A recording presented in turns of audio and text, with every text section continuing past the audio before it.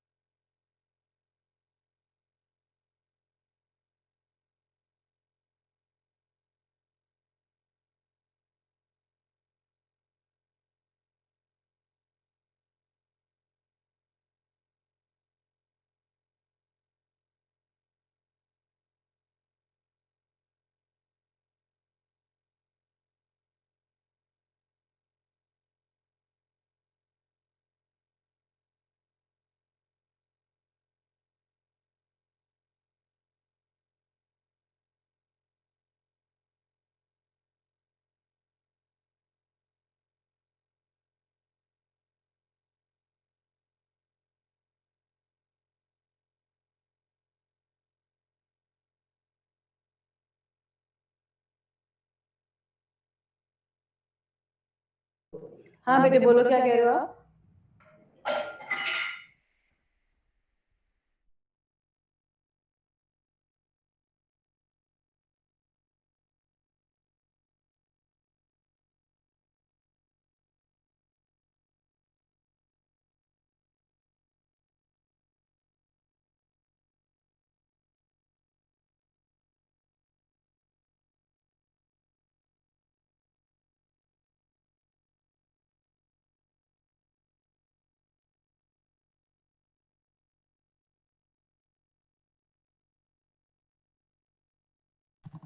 और देवांश। हाँ भैया। एक बार मेरा स्टेप देख ले, तेरी लाइन ऐड हुई है एक। एक सेकंड। मेरा तो एंडिंग थी। हाँ हाँ, ऐड हुई है यार। एक सेकंड देख रहा हूँ।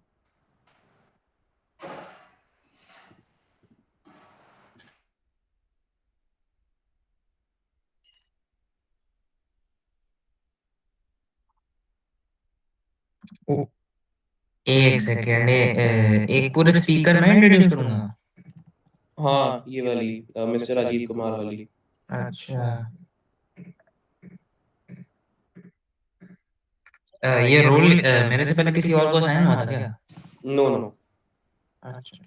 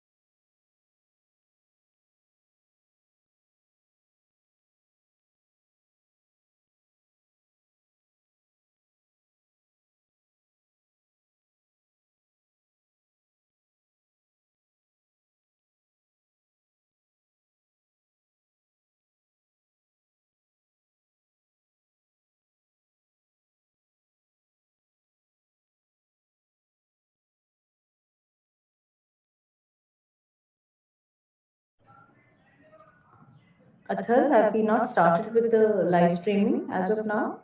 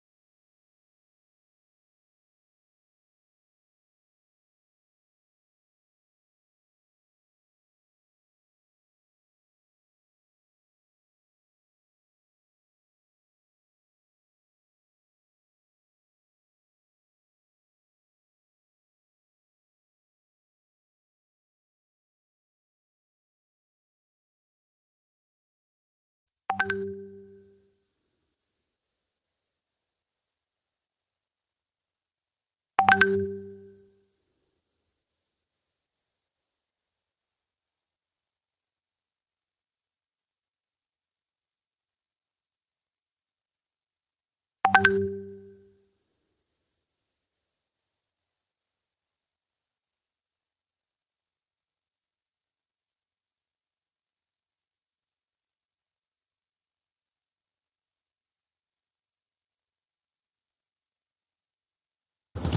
morning, everyone. Let's just wait for another 5 to 10 minutes so that everybody has joined, and then we'll begin.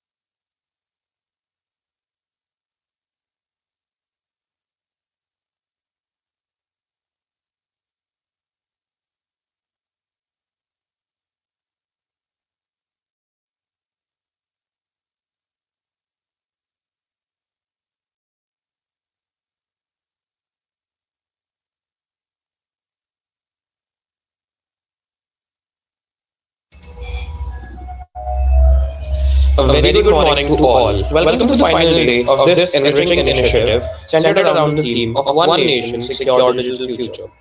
As we step into day 3 of Ek Bharat, Surakshit, Digital Bharat, let us take a moment to reflect on the insightful and engaging journey of day 2. Yesterday began with an inspiring address by our guest of honor, Sri Om Prakash Singh, whose vast experience in policing and national security gave us a deeper understanding of the importance of vigilance and responsibility in today's digital world. His words truly set the tone for a meaningful day ahead. We were then enlightened by Dr. Deepak Kumar, who explained how AI is not just a tool of convenience, but a powerful shield in protecting us against cyber threats. His session helped us see technology in a more new and responsible perspective. The CyberX Club once again brought back learning to life through their demonstration on keyloggers, reminding us how seemingly small actions can lead to major risks if we're not careful. We also had the privilege of hearing a recorded message from Colonel Sarang Piyuksani, who highlighted the realities of digital warfare and emphasized the role each one of us plays as informed digital citizens in today's interconnected world. Another engaging demonstration on DDoS attacks helped us understand how cyber disruptions occur in real world scenarios, making complex concepts easy to grasp. Finally, Dr. Praveen shed light on modern warfare on modern cyber frauds, from OTP scams to so-called digital arrests, equipping us with the awareness needed to identify and prevent such threats. The day concluded with impressive progress presentations by all teams, showcasing creativity, collaboration, and a shared commitment towards building a safer digital India. As we move forward into the final day, let us carry this knowledge with us, not just as information, but as responsibility. Today, we are also enthusiastic to speak to and interact with our participants. We'll be having a short interactive session to share progress and learning experiences. Let's begin, everyone.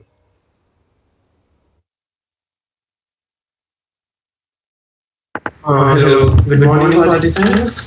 Those who will be willing in this reflection, in this feedback session, please raise your hands.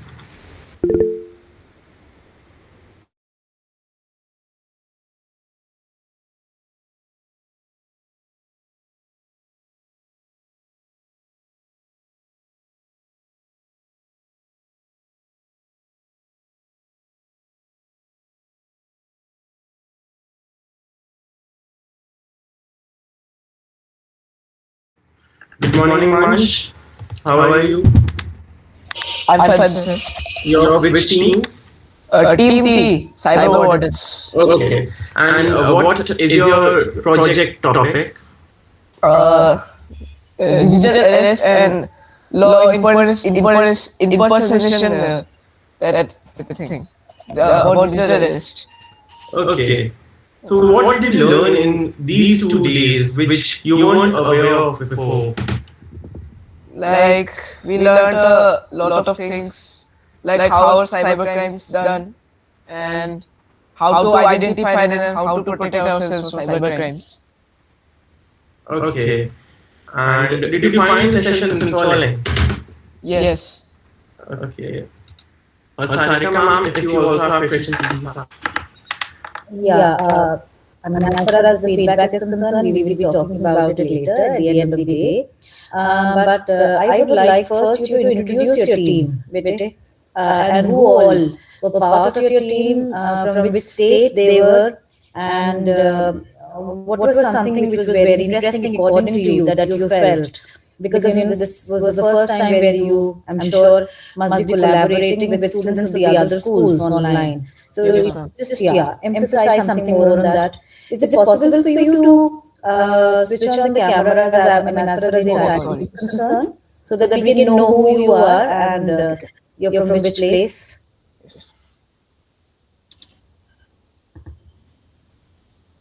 Okay. Yes, Mansh, tell me please. I'm Mansoor Borseke from Sarla Bela, Gyanjoti, in Guwahati. Guwahati, very good. Yes. Okay. I'm from Team T. All right. I know some of my team members, like they are from West Bengal, Delhi, and many other places. Mm-hmm. And I like the session because it was very helpful and like what we say, it was very helpful for everyone. So everyone could be aware of cybercrimes and all of these things. And how were you communicating with each other in the through the rooms that were allocated to you? Yes, like most of our team members were cooperative, so there was no issue at that thing. And after the like breakout rooms ended, we used to talk on WhatsApp groups to communicate with each other. Okay, so Babjo and Harshita are also part of the same team? No. No. They are different, right? And who's the teacher in charge with you? A teacher in charge, let me check. Acha,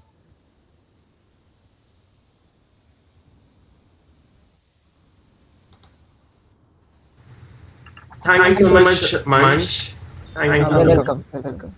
How are you? Athar, can you just give access to all the teachers also and make them moderator? So, like during the session, during the day, we may interact also. Okay, ma'am. Okay, ma'am. Thank you, Manch. Welcome.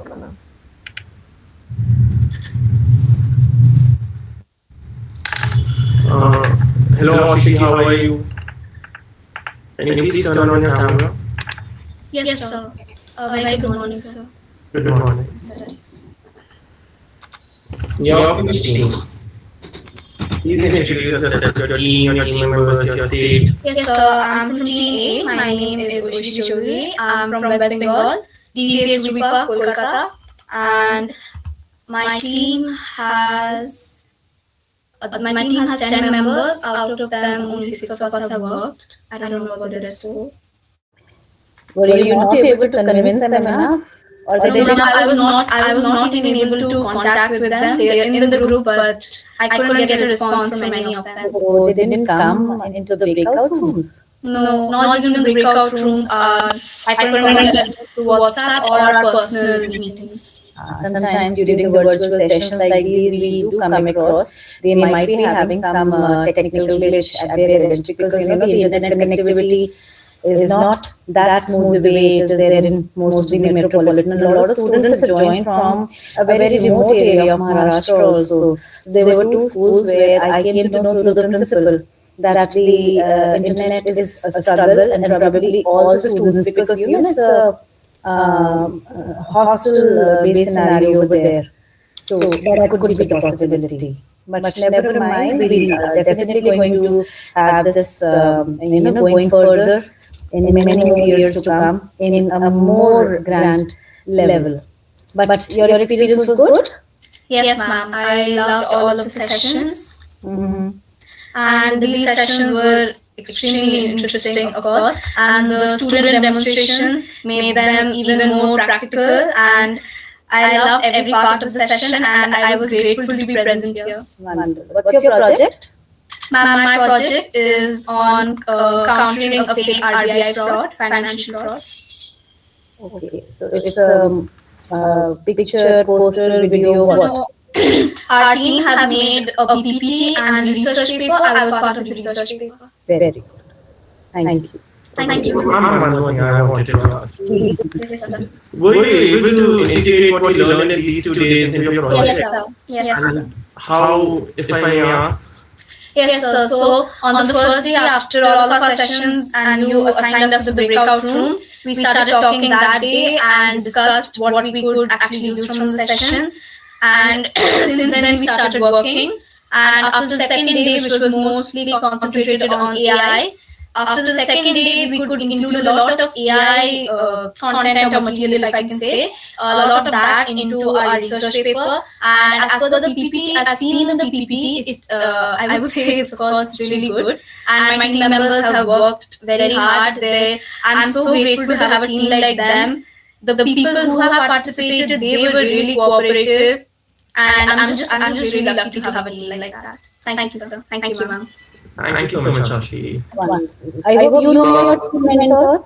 Do you know? Yes, ma'am. Ravi, sir. Ravi, sir. Wonderful. Thank you, Ravi. And he has also been a great help.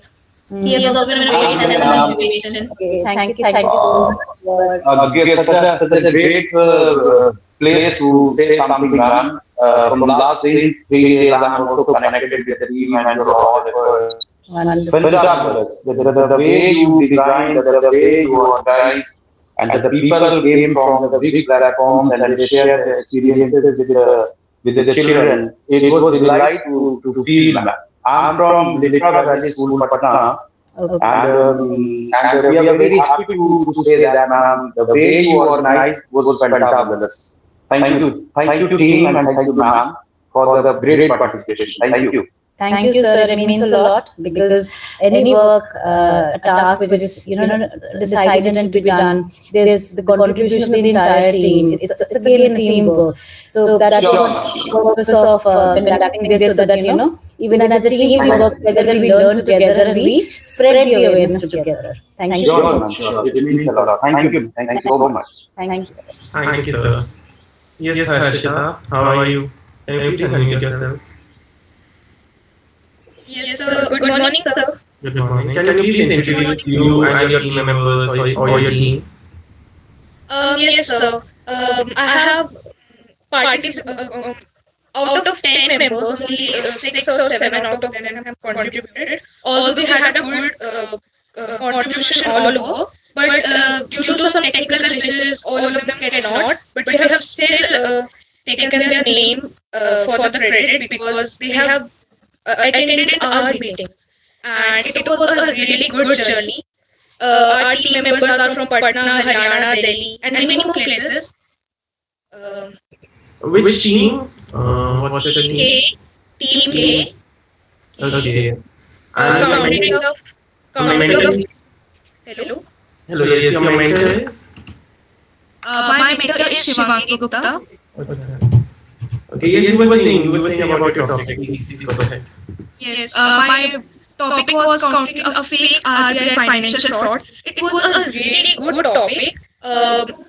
Actually, I did take a lot of time to find something new for it, and I learned really good things, new animation types of apps, and really some sites that I have never visited. It was really a great experience, and I would like if I would get these type of experience also in future. And also, You're from which school? Sorry, you go ahead, please go ahead. Harshita, you're from which school, if I may ask? I'm from Vishwa Bharati Public School, Dwarka. Okay. Yes, ma'am. I just wanted to ask, is there any specific reason why you have chosen this topic? Ma'am, actually this topic was given to us. Sorry, ma'am, the topic was given, the formats were, they were choosing the format. Which format is this? I have taken a social media campaign and a short video. Short video. So what is the AI platform? Did you use an AI platform for the same? Yes, I have used the AI platform where I have to do the editing, not the AI one. Okay, and which AI platform did you use? I used Animaker. It's a really good platform. I would suggest you all. I know Animaker. I once conducted the workshop for the same with NCERT, so I am also very happy that you're using that tool. And a lot of since then, I think a lot of upgradation must have been done with respect to the tools and all. Yes, ma'am. It's a really good tool. I know. So everybody contributed in your team, except as you were saying, at least 70% of the members, as far as the technical part is concerned. Yes, ma'am. The members were really good at conversing and everything. So we would love to see that. We'll see it at the end of the day today. Definitely. All the best. Thank you, ma'am. Thank you so much, sir and ma'am. Hi, Bharat. How are you? Can you please turn on your camera? Good morning, sir. Good morning, ma'am. I am Bhavjot Singh, studying Salal Gyan Jyoti Guwahati, and the team assigned to me was Team G, Nexus Nights, and our topic was scholar students. There were 6 people who contributed the most, and the rest of them, they supported our, the ideas, and they were agreeing with us in the positive parts and traits of our project. There were students from DV School, Chandris Kharpur, from Guwahati, which is me, Bhavjot Singh, and Delhi Public School, Arkepuram, from Kolkata and Patna. And we all conversed in breakout rooms and WhatsApp groups. We were sharing ideas and we all contributed to the project and in the making of it. And your teacher in charge, Pitney? Mentor was Sir Sandeep Verma. Sandeep sir is here by any chance? Like he supported us. He sent the request for being a contributor. We would love to talk to him also. And we want to know his experience. Sandeep, can you please accept the request? Yes, he's Hello, good morning, ma'am. Actually, my connection is not so good, so that's why I'm not audible to you. Right? No, you are. Okay. So I'm the mentor of Team K, Shivangi Gupta. Okay. So, ma'am, I want to share my review about this session. Should I? Please, ma'am. Go ahead. Okay, sure. Ma'am, this awareness session was very useful for the students. I really appreciate your efforts, your everything you did for the students of all over the India. It increased their knowledge about the online safety that take place during these days. And the students also work very hard. I appreciate all the students. They work along with the teamwork. I hats off you all. And overall, it was very informative and valuable session for everyone. Thank you so much, sir. Thank you so much, ma'am, for this opportunity to be the part of this session. Thank you so much. Thank you so much. I'm glad you like. Yes, ma'am. Definitely. And I ensured you that this session I personally organized in my school. Wonderful. That's what is the Yes. entire idea about Yes. that session. Not only for the 10 students that we have selected, but I know each and every student should know about the cyber awareness. It's very mandatory. Absolutely. We all must talk about it because that's something that Yes, ma'am. has to be discussed on daily basis in the classrooms by the teachers during homeroom period so that we all can spread awareness, and that is at the same time we start Yes. also because Exactly. every single day Yes. cyber criminals are coming up with new ideas. And even we know that what is going on, but the students doesn't know. They don't know how to operate and all these things. So it's a very good opportunity also to grab these things. Thank you so much. So, ma'am, you're from which city? Ma'am, UP in Hindi Muradabad. Okay. So I work there in the middle school as a PGT teacher, economics and business studies. So See, cyber security is not something which is only limited. exactly. So I'm very glad that I get this opportunity to know about this, and I really like this session. Thank you so much. And today also we're going to have experts, coming from Cyber Peace Foundation. One ACP sir will also be coming. Okay, that's great. Police from Delhi Police will be coming. Then we'll have, anti-cybercrime strategist, women brand Okay. Very good. And thank you so much. I really say thank you so much for this session. It's very helpful and very valuable for us. Thank you. Thank you so much, sir. Thank you so much, ma'am. Thank you, ma'am. Sarika ma'am, we will just have last two students because Shonana ma'am has also joined. Okay, wonderful. Maybe we can have one and then Shona ma'am can continue. Sure, ma'am. This is one last feedback. Hi, Kavish, how are you? Can you unmute yourself? Good morning, sir. Good morning. How are you? Can you please introduce yourself and your team? Yes, sure, sir. Myself, Kavish, I'm from Vishwabhati Public School, and my team is Team C. And we have made two formats. One is PPT events, and second is social media. In both formats, my team has contributed equally, and everyone has done a very hard work. And our topic was deepfake on social media platforms. So we have made a PPT and social media post on that thing. And Kavish, you're from grade 4. You're grade 4. No, ma'am, I'm from grade 9. Actually, I haven't changed since that time. That's why. Alright, I just thought you were in class 4 and... No. Okay. So how many members? I think everybody contributed? Ma'am, around 6 and 7 out of 11 contributed. Wonderful, Bharat. But we would love to talk to your teacher and mentor also, if your teacher is here. She was Ruchi ma'am, or my mentor. Is Ruchi ma'am here? No, ma'am, I don't think she's here. Maybe she should find a little late. So that is joined. okay. Ruchi ma'am is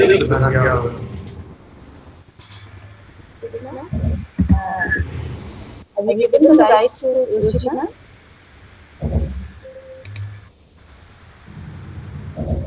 Yes. Ma'am, should we have one more? No, then we continue. 8 probably now. Okay. Okay, so we will have another session maybe after this. Ruchi ma'am is here? Ruchi ma'am is not here. I can't find her. All right. Not an issue. We're going to talk. Can you tell your teacher also that we would love to talk? All right. Please continue now. Okay, everyone who didn't get time, we will have this session once more at the end, and then you can speak maybe. But thank you so much for whosoever spoke, whosoever contributed. Thank you so much. Everyone will continue with our sessions. To start our first speech of the last day of the journey is Ms. Vijaya Shonal, an anti-cybercrime strategist and women's brand ambassador for the Cybersecurity Association of India on the topic of protecting our children in the digital world. Her work bridges the intersection of technology, psychology, and law, addressing emerging cybercrime threats and their societal impact. She is also a visiting guest faculty and master trainer, a practicing cyber psychologist specializing in cybercrime investigation, digital literacy, and cyber hygiene. She is promoting digital safety, particularly for government officials, the elderly, women, and children. Thank you, ma'am. Please join us.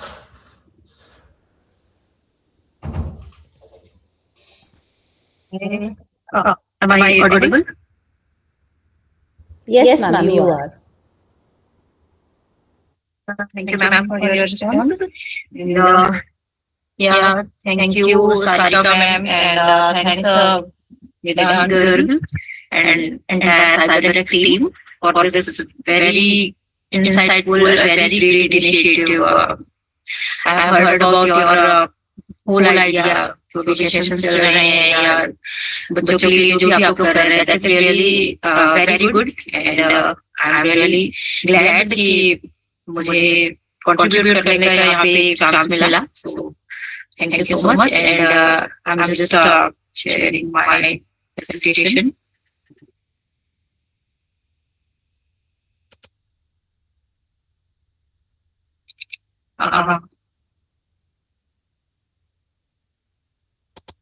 Can you confirm, is it visible? Ji ma'am, it is visible. Okay.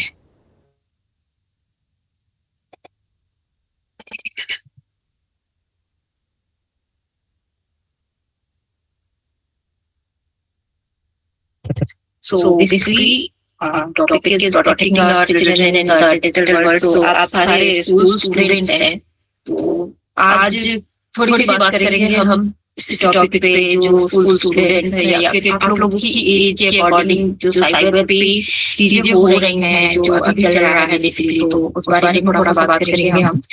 And this is me, Sohan. So basically, you all know what is cyberspace. एक दो दिन से session चल रहे हैं, and I have heard कि ma'am बोलती हैं कि I have also promoted like cyber safety और cyber के बारे में बात करते हैं हर कोई, हर स्कूल. आजकल तो हर स्कूल में मैंने देखा है कि that is really good की अवेयरनेस है, और लोगों को, टीचर्स को इंटरेक्ट भी कर पाते हैं बच्चे टीचर से, पेरेंट्स से, और टीचर्स भी बच्चों से इन सब बारे में, लाइक साइबर स्पेस में क्या क्या चीजें हो रही हैं, कैसे यूज करना है, क्या मिसयूज हो रहे हैं. So basically cyber space is everything, whatever we are doing online. Social media हो सकता है या ब्लॉगिंग हो सकती है, जो हम ब्लॉग पढ़ते हैं, गूगल करते हैं, everything. So everything is comes under cyber space. Statistics की बात कर ले तो cyber crime day by day increase हो रहा है. You can see here 80 lakh complaints reported till 2025, and you can see बहुत सारे पैसे लोगों के गए हैं। साइबर हेल्पलाइन जो है 1930 उसकी हेल्प से पैसे लोगों के बचाए भी गए हैं, बट पैसों के अलावा भी चीजें होती हैं। कभी कभी ऑनलाइन हरासमेंट, कभी कभी चीजें ऐसी होती हैं दैट्स नॉट विजिबल, बट फिर भी वो है और साइबर क्राइम में होती है। क्योंकि इफ कोई ऑनलाइन हरासमेंट कर रहा है, कोई बुली कर रहा है, that is also comes under this, but this is not reported somewhere. Statistic की अगर हम बात करें तो पैसों का नुकसान हो रहा है वो हम बता सकते हैं कि हाँ ये नंबर्स हैं, बट जो मेंटल डिस्ट्रेस हो रहा है, मेंटल प्रॉब्लम हो रही है लोगों को या स्टूडेंट्स को, वो किसी नंबर में डिफाइन नहीं किया जा सकता। So that also comes under cybercrime. You can see here statistics, numbers हैं कि डेली कंप्लेंट जो है वो 8,000 के ऊपर आ रही है। Daily complaint, you can see daily complaint. So बहुत सारे ऐसे स्टैटिस्टिक्स हैं, नंबर्स हैं जिनके बारे में बात कर सकते हैं, but still these are reported. Unreported का कोई डेटा ही नहीं है कि अनरिपोर्टेड कितने केसेस होते हैं। तो सबसे पहले बात ये है कि मैटर क्यों करते हैं डिजिटल लिटरेसी, क्यों हमें अवेयर होना जरूरी है। सो ऑब्वियसली डिजिटल वर्ल्ड है, हर किसी के पास फोन है, गैजेट्स हैं और होना जरूरी भी है, क्योंकि अगर हम टेक्नोलॉजी के साथ नहीं चलेंगे बहुत पीछे रह जाएंगे।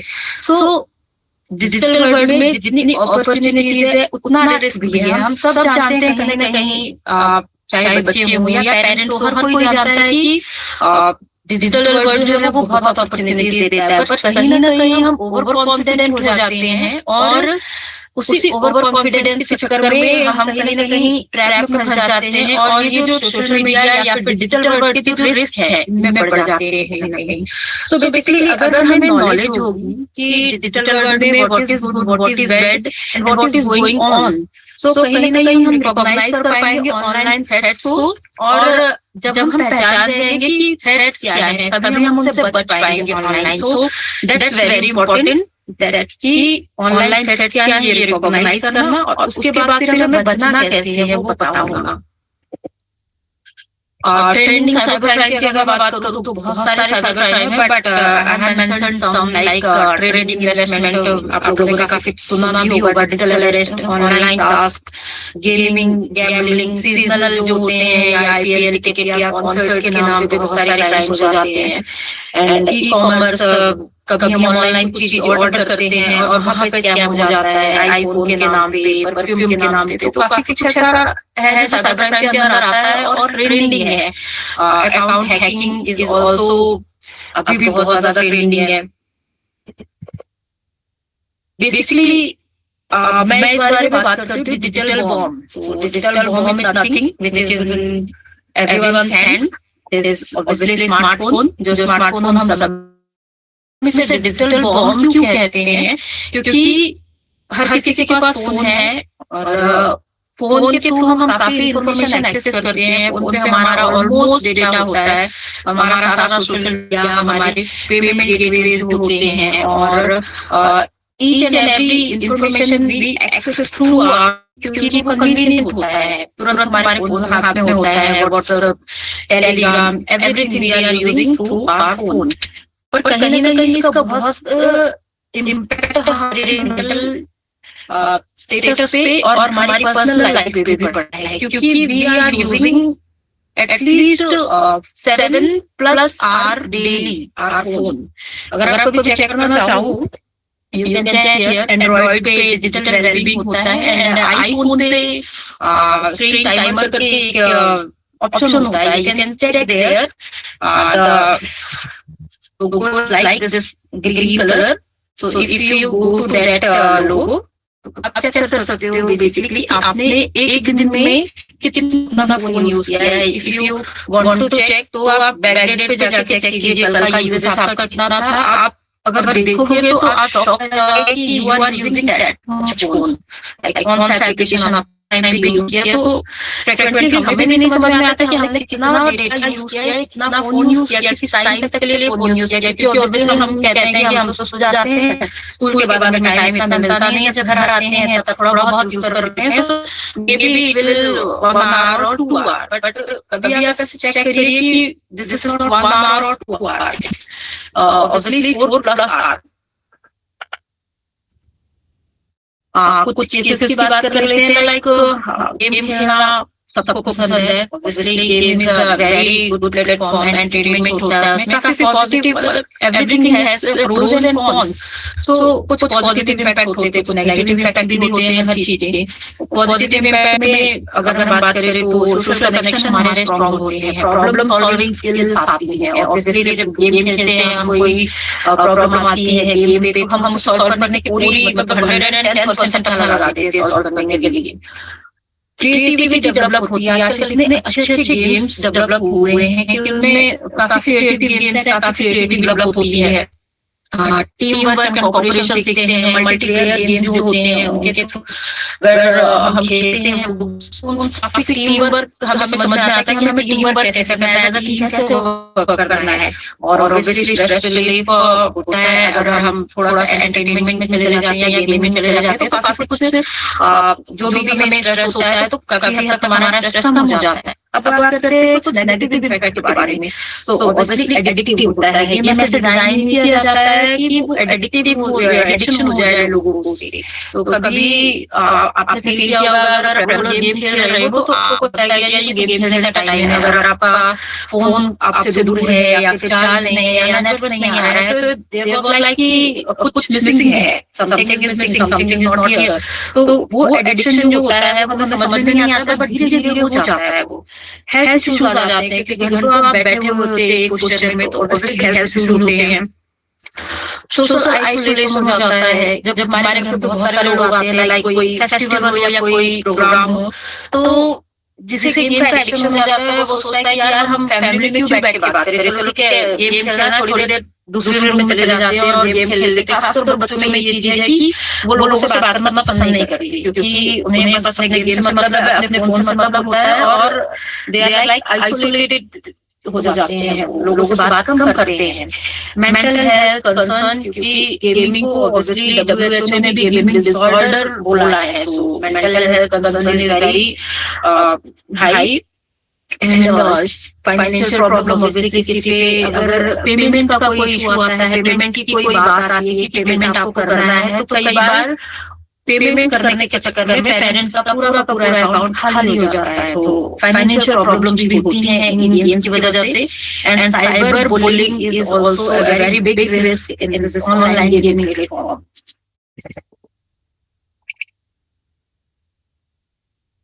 सो इफ वी सी कि मैंने जो बोला कि वो कहाँ दिख रहा है, तो यू कैन सी हियर कि कुछ न्यूज़ आप देख सकते हो कि बच्चे कैसे एडिक्ट होते हैं। और जब उनसे कहा जाता है कि आप फोन मत लीजिए या कम यूज कीजिए, तो वो ऐसे स्टेप्स उठा लेते हैं जो सोच भी नहीं सकते। यू कैन सी हियर कुछ न्यूज़ आर्टिकल वगैरह लगा रखे हैं, like see teenage boy addicted to online games jump to death after writing log out in notebook. काफी सारे ऐसे न्यूज़ में डेली पढ़ने में है, बट फिर भी बहुत लॉस है, लोग डेली एडिक्ट हो रहे हैं। और आई am not saying that gaming is very bad, but control में यूज करना चाहिए। हर चीज का एक टाइम होना चाहिए, एक टाइम बनाना चाहिए कि इस टाइम पे ही हम यूज करेंगे, rather not using that। अब बात करते हैं कुछ गेम्स की जो मोस्ट डेंजरस हैं इस टाइम पे, तो बहुत ज्यादा डेंजरस है। You can C obviously Roblox, everyone's favorite। So you can see blue whale के बारे में आपने सुना होगा, जिसमें टास्क दिए जाते हैं। अभी जो कुछ लड़कियों ने सुसाइड किया है, उनका भी कुछ ऐसा ही केस था कि उनको टास्क दिए गए थे। सो पेरेंट्स को नहीं पता है कि आप क्या खेल रहे हो, और पेरेंट्स से अवेयर नहीं है, बट हमें हमेशा अपने पेरेंट्स से, अपने बड़ों से ये चीज शेयर करनी चाहिए। अगर ऐसी कोई चीज आती है, ऐसा कुछ गेम में आपको टास्क दिया जाता है किसी तरीके का, to share with your parents और योर एल्डर वन और योर ट्रस्टेड वन, जो भी है। So you can see here so many games, PUBG obsession, बहुत ज्यादा पबजी का ऑब्सेशन लोगों को हो रहा था जब PUBG game, obviously they are like designed, ऐसा डिजाइन किया जाता है कि वो एडिक्टिव लगे, ऑब्सेशन हो लोगों को, but you can see there are a lot of risk. अब बात करते हैं एक नेक्स्ट केस की, जो ईमेल रिसीव हुए थे स्कूल्स में बॉम्ब थ्रेट के। यू कैन सी हियर इस तरह से ईमेल रिसीव हुए थे और ऐसे ईमेल आईडी आई हुई थी। इफ एनीवन थॉट लाइक कि VPN यूज करके बच जाएंगे या डार्क वेब के थ्रू कोई एक्सेस नहीं कर पाएगा, so that's really very like ये बॉम्ब हॉक्स है, बट एक और हॉक्स है कि हम VPN यूज करके बच जाएंगे, जो ऐसे कोई भी वर्चुअल प्राइवेट नेटवर्क है उनको यूज करके हम सुरक्षित है, हमारा कोई पता नहीं लगा पाएगा। You can see here bomb threat भेजने वालों को पुलिस ने अरेस्ट किया है। You can read 12-year-old sending bomb threat. हो सकता है कि किसी बच्चे को कोई टास्क में लाइक कोई किसी गेम में टास्क मिला हुआ हो कि आपको इन लिस्ट में जो भी हम आपको लिख के दे रहे हैं, you have to send that on that email ID. So हो सकता है वो टास्क ही हो, क्योंकि 12 साल का बच्चा खुद से तो लिखेगा नहीं email. So that's very important कि क्या टास्क दिया जा रहा है और आगे क्यों कर रहा है उसको। तो यू कैन सी कि बच्चों ने काफी ईमेल ऐसे भेजे थे इवन VPN यूज करके, फिर भी वो अरेस्ट हो गए हैं। और अगर एक बार FIR हो जाती है किसी के नाम पे भी, सो एग्जामिनेशन हो या जॉब हो, बहुत प्रॉब्लम क्रिएट करती है। सो ऑलवेज रिमेंबर दैट कि कुछ भी चीज इलीगल करने से पहले कभी ये मत सोचिए ऑनलाइन कि यू आर सेफ। ये पता नहीं चलेगा, एवरीथिंग इज विजिबल, सब पता चलता है, सबको पता होता है कि VPN से भी अगर कोई यूज कर रहा है तो रियल IPs मिल जाती है। डिजिटल फुटप्रिंट के बारे में बात करें, मैंने बोला कि पता चल जाता है, आइडेंटिटी पता चल जाती है। तो कैसे पता चल जाती है आइडेंटिटी? क्योंकि जब भी हम इंटरनेट यूज करते हैं, जैसे जब हम कहीं रोड पे जाते हैं, कहीं भी जाते हैं, तो हम अपना फुटप्रिंट छोड़ते हैं, पता चल जाता है कि हाँ हम गए हैं। तो वैसे ही अगर digital platform, digital world, cyber world की बात करें, तो जब भी डिजिटली हम कोई भी चीज करते हैं, एनीथिंग, एनी क्लिक, अगर हमने अपने लैपटॉप पे माउस भी क्रिएट किया है, माउस सॉरी अटैच किया है, तो उसका भी फुटप्रिंट बनता है कि हमने किस टाइम पे अपना जो माउस है वो कनेक्ट किया अपने लैपटॉप पे, और कोई पेन ड्राइव कनेक्ट की, किस टाइम पे कनेक्ट की, किस टाइम पे चेक की, हर चीज का डिजिटल फुटप्रिंट बनता है। सो बेसिकली सोशल मीडिया पे हम क्या सर्च करते हैं, सोशल मीडिया पे हम कहाँ जाते हैं, सर्च इंजन पे हम क्या सर्च करते हैं, वेब पे क्या ब्राउज करते हैं, ईमेल कौन से एक्सेस करते हैं, ऑनलाइन शॉपिंग किस प्लेटफॉर्म पे करते हैं, मोबाइल एप्लीकेशन कौन से यूज किए जाते हैं, IoT डिवाइस कौन से कनेक्ट हैं। So this all comes under digital footprint. Even online forms भी जो हम भरते हैं, अब तो क्लाउड भी है।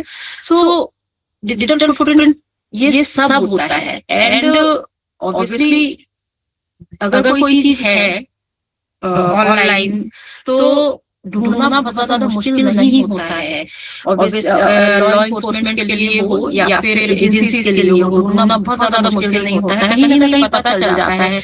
और सोशल मीडिया पे तो हम ऑनलाइन रेपुटेशन अपनी बनाने के लिए कहीं ना कहीं हम अपने रियल प्लेटफॉर्म पर रियल जो अकाउंट होता है उससे कुछ नहीं करते हैं, एक फेक अकाउंट बनाते हैं लोग, उसके थ्रू फिर जो भी थ्रेट होता है या जो भी इलीगल चीजें होती हैं या जो भी लाइक हॉक्स टाइप की चीजें होती है, किसी को डराना होता है, किसी को बुलिंग करना होता है, तो वो कभी भी कोई भी इंसान अपने रियल अकाउंट से नहीं करता है।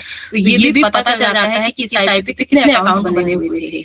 So always aware about digital footprint, हम कौन सा डिजिटल फुटप्रिंट क्रिएट कर रहे हैं। तो अगर मैं एक एग्जांपल दूं कि अगर किसी बच्चे ने किसी कमेंट में कहीं पे कुछ भी ऐसा बुलिंग टाइप से लिख दिया, लाइक यू आर, तुम बहुत मोटी लग रही हो, या तुम like you are not intelligent, या कुछ भी उटपटांग सा लिख दिया अगर कोई कमेंट, और आपने अगर लिख दिया है, उसके बाद फिर आप 12th में चले गए, कॉलेज चले गए, उसके बाद आप जॉब करने के लिए जब जॉब पे अप्लाई करने जाओगे तो आपका सोशल मीडिया भी वो चेक करेंगे, और आपने जो 6-7 साल 8 साल पहले लिखा हुआ होगा उस कमेंट के बेसिस पे आप रिजेक्ट हो जाओगे कि हमें बुलिंग वाले एम्प्लॉय नहीं चाहिए। So that is also very important कि हमें अपना डिजिटल फुटप्रिंट जो है वो क्लियर रखना है हमेशा।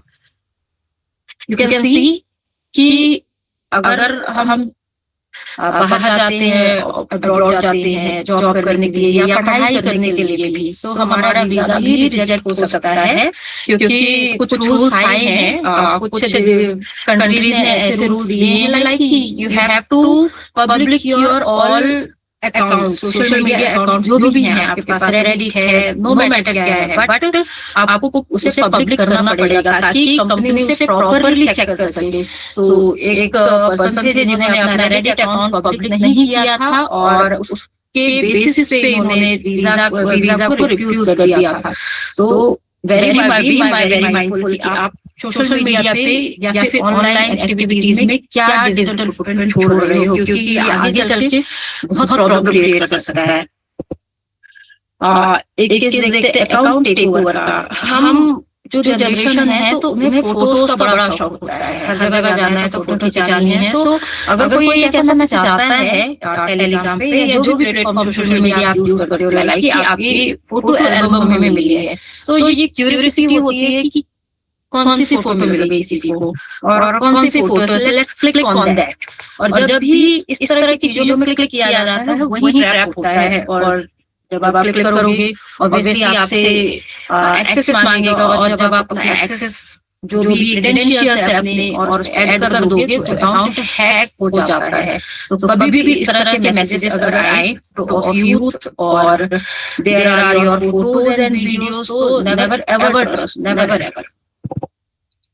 सोशल मीडिया की बात करें तो सोशल मीडिया पे हर कोई है, अगर आप लोग बोलो या ना बोलो, but I know everyone is on social media. Social media बहुत ज्यादा फेमस है और कहीं ना कहीं हम इन्फ्लुएंस भी होते हैं सोशल मीडिया के थ्रू।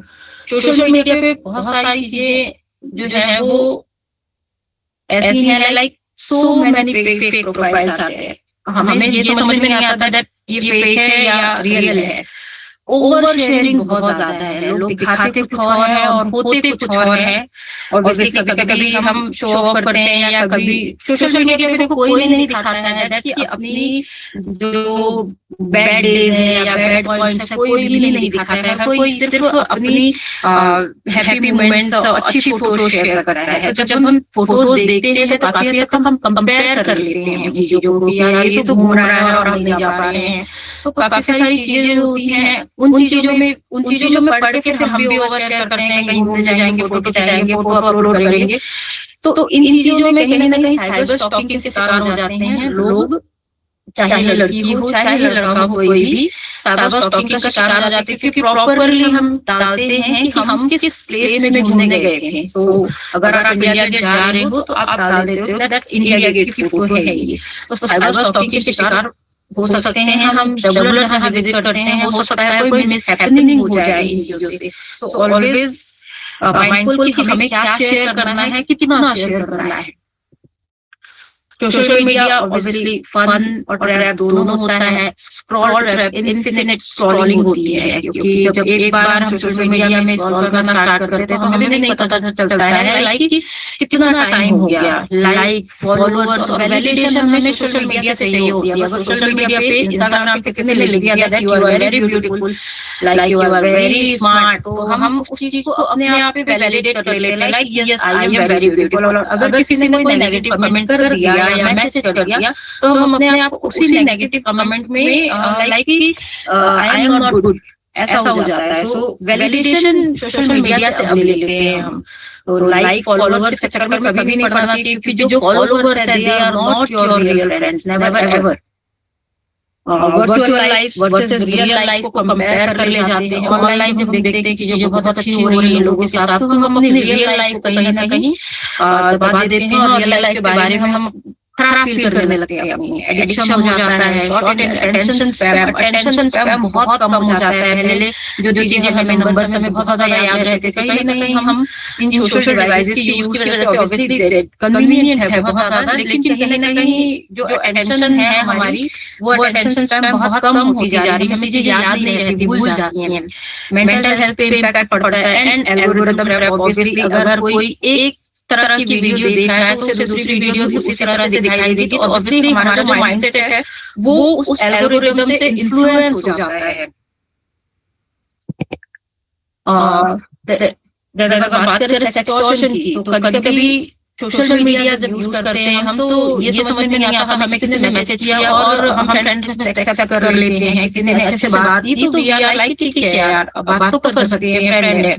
तो हम ऑनलाइन फ्रेंड्स के चक्कर में भी इवन नेवर नोस की who is behind the screen. हो सकता है कि सामने वाला आपको बता रहा हो that he is 17 year old, but you never know कि वो 50 ईयर ओल्ड भी हो सकता है कोई पर्सन। तो ऑब्वियसली इस तरह की चीजें होती हैं कि कभी कोई हमसे बात करता है और वो फिर हमसे फ्रेंडली हो जाता है, फिर हमें ऐसा लगता है लाइक कि हम अपने पेरेंट्स से कुछ शेयर नहीं कर पा रहे हैं, हम अपने टीचर से कुछ शेयर नहीं कर पा रहे हैं, हम काफी सारी पर्सनल इन्फॉर्मेशन अपनी जो है वो शेयर कर देते हैं, लाइक आज ऐसा हुआ, आज वैसा हुआ, सामने वाला सुनता भी है, बट उसी चीज को लेके फिर वो ब्लैकमेल भी कर सकता है। सो ऑलवेज रिमेम्बर लाइक कि कभी भी अपनी फोटोज, अपनी वीडियोज किसी भी पर्सन से, नोन हो या अननोन हो, कभी भी शेयर नहीं करनी चाहिए, क्योंकि ये कहीं ना कहीं एक्सटॉर्शन पे ले जा सकता है, ब्लैकमेलिंग करा सकता है। और ये चीजें ऐसी होती हैं कि किसी से कोई कह भी नहीं पाता लाइक कोई हमें थ्रेटनिंग कर रहा है ऐसी चीजों को लेके।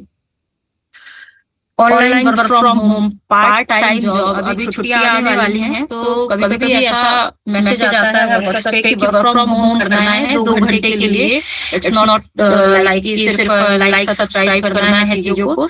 तो ये लगता है कि यार इट्स वेरी इजी, बहुत फैंसी लग रहा है और कोई रिक्वायरमेंट भी नहीं है लाइक कि आपको कॉलेज, आपके पास डिग्री होनी चाहिए या आपके पास 12th का सर्टिफिकेट होना चाहिए, कोई रिक्वायरमेंट नहीं है, ओनली 2 आवर एक फोन होना चाहिए। तो कई बार इस तरह के ट्रैप में भी लोग फंस जाते हैं, पार्ट टाइम जॉब स्कैम के चक्कर में। तो इस तरह के मैसेजेस कभी भी आए so always know these are not genuine. किस तरह की जॉब मिल सकती है, लाइक डेटा एंट्री की जॉब या ऑनलाइन सर्वे कहा जाता है, ठीक है, आप 2 घंटे बैठ के सिर्फ सर्वे कर लीजिए। Freelancing job, fake job offers भी आते हैं व्हाट्सएप पे। YouTube लाइक एंड सब्सक्राइब के नाम पे जॉब देते हैं। होटल रिव्यू कहते हैं कि क्या आपको हम कुछ होटल्स देंगे, सिर्फ लिंक शेयर करेंगे, you have to review, 5 star देना है आपको। गूगल मैप पे रेटिंग एंड मूवी रेटिंग, तो ये देखने में जेन्युइन लगती है कि क्या लोग पेड मूवी रेटिंग कराते हैं, पेड होटल रिव्यू कराते हैं, सो लगता है जेन्युइन है, बट जेन्युइन होता नहीं है, क्योंकि आजकल क्रिमिनल्स इन चीजों का यूज कर रहे हैं ट्रैप करने के लिए लोगों को। इंस्टाग्राम पे बहुत सारे स्कैम्स होते हैं लाइक एस्ट्रोलॉजर के नाम पे या फिर अपने फॉलोअर्स को बढ़ाने के नाम पे। तो फॉलोअर्स तो सबको बढ़ाने हैं और अगर बहुत चीप रेट में फॉलोअर बढ़ रहे हैं तो लोग यहाँ पे भी फंस जाते हैं इन तरीके के ट्रैप में और पैसे दे देते हैं और यहाँ पे इनके साथ हो जाते हैं स्कैम्स। तो कभी भी इस तरह की चीजें आई कि फॉलोअर्स बढ़ाने वाले कोई अगर ऑफर आते हैं तो कभी भी इन पे भरोसा नहीं करना चाहिए।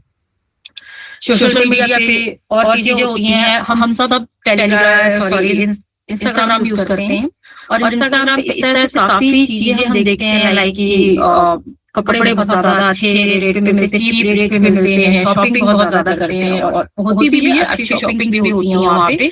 बट बहुत सारे पेजेस ऐसे बने हुए होते हैं, दे आर लिटरली फेक, उनके फॉलोअर्स बहुत ज्यादा दिखेंगे, रिव्यू वो जेन्युइन डालते हैं, बट जब भी हम ऑर्डर करते हैं या हमारे घर से कोई ऑर्डर करता है तो वो कहीं ना कहीं ऑर्डर रिसीव नहीं होता है, पैसे चले जाते हैं या कभी ऑर्डर रिसीव होता भी है तो वो ऑर्डर अप्रोप्रिएट नहीं होता है। ट्रेंड्स ऑब्वियसली हर किसी ने ये ट्रेंड्स फॉलो किए होंगे, Ghibli art, sari trend, nano banana. So एक एग्जांपल देखिए कि कोई फोटो का यूज कैसे कर सकता है। यू कैन सी हियर, हम किसी के साथ भी आज की डेट में अगर एआई के थ्रू फोटो बनाना चाहें तो हम किसी के साथ भी फोटो ऐड कर सकते हैं। यू कैन सी हियर, एक फोटो इन्होंने ली है, ये रियल पर्सन है, ओरिजिनल फोटो है, इन्होंने एक प्रॉम्प्ट डाला कि मोदी जी के साथ मेरी फोटो बना दीजिए। You can see here Modi ji के साथ इनकी फोटो आ गई और कोई भी देख के ये नहीं कह सकता है कि इन्होंने मोदी जी के साथ फोटो नहीं खिंचाई है, ऑनरेबल प्राइम मिनिस्टर के साथ फोटो नहीं खिंचाई है।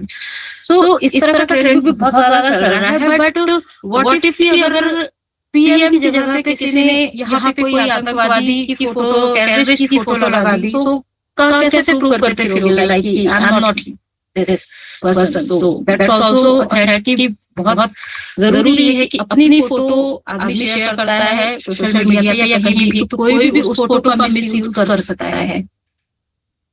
बहुत सारे ट्रैप होते हैं, ट्रेंड्स होते हैं, ऑब्वियसली जो ट्रेंड होते हैं वो कहीं ना कहीं ट्रैप होते हैं, क्योंकि जब भी हम ऑनलाइन एआई के बारे में आप लोगों ने काफी कुछ देखा है। तो एआई में जब भी हम अपनी फोटो शेयर करते हैं, अपना डेटा शेयर करते हैं तो वो डिलीट नहीं कर रहा है, वो अपने पर्पस के लिए सेव रखता है। और जब फोटो शेयर करते हैं तो काफी कुछ फेशियल पैटर्न, हमारा बॉडी मेजरमेंट उनके पास चला जाता है और उसके बाद वो मिसयूज हो सकता है, फेक प्रोफाइल क्रिएट करके या डीफेक बना के या एक्सप्लिसिट कंटेंट क्रिएट करके या फिर आइडेंटिटी थेफ्ट करके।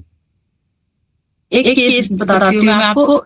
एक बच्चा था, उसने स्कूल के मशीन पे सर्च किया कि अपने फ्रेंड को कैसे मारना है स्कूल की डिवाइस पे। तो एआई सिस्टम जो था स्कूल का, उसने फ्लैग किया कि किसी बच्चे ने इस वाले मशीन पे कुछ सर्च किया है, इस like killing kind of thing. तो जब फ्लैग हुआ तो स्कूल अथॉरिटी ने अलर्ट किया, पुलिस ने क्वेश्चन किया स्टूडेंट से कि आप इस मशीन पे बैठे हुए थे, आपने सर्च क्यों किया।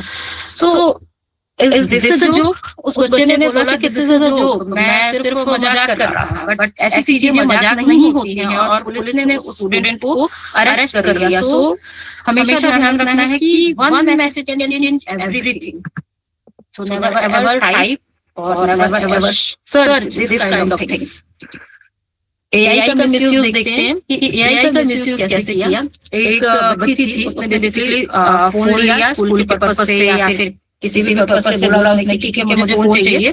हर किसी के पास फोन है, सो मैं स्टडी करने के लिए यूज करूंगी। उसके पेरेंट्स ने उसे फोन दिला दिया। उसके बाद उसने सोशल मीडिया पे उसने अकाउंट क्रिएट किया। उसके बाद उसे कोई ऑनलाइन पर्सन, अननोन पर्सन ने अप्रोच किया। उन दोनों की बहस हो गई किसी बात में। तो दैट पर्सन जो सामने वाला पर्सन था, उसने अब्यूज किया और उसकी सोशल मीडिया की जो फोटो थी या उसने जो मांगी होगी वो फोटोज, लाइक कि उस लड़की ने कोई एक्सप्लिसिट फोटो शेयर नहीं की थी, बट एआई का मिसयूज करके जो उसका फ्रेंड था उसने फोटो बनाई और एक्सप्लिसिट फोटोज को शेयर किया। बच्ची बहुत ज्यादा डर गई थी, स्कूल भी नहीं जा रही थी। बट उसकी मम्मी ने कहीं ना कहीं फाइंड आउट कर लिया दैट कि कुछ तो हुआ है इसके साथ। और फिर मदर ने रिपोर्ट जो है कंप्लेंट फाइल की एंड पुलिस ने ट्रेस किया और अरेस्ट कर लिया उस पर्सन को। सो यू कैन सी सबका ट्रेस मिल जाता है, क्योंकि जो भी पर्सन था वो उसने भी अपनी रियल आइडेंटिटी यूज नहीं की होगी, बट फिर भी वो अरेस्ट हो गया। तो कहीं ना कहीं अगर ऐसी चीजें होती हैं तो अपने घर वालों को बताना है कभी भी, लाइक डिप्रेशन में नहीं जाना है या डरना नहीं है इन चीजों से, क्योंकि these are common nowadays. Online game trap, online पे भी कई बार ऐसे स्ट्रेंजर्स मिल जाते हैं हमें मल्टीप्लेयर गेम पे बेसिकली। तो हम बहुत ज्यादा ओवर फ्रेंडली हो जाते हैं, कभी कभी ट्रस्ट ना ज्यादा दिखाते। तो ऑनलाइन वर्ल्ड का एक रूल मैं आपको बताती हूँ, दैट जीरो ट्रस्ट। किसी पे भी जीरो ट्रस्ट आप रखिए, किसी पे भी भरोसा मत कीजिए। तो इस वाले केस में क्या हुआ कि ऑफर किया गया रिवॉर्ड कॉइन के नाम पे, रिवॉर्ड देंगे हम आपको या कुछ कॉइन्स देंगे, फ्री कॉइन्स आपको।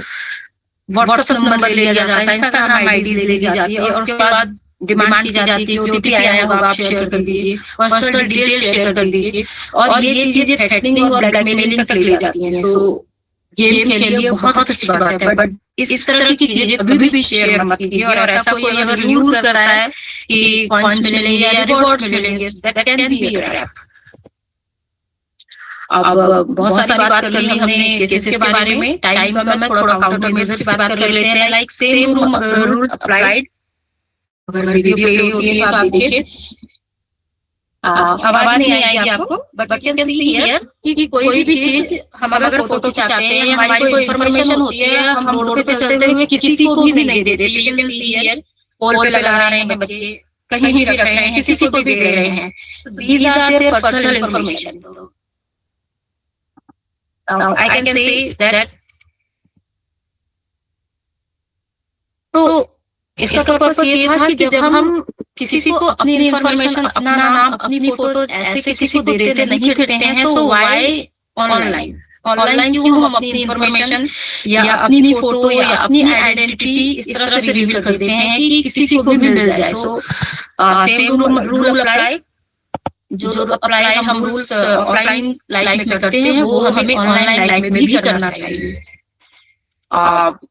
कुछ सोशल नेटवर्किंग के लिए सेफ्टी टिप्स है कि सिर्फ उन्हीं को फ्रेंड बनाओ जिनको आप जानते हो, या इन्फॉर्मेशन जिनको आप नहीं जानते हो अगर आप फ्रेंड बना लिए हो। सो इन्फॉर्मेशन अपनी शेयर मत करिए। अपनी प्राइवेट जो है वो फोटोज या अपनी प्राइवेट इन्फॉर्मेशन शेयर मत कीजिए।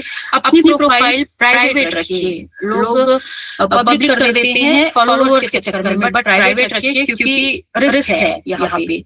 एंड अगर किसी चीज के बारे में श्योर नहीं हो आप तो अपने एडल्ट से पूछिए, अपने टीचर से पूछिए, अपने पेरेंट्स से पूछिए। सोशल मीडिया का टाइम लिमिट में रखिए। चेक कीजिए कि आप कितना सोशल मीडिया यूज करते हैं और ऑब्वियसली आप टाइम लिमिट कीजिए, 1 घंटे, आधे घंटे, 2 घंटे, जितना भी आपको यूज करना है, बट लिमिट योर टाइम। अपने प्लान्स और लोकेशंस कभी भी सोशल मीडिया पे शेयर मत कीजिए। अनवांटेड कंटेंट अगर आपको आते हैं ऑलवेज ब्लॉक, एंटरटेन मत कीजिए। लॉस के बारे में बात करें तो हैकिंग बहुत ही ज्यादा फैसिनेटिंग लगता है, बहुत ज्यादा एक्साइटिंग लगता है, बट याद रखिए hacking is a crime, cyber bullying is punishable and fake news spread करना is illegal. So that's very important.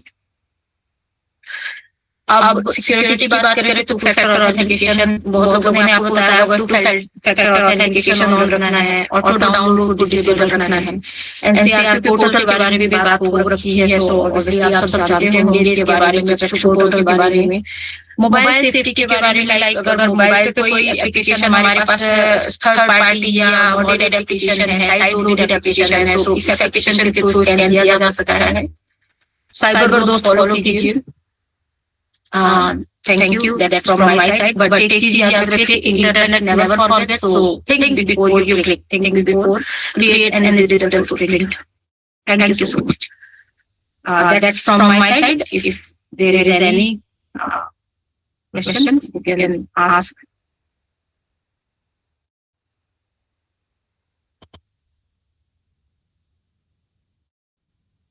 If there are any questions, please raise your hand.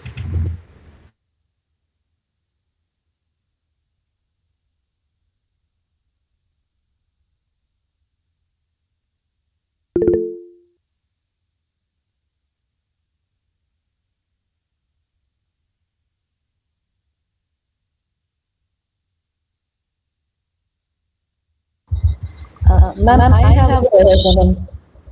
Please, ma'am. Ma'am, आप जैसे आपके profile में है women's brand ambassador cyber security association of India, you have seen a lot of cases of cyber crime.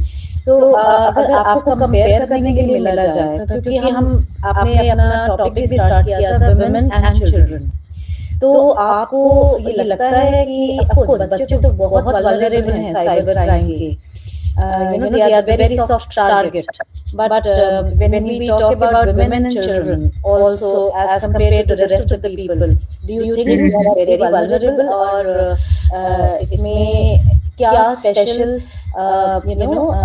इनको remedies रखनी है या preparedness रखनी है ताकि वो शिकार ना हो साइबर क्राइम का? Very good question, ma'am. Yes, अगर आपने जो क्वेश्चन किया है दैट इज रियली गुड कि विमेन एंड चिल्ड्रन जो हैं वो थोड़ा ज्यादा टारगेट होते हैं कुछ चीजों को लेके, जैसे जो बच्चे होते हैं वो बॉडी शेमिंग को लेके, खुद को लेके थोड़ा ऑब्सेस्ड होते हैं कि मैं कैसा दिखता हूँ, और वो वैलिडेट कर लेते हैं दूसरों की नजर से अपने आप को। तो उन चीजों को लेके वो थोड़े से वल्नरेबल होते हैं। विमेन्स कुछ चीजों को लेके, लाइक विमेन या गर्ल्स चाइल्ड जो होती हैं उनके लिए वल्नरेबिलिटी कुछ केसेस को लेके ज्यादा है, जैसे स्टॉकिंग उनके साथ ज्यादा होती है, हैरेसमेंट थोड़ा सा उनके साथ ऑनलाइन ज्यादा होता है, और डीफेक जो कंटेंट बनते हैं तो उस पे भी जहां तक देखा गया है विमेन और गर्ल्स चाइल्ड जो हैं उनके साथ ये चीजें जो होती ज्यादा होती हैं। तो इसलिए ये जो एक specific like women and child जो होते हैं या विमेन एंड गर्ल्स चाइल्ड जो होते हैं वो थोड़ा ज्यादा वल्नरेबल होते हैं इन चीजों में। But obviously cyber crime is not a matter of like gender specific नहीं है, वो किसी के साथ भी हो सकता है, कोई भी कर सकता है। like अगर किसी को रिवेंज लेना है तो वो किसी से भी ले सकता है। so mindset होता है कि कौन कैसे यूज कर रहा है। so technology is not good or bad, that is depends on how to use. Absolutely, thank you. Yes, ma'am, you have a question. Yes, sir, Rindu, please go ahead. Yes, sir. Good evening, ma'am. Good afternoon, ma'am. Yeah. Ma'am, I wanted to ask that I've heard that after like our flight tickets, our boarding passes, after we use it and we throw them away, if somebody uses those tickets and scans the barcodes, then I've heard that they get all the information about us, all our data, and ma'am, also the stickers on our luggage. Ma'am, is it true? Yeah, it's true. कभी like tickets की बात नहीं भी करें अगर, तो जब भी हमारे पास कुछ ऑनलाइन पार्सल आता है, रिसीव करते हैं कोई पार्सल लाइक अमेज़न से या किसी भी प्लेटफॉर्म से। तो उसमें भी अगर कुछ इन्फॉर्मेशन है तो उसमें काफी इन्फॉर्मेशन हमारे बारे में, हमारी फैमिली के मतलब हमारे घर के बारे में, ऑब्वियसली हमारा नंबर होता है कभी कभी किसी पार्सल में, या फिर हमारा एड्रेस तो होता ही होता है। सो काफी सारी चीजें जो होती है पर्सनल इन्फॉर्मेशन जो हम फॉर ग्रांटेड ले लेते हैं, तो हमें कभी भी अपनी पर्सनल इन्फॉर्मेशन इस तरह शेयर नहीं करनी चाहिए। And I have shown a video कि जो चीजें आप ऑनलाइन ऑफलाइन वर्ल्ड पे नहीं करते हो तो ऑनलाइन भी नहीं करनी चाहिए। सो ऑफलाइन वर्ल्ड पे ये चीजें लोग बहुत ज्यादा नेग्लेक्ट करते हैं कि क्या ही हो जाएगा अगर हम टिकट फेंक देंगे। बहुत सारे लोग कर रहे हैं, मतलब like we are not aware, we are following that कि ये लोग फेंक रहे हैं तो हम फेंक देते हैं। बट हमें हमेशा ध्यान रखना चाहिए कि these are our personal information, these are our like identity, कि हमारा नाम है, हमारी एज है, बहुत कुछ इंक्लूड होता है हमारी जो आइडेंटिटी में है, हमारी जो पर्सनल इन्फॉर्मेशन है। सो कभी भी इन चीजों को ऐसे तो नहीं कहीं ट्रेस करना चाहिए, प्रॉपर्ली ट्रेस करना चाहिए। Thank you ma'am. Yes, please can you also turn on your camera? So ma'am, आपने बोला था कि AI से we face lots of problems in the internet, लेकिन can AI be used to prevent these problems in the internet? Like कभी-कभी हम AI से गलत काम भी कर सकते हैं, लेकिन अगर if we use AI to prevent that work, कैसे करेंगे? How will we use AI to stop that work?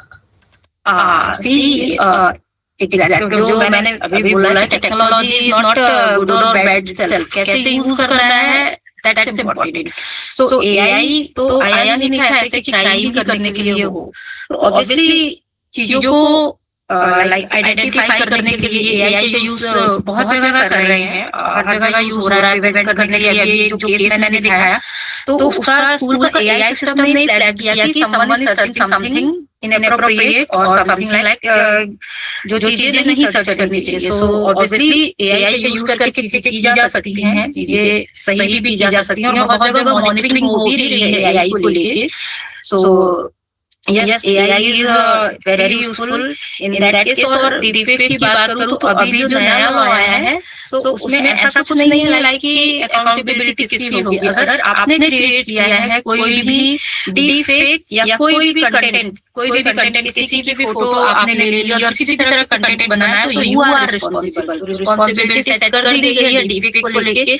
अभी जो नया लॉ अमेंडमेंट जो आया है, सो ध्यान रखिए इस चीज का कि अगर आपने कोई चीज बनाई है, it's rather it's not your profile या आपने अपनी फोटो नहीं यूज की, किसी और की फोटो भी यूज की है, तो अकाउंटेबिलिटी आपकी होती है। सो जो क्रिएट करेगा वही अकाउंटेबल होगा। ठीक है ma'am, thank you.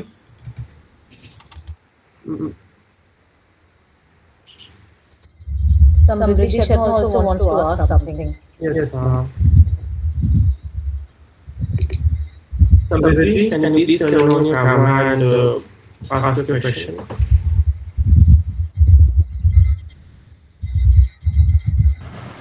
Yes. Good morning, ma'am. Actually, my doubt was that multiple times we take online courses, we take online Olympiads. In that, we share our school's name, our own name, our mother, father's name, our email ID, and all that. Can that be can that be also cybercrime as well? But sometimes we don't have any choice apart from that. School suggests taking that course or on Olympiad. Yes, Samriti, very genuine question. Yes, if there is something like educational purpose या form है, so they have some criteria, आपको fill करना ही पड़ेगा और वो आपको करना ही चाहिए। But I am saying that कि अपार्ट फ्रॉम दैट प्लेटफॉर्म जो एंटरटेनमेंट लाइक प्लेटफॉर्म है या सोशल मीडिया पे और चीजें हैं, वहाँ पे जरूरी नहीं है जहाँ पे वहाँ भी लोग शेयर कर रहे हैं, तो वहाँ तक शेयर कीजिए जहाँ तक जरूरी है, जहाँ तक नेसेसरी है। अननेसेसरी इन्फॉर्मेशन अननेसेसरी जगह पे देने की जरूरत नहीं है। बट अगर आप कह रहे हो किसी एग्जाम में या फॉर्म में, दैट इज मैंडेटरी, वहाँ अगर आप नहीं फिल करोगे तो आपको आगे एक्सेप्ट करने ही नहीं देगा, आगे बढ़ने ही नहीं देगा। So you have to like write information there.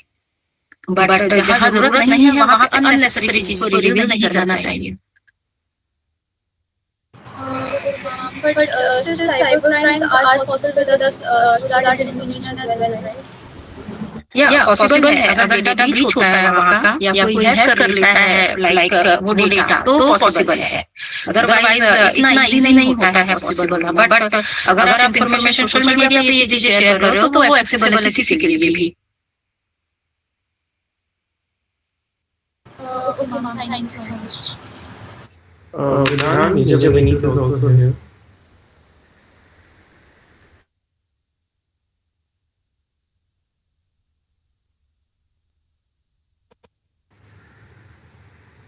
Arya? In today's world, power is no longer defined solely by geography or military strength. It is defined by control over information, resilience of systems, and the ability to secure the digital backbone of a nation. And in this defining era, few individuals have risen to shape not just conversations, but concrete action at the highest level of cybersecurity governance. It is my profound honor to introduce a visionary who stands at the confluence of policy, technology, and national security. Major Vineet Kumar, founder and global president of Cyberpeace Foundation. Under his leadership, Cyberpeace Foundation has evolved into a globally recognized institution, not merely civic awareness, but actively influencing cybersecurity policy, driving large-scale capacity building, fostering collaborations across governments, law enforcement agencies, academia, and international organizations. His work extends far beyond advocacy. As a key contributor to the Cybersecurity Task Force under NASSCOM, he has played a role in shaping India's roadmap towards becoming a global hub for cybersecurity innovation and talent, working across the critical pillars of policy, industry, technology, and skills. From advising on national level cybersecurity strategies to strengthening digital resilience against cybercrime, misinformation, and emerging threats, his contributions have helped define how India prepares for and responds to the challenges of the digital age. He represents a rare kind of leadership, one that does not merely react to cyber threats, but anticipates them, structures responses to them, and builds ecosystems capable of withstanding them. And behind this extraordinary digital impact lies a deep-rooted commitment to service. As an officer associated with the 124th Battalion, he carries forward the ethos of protecting the nation, extending that duty seamlessly from physical borders to the limitless expanse of cyberspace. Today, he will be addressing us on the topic cybersecurity in the era of artificial intelligence, staying safe and secure. Sir, we warmly welcome you and request you to kindly share your thoughts with us. Thank you. Thank you so much for having me here. It's really a pleasure to be there and a wonderful initiative being undertaken by the Cybersecurity Club of DPS Puram. I wish I would have been there in person and spoken to you and also discussed ways on how we can collaborate. I'm sure we'll take this discussion maybe whenever we meet next. I was hearing to the expert in the previous session and she had already shared a lot on AI, deepfakes, and laws, reporting, and everything. What I am planning to do is, while 20-25 minutes is not good enough, to kind of share everything and the kind of tools, what you need to do, how do you identify deepfakes and all. I'm going to share a concept with all of you, wherein all the students, teachers, faculties who are there today, I'm going to expose the concept of crowdsourcing cyber peace model to you. So there's a paper that I read and it's published by Oxford Press, Cambridge Press. If you Google this topic, crowdsourcing cyber peace and cybersecurity, this is the movement that I am talking about. And all of you are there on the call. I feel all of you can collaborate to make a cyber safer and peaceful for everyone. With that, share my screen and let me start with the presentation. 1 second.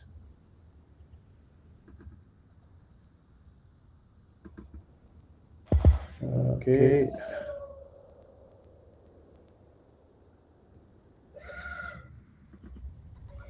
Okay.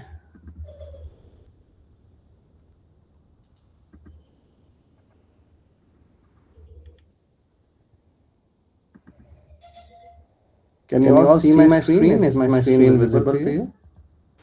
Yes, sir. Don't know on the number of flights. I'm not going to cause death by flights, but I will just quickly share some key concept. And this is something that I've been kind of sharing with the academia, with the schools across and talking about the subject on crowdsourcing.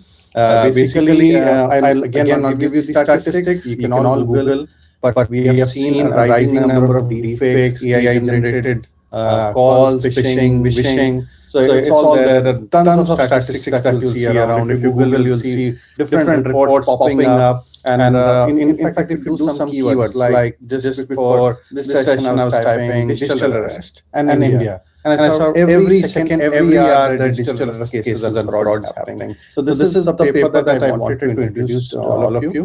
It's crowdsourcing, cyber peace, and cybersecurity. The entire model on how this needs to be a crowdsourced movement. And it's not something that I believe. In fact, the concept that we have rolled out is called as Cyber Peace Ambassador at Cyber Peace.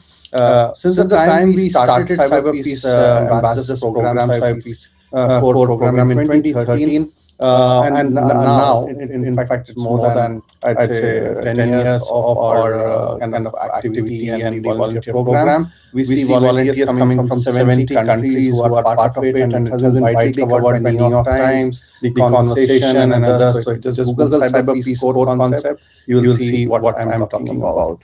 But why crowdsourcing is important? And when we talk about AI-based abuse, deepfakes, and all, and how this can help is by creating a network of people who act like human firewalls. And you are those networks. You are the individuals who can act as a human firewall. And the concept is very basic. You invest 1 hour in a day, or 1 day in a week, 1 month in a year, totally your call. You are volunteers. We don't ask you for anything. But what we introduce you is to the concept. You're part of I would say, a force which is called as the defenders, the cyber peace defenders, cyber peace keepers, who protect the community at large from growing number of threats and frauds. How we do it, I'll just quickly share through some of the initiative. I'll also share some of the hackathons that we have rolled out. And for students, in fact, those students, and even this is for faculties, and even for parents and caregivers. So all of you can participate. This is an annual competition that we roll out with Ministry of Education, with NCERT, CBSE, a Pan-India online safety initiative. So the last year edition got over on 10th February. We'll be soon announcing the new edition. So I'll share the link. The other one that you can participate is the International Telecommunication Union. ITU is the UN body. I'm sure you all be knowing. So ITU and Cyber Peace, we have again a global hackathon on agentic AI on actually securing the humanity through agents and agentic AI. So that initiative is open. We don't have much time. We are on 29th till 31st. The forms are open, but it's likely to be extended by a week. So I will share that as well on how you all can participate and contribute to the entire crowdsourcing movement. So it is rapidly evolving, right? What aim is to create billions as defenders, because the scale, the human fiber, the more and more people get aware, and then the community of peacekeepers that we create, we will be able to defend the community. Again, trust and innovation. This is the core, I would say. Collective citizen engagement, building trust, actually fosters innovative solution. And I'll show how we are kind of creating these models for you to participate, and also share knowledge among communities is very important. Like whatever you learn, and in fact the entire activity that the cybersecurity club are doing is commendable, but you need to pass that information to somebody who doesn't have access to this resources and all. So that's how people can kind of be more and more aware. So our model is Cyber Peace Core, where I'll be sharing the portal on how you can participate. We have the Cyber Intelligence Kit, the Citizen Intelligence Kit. We have a lot of gamified engagement. We have open data and research that Cyber Peace is constantly doing. Some of the use cases I'll mention as one use case is the digital arrest scam. So community members like you, once you're a community member, you can report fake police calls to prevent frauds and protect users from any kind of extortion that happens. You can also voluntarily verify and flag misleading or manipulated content, like any kind of deepfake you get, any video that you get. So I would say do not ignore. Be a part of that movement. I'll share the portal also. It's called Trust Trace. You can report on the portal. You can report to CyberPeace. So that all such content we do a very thorough research, and then we bust this particular news so that the community at large becomes aware. Other many people get into all these misleading news, and then they get manipulated, and then thereafter a lot of unrest, community riots, and things happen. I will also be sharing, I mean, in case you can just have a quick look, on our cyberpeace.org website, you'll see that in the resources section, we are actually having a defect detection hub. And under that, we are posting regular, every day you'll see some or the other news being busted. Like the current issue, the geopolitical conflict that is happening between, say, US, Israel, and Iran. So that also, I mean, we see a lot of such misinformation and deepfakes getting spread among different places, and not just them. I mean, these three countries, the entire world is also getting kind of manipulated in some kind of these news and manipulated content. So we are kind of busting this news so that in fact people can stay resilient, and they can stay resilient, and they can stay peaceful in the cyberspace. So these are some of the things. Child sexual abuse, I'm sure you must have heard about CSAM from the other speakers, but we are also having this as an anonymous reporting platform which enables safe identification, and we constantly research on that, release reports, and we study end-to-end platforms like WhatsApp, Telegram. We study how these different news are being spread, and then we also kind of voluntarily inform the platforms also to include security so that children, young people can be safe on these platforms. So we are talking about a conversation that is broader, from cybersecurity to cyber peace. And cybersecurity actually focuses on protecting system, networks, data from unauthorized attacks. It is a technical and defensive approach which is aimed to secure your infrastructure, like school infrastructure. Cyber peace actually, on the other hand, it goes beyond system. It goes beyond your typical, I would say, mobile phone security of say gadgets and devices. It is actually to empower the societies by promoting awareness, collaboration, and collective action. So that's the concept of cyber peace and crowdsourcing model that we have. This is our 2030 vision, where this is our goal. What we want to achieve is like 100 million plus volunteers, 1 billion plus report. We are aligned to the UN Sustainable Development Goals. The entire ecosystem of cyber peace is like we do tons of things. And again, like I don't wish to take much of your time. I know we have a limited time, and the other speakers are lined up. But we have a startup community. We engage innovative startups. I already mentioned about the cyber peace ambassador model. We have a cyber peace council which leads policy advocacy, and we are also doing diplomacy. Cyber peace has a voice in UN. So we spoke at the UN General Assembly in the month of December 2025. And every year we are invited by UN and global multilateral organizations to share our views. The voice that we share is your voice. Whatever you believe on the ground, whatever challenges you see on the ground, we take it there. We come up with solutions also, because it's not just the problem. We have also, the community has come up with the solution also. So we are working on that. We are setting up cyber peace centers of excellence within academia. So far, we haven't set up a center of excellence in the school. Probably this could be one of the models that we can explore, how the center of excellence can be set up in school, and happy to discuss that in detail with DS RK program. And probably it could be one of the first schools to set up. So far, we have been setting up clubs in school to do activities and engagement. But what I see now with AI getting embedded into the curriculum and all, there's a lot of scope to do cutting-edge research in the school. So how and what, I mean, and data plan is something that we can discuss and then ideate. But we also invite, since you are all in RK program, we are not too far from you. Minister of State for Defense to Government of India has established the Cyber Peace Center of Excellence very close to you. That is in Shankar Viharkand. It's a joint collaboration with the USA and Cyber Peace. So we can invite you to see how the Center of Excellence has been set up, the kind of work that we are doing on busting deepfake, on posting, on working on post-quantum cryptography, and new and emerging technology like drones, again, security of drones, and a lot of interesting aspects. So we can give you a quick tour of that and see how we can replicate that in the school. But right now, I will kind of just stick to the Cyber Peace Corps ambassadors model. I see all of you are trained ambassadors. As club members, as somebody who's part of this entire summer camp, and also as faculties and teachers who are there, you're all trained ambassadors, cyber ambassadors, and peacekeepers. So the need of the hour is to create the entire pool of experts across the country, so that we fight these kind of menace and the tech-based abuse that's happening world over.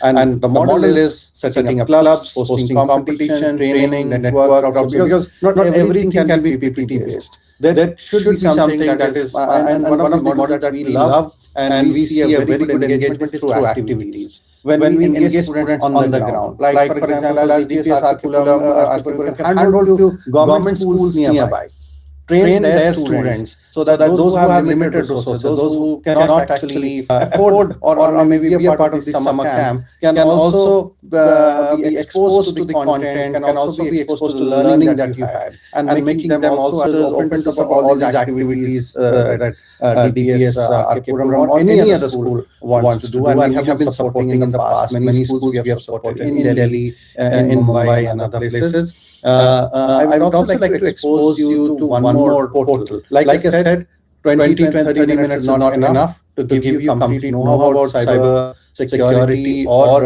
I would say AI safe.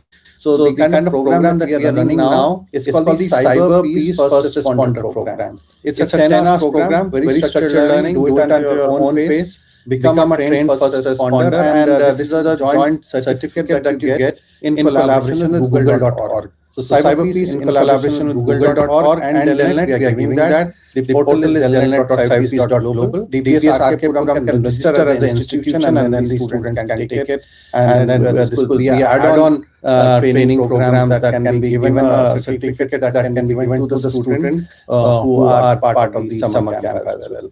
So this is one portal. Then on our YouTube channel and different resource centers that we have, you'll find tons of material that we are doing, posters, videos.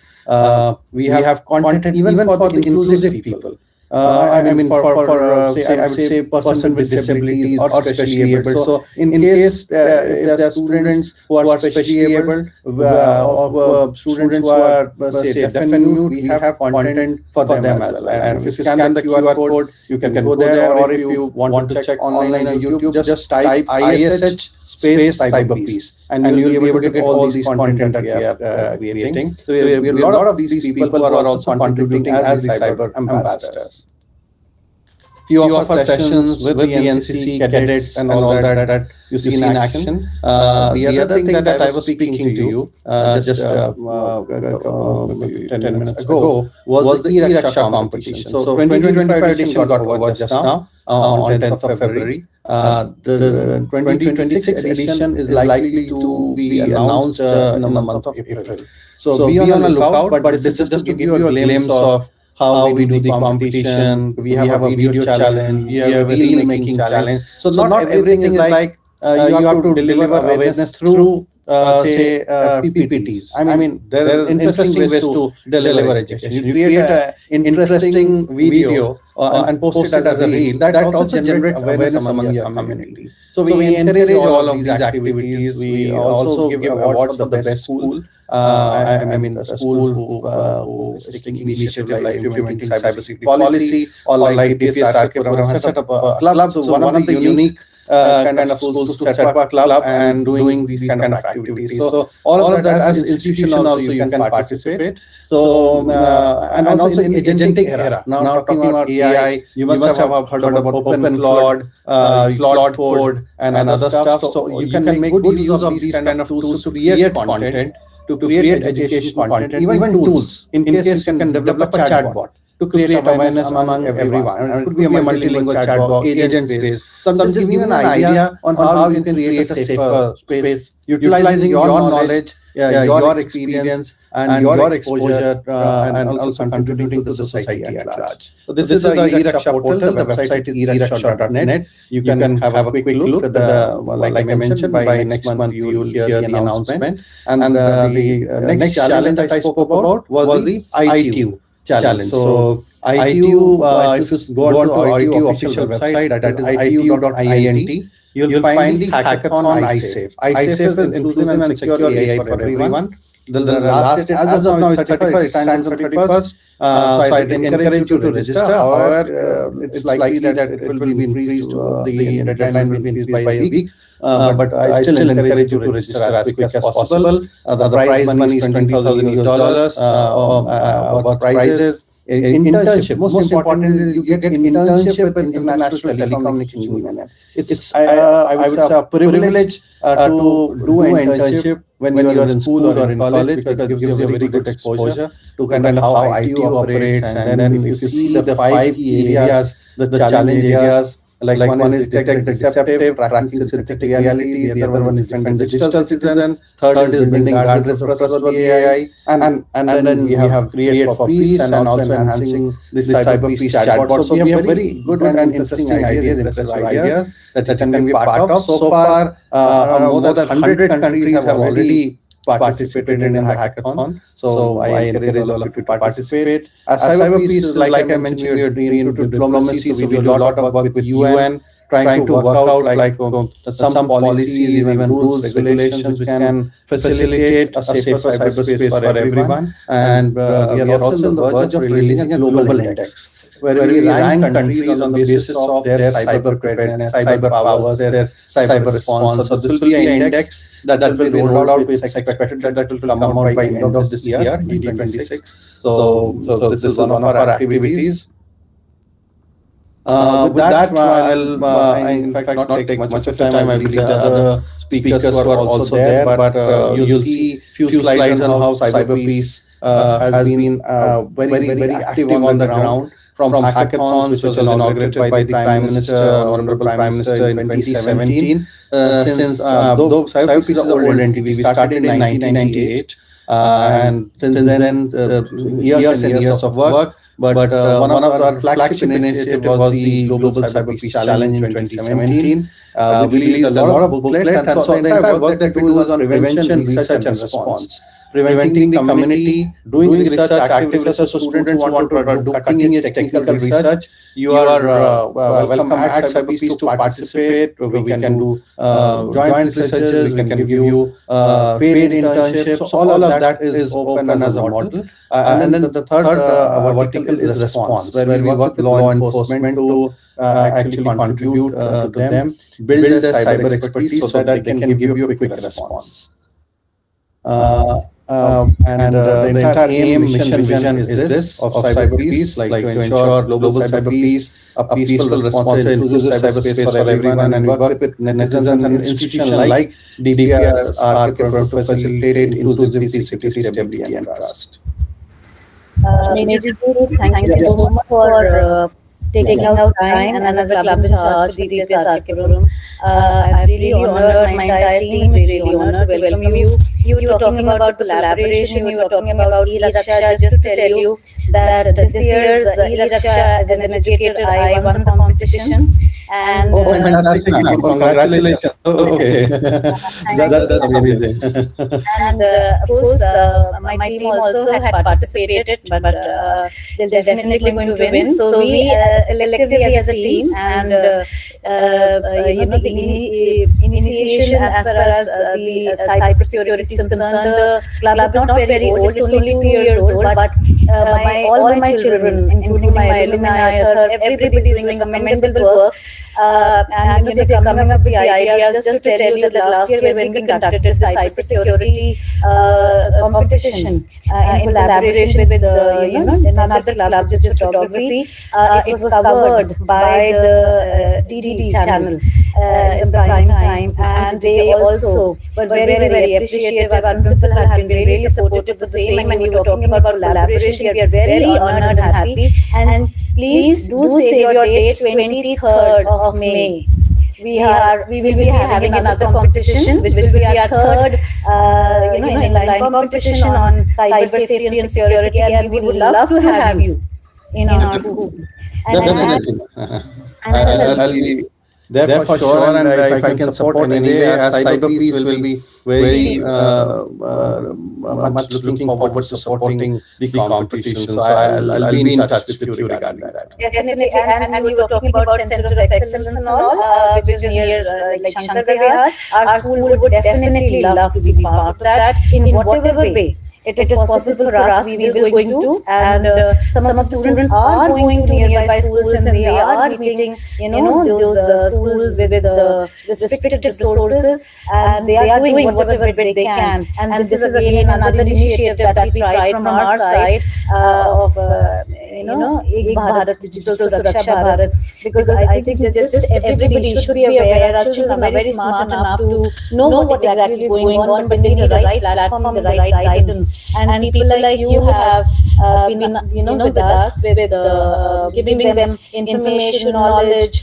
and helping them. And just you said that there are these areas where or the modes for them for encouragement, where they can come, they can participate, they can collaborate, is something children are all looking for. So grateful to you for being part of this. Thank you, ma'am. And I'll just share that in fact students are contributing, and I see as teachers and faculties also there's a very active kind of role that you are playing, but it needs to be part of the structured process. So I look forward to kind of inviting you to be a part of the Cyber Peace Ambassadors program, because any activity that you do gets recorded, and students are then given an appreciation and awards, swags, goodies to actually contribute on the ground. So all of that as a model is available on cyberpeace.global. You can have a quick look on that, and we're very happy to work out a complete in-depth program, a structured learning program for the students. Let's do it together. Right. And one more resource I'll leave, ma'am, and with that I close, is the CBSE book that we have done, CBSE and Cyber together. It's slightly dated, but still a lot of information is relevant. So anybody who's a newcomer, it's on the CBSE website, CBSE space Cyber Peace. If you do it, you'll be able to get access to the book. And there's a lot of content that is there on the YouTube channel as well. Rest I've already discussed about the model and what we can do. So it was a pleasure to be here. Looking forward to elaborate. Thank you. Thank you so much. Thank you. Sir, thanks so much. And we also have we have schools from 10 different states in India. And I think they will also be very happy to be a part of Cyber Peace. I will share the link of Cyber Peace and everything, all the resources you share with them as well. And thank you so much, sir, for taking out your precious time from your hectic schedule and enlightening us with your perspicacious wisdom. I, on behalf of Cyber team, is very grateful. Thank you so much, sir. Thank you so much. Thank you. And just one correction, I'm not yet retired, I'm still serving. So you can just give an updated info on that. Thank you. If you don't mind, I think we have a couple of questions also. I don't mind, I'll have to take ma'am's permission. If ma'am permits me a couple of minutes more. Ma'am, please. Most welcome. Absolutely. Are there any questions? If yes, can you please raise your hand?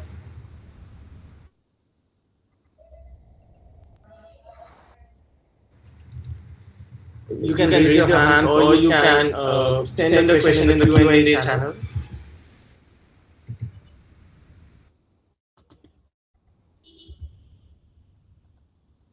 In fact, we would want teachers to unmute themselves, since you are also the moderator now. And please, it's a good opportunity. You may ask questions by unmuting yourself.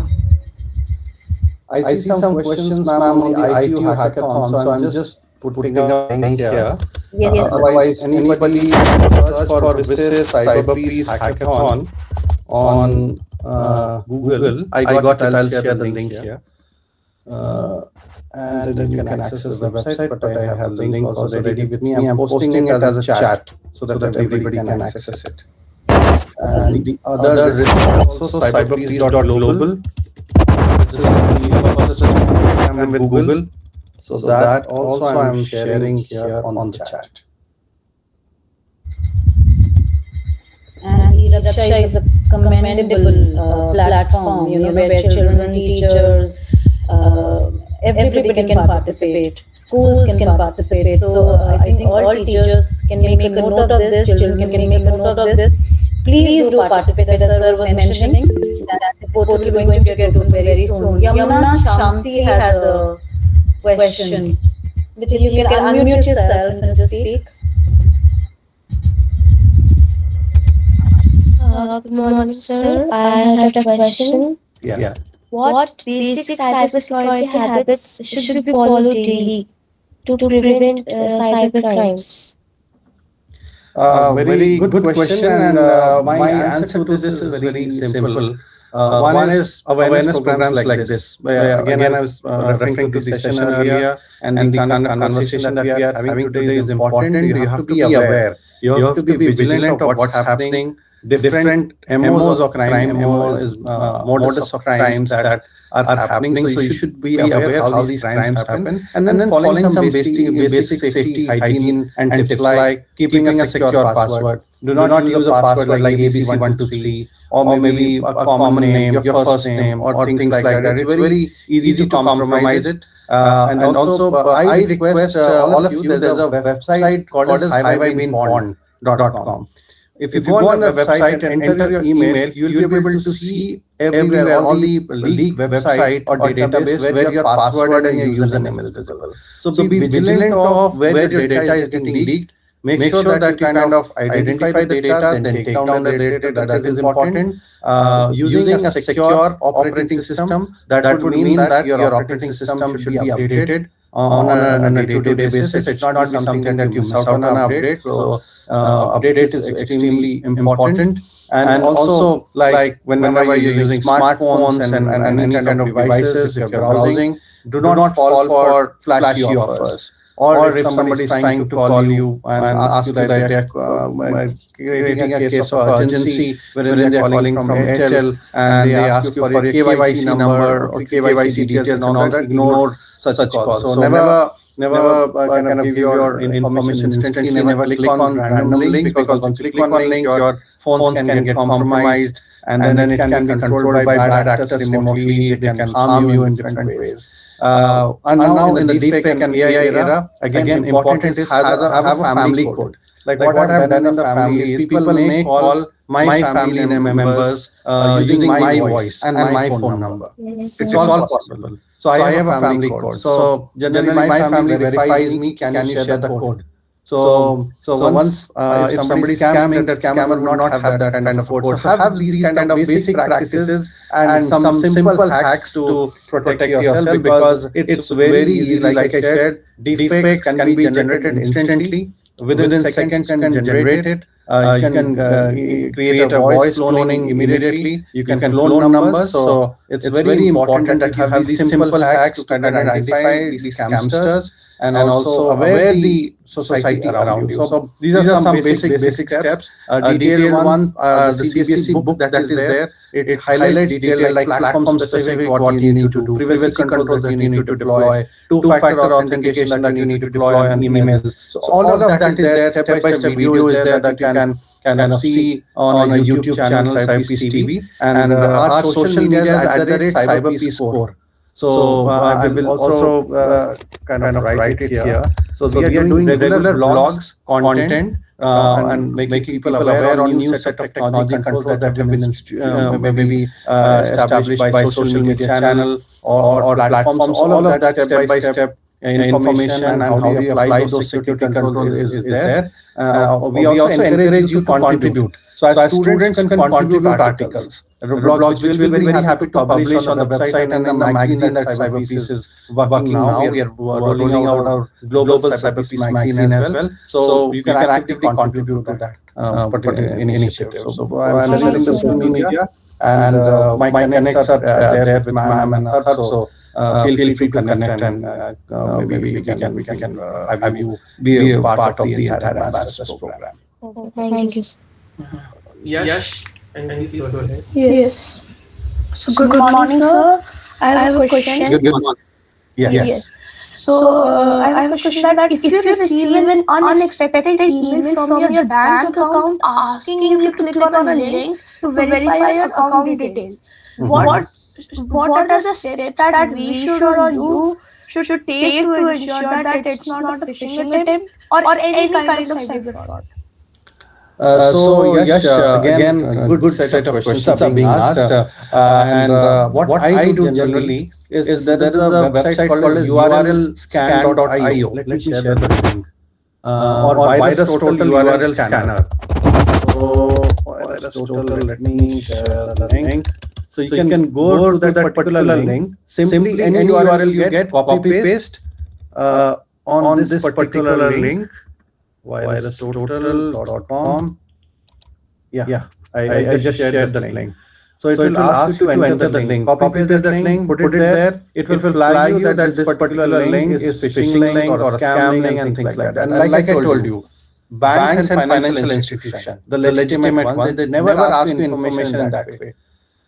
Email, SMS, WhatsApp are considered as a very insecure medium to kind of ask information from the users. So in case they are asking you information, rather I would suggest go and reach out to these particular banks directly, go to the nearest branch and then share, rather than sharing information on these particular channels. And in case you want to cross check, go to this link virustotal.com /GUI/form/URL, and on that paste that URL, or it could be like today we are getting a lot of documents, like somebody will reach out and on your WhatsApp from a number and say that this is a wedding card. Maybe you are being invited to a wedding, and there will be an attachment. Now, in majority of the cases, these are sent by scamster and bad actors. The moment you install them, you click on them, your phones get compromised. So in case you want to try and test this out, whether this one is like a malicious document or a malicious link, VirusTotal has on the same link you will get to even test documents, whether it is safe or unsafe to use. Thank you so much, sir. Welcome. Himama, please can you turn on your camera and ask a question?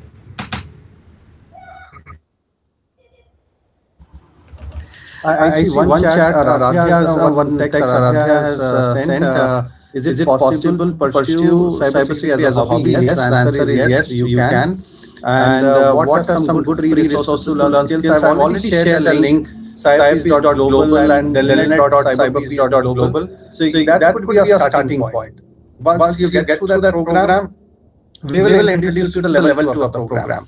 And all of our programs are, I would say, given free of cost, so we don't charge for the program. Only the specialist programs are something that we charge. So as long as awareness programs, and like if you want to become a bug bounty hunter, you want to participate in hackathons, we will have kind of webinar sessions and maybe some kind of programs, small certificate programs for you. And maybe with DPSRK program, we can work with the Cyber Security Club to organize certain programs. We can get experts from CyberPeace. We can get experts from Google and industry also to come and speak. And then we can kind of guide you through the process. And everything today, just remember, the future is agentic. So start working on open law, Claude code. So these are the things that you should know, how the entire industry trend is shifting from basic cyber security to agentic and agentic AI and AI security. So things are kind of now, it's like the next revolution after the dot-com revolution. This is the next revolution, and 2026 is the year. And I would suggest all of you to kind of go through videos that are available on YouTube. It's free of cost. Learn how to set up open law. open plot with Olama, so that you have a model inside. So do those basic courses, and in case you get stuck, feel free to reach out. Like I said, Cyberpeace and the nearest center of excellence, we have three in Delhi. One is at Shankar Vihar Can Cantonment area within Shankar Vihar Can VRC Center. The other one is at Indira Gandhi Delhi Technical University for Women, where we have a 24/7 Center of Excellence, and we have a third one also. So we'll be happy to give you that exposure. In case you are from Mumbai, Bangalore, in Ranchi, or different regions, we have centers in different places. We have 30 centers across India. So we may get you connected to the nearest center so that you get oriented, and we are able to handhold you if you want to become a bug bounty or a ethical hacker to serve the society. And yes, one last thing, Territorial Army Innovation Cell. That's the other highway. We also do the Indian Army Hackathon. And in that, as student can also participate. And those who are in Delhi, the Territorial Army Innovation Cell is based in Delhi. So we can also invite you, and give you exposure of our drones, the kind of drones that we are working on our work on AI, quantum, and other places. So I will have this worked out. I will speak to the headquarters and kind of see if we can post you to the Territorial Army Innovation Cell as well. Thank you, sir. Sir, one last question from Hemant. Good morning, sir. Morning, Maman. I wanted to ask that nowadays the use of AI and hacking has grown in cyber warfare, and these attacks are usually targeted towards civilian infrastructure like hospitals and banks. So how is actually UN and Cyberpeace acting to stop control the use of AI in cyber warfare, and how to control like Yeah. So again, I'm very happy to get very good questions from the entire cohort who is there for this summer camp. So basically, UN and Cyberpeace, one of the initiatives we already shared with you on the International Telecommunication Union Hackathon. ITU is a UN body. If you search about ITU, it's a very big body with presence, global presence. And if technology today is posing a problem, then technology itself has a solution. That's what we believe. And the entire thing that Cyberpeace is doing is to promote technology for good. We know, and I'll refer to the famous saying in the movie Spider-Man, with great powers comes great responsibility. So I will just try to tweak this. With great powers comes great challenges and also great responsibilities. So great challenges we see here with deepfakes and AI-generated misinformation that is coming here.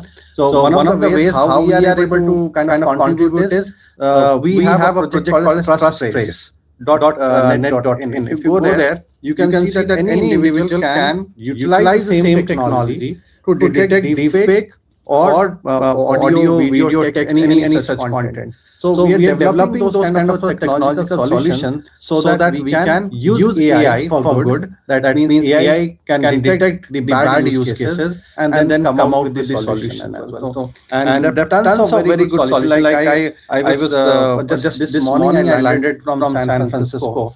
I was there for the RSC meeting and all that, and interesting solution on how technology and especially AI now, because the buzzword is AI and agentic AI. Remember this again, this must be the third time that I'm saying, is the agentic word, where how you can use agents to develop some good solutions for you, which can actually create a safer cyberspace for everyone. So all of these things, what I am sharing today, like phishing, like kind of ransomware, deepfake, or digital arrest calls, all of that can be controlled if you deploy agents at scale. Agents which can actually see through different kind of calls, malicious activity, and can raise an alarm. So this is one such solution. That's what through the IT Hackathon, UN and Cyberpeace, we are trying to kind of get these interesting ideas from the community, and then our plan is to handhold this solution, incubate this solution in our incubator and make it grow.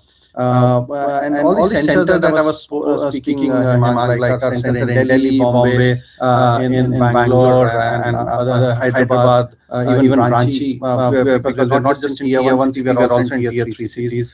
So these centers are aiming to create that entire ecosystem.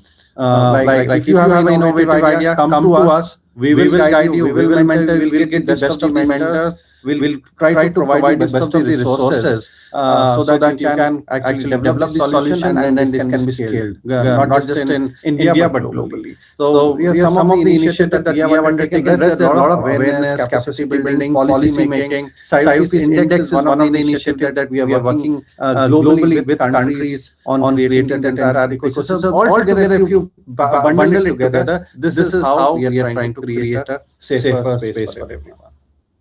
Thank you, sir. Welcome. I think there will be other speakers, so I will. I have just left my details and coordinates, everything there on the screen. So with that, and seeking permission from ma'am, I'd like to end the call. And it was really a pleasure to kind of be with you and have this discussion. And it was a very engaging one.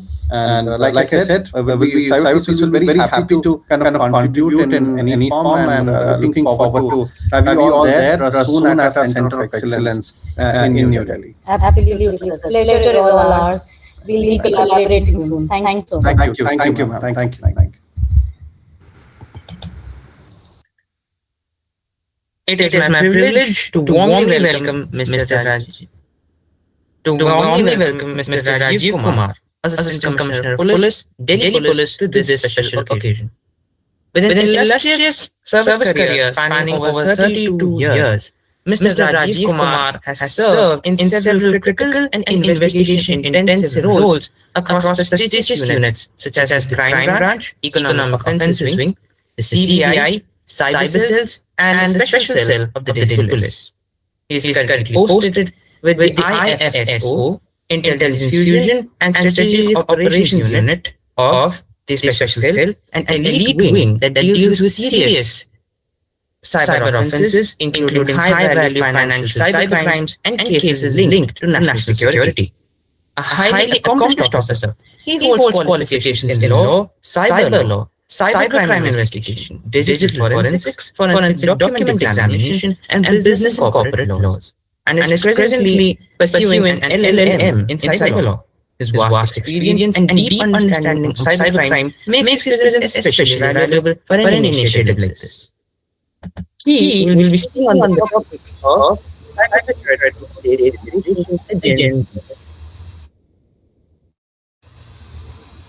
Good morning. Good morning, sir.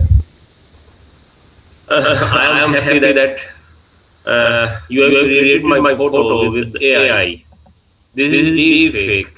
And we have been dealing with such kind of issues every day. We are on the front line as a police officer. Whatever crime is committed in cyberspace, we are on the front line, and we are the persons who deal with them. And I have been dealing with cybercrime from last about 15 years in Delhi Police. So almost every kind of cyber offense I have dealt with. So I think it is the best forum to share my experience. And I'm not going to make you technically aware. Rather, I'm going to discuss about the trend of crime being seen nowadays. Real time of crime and real type of case studies I would like to discuss with you.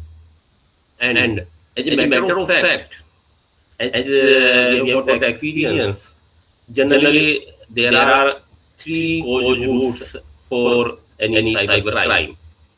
First is greed. Greed is the one biggest reason for any cyber crime. This is almost in 80% cases. Greed is the main issue. Apart from greed, there are some other root causes. One is fear. You might have heard about the digital arrest that is based on the fear only. And apart from that, a lot of cyber offenses are committed because of ignorance, fear and ignorance. But all those kind of elements are wrapped with the sense of urgency. Generally, you have seen the sense of urgency is there in almost in every kind of crime.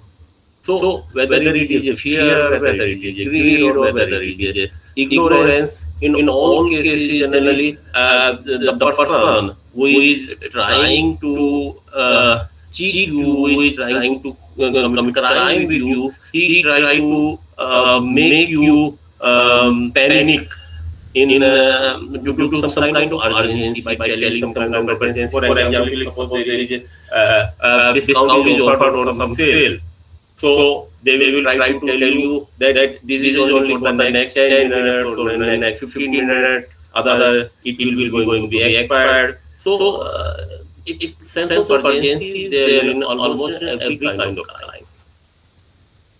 But almost in all kind of crime, another important and common factor is seen that it is the device, your digital device, which start the happening of that kind of cyber crime. But instead of using your device, you become servant of your device. The person who is sitting to just to cheat you, who is trying to cheat you, he use your device to deceive you. So sometimes when you become so much dependent on your device, or you start to trust your device without any rationality and without logic, then it becomes very vulnerable. So you have to understand that the computer device, whether it is a communication device, whether it is a laptop, it is for you to use. You are not supposed to be servant of that device. It is not that device who start to use you. And there are generally two kinds of aspects in almost every kind of cybercrime. One is how to prevent the cybercrime.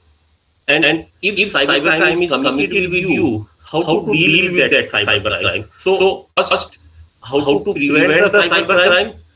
There are three main aspects to prevent the cybercrime. And first and more important is that is awareness, for which we are there today. Today. And apart from awareness, there are two other aspects. One is technology itself, technological intervention, and other is somehow that is in the control of the state, that is the regulatory intervention at the level of the law enforcement and or legislation. So cyber awareness is the most important aspect, that you should be aware what kind of trend is there and what kind of dangers are there. So I will tell you about. Have you heard about the digital arrest? Anyone of you? Yes, sir. Can you tell me what is digital arrest? What do you think about it? So digital arrest is basically a kind of scam, sort of impersonation, basically, in which certain threat actors, mostly those of in the cyberspace, pose as officials from various departments, namely customs, RBI, the ATS, and state police. And often, in order to settle some sort of false case, they demand large sums of money. Yes, it is the same thing, but actually they restrict your movements. And there are cases that they make you arrested in your house itself, like a house arrest, or you are sometimes sent to a hotel room and you remain there for weeks altogether. So your movements are restricted just under the instruction telephonically, or you can say that if you are on laptop, so they restrict your movement and they forbid you to even talk to others. So that is fear. They instill a kind of fear in you, and they demand money. And there are so many instances that crores of rupees are extorted, crores of rupees are transferred in their account. So this is the classical example of cybercrime due to fear. But actually there is nothing like digital arrest. Even in normal arrest also, within 24 hours, this is a law that within 24 hours, a person who has been arrested, he is supposed to be produced before the court physically, not even not through the conference. Conferencing is also there nowadays, but in every case of arrest, within 24 hours physically, the person who has been arrested is supposed to be produced before a magistrate in a court. So there is nothing like digital arrest in real world. So this is one kind of offense which is due to the fear. A call come to you. Again, I am telling that this is the call which was initiated by the person, by the criminal, not initiated by you. In almost every case, except some calls when we search on the Google, I will tell about them. But almost in 90% of cases, the communication is started from the side of the criminal. So this is another one point that cyber crime, or you should be aware that if someone is following you, unsolicited call is there, then you should be alerted. This is your device, you should use it. If that device is being used by other to call you without any reason, then this is a red flag. So in whether it is a digital arrest, or whether it is a online trading offense, or whether it is an investment fraud, so in almost all cases the communication is started by the criminal using your device. So your device, because this is your device, you should control it, and you should be aware that if some call is coming without any reason, so that always that should not be trusted blindly. Another, the exception is that sometimes we need to have a customer care number, and we search it on Google. There are a lot of crime due to that kind of things.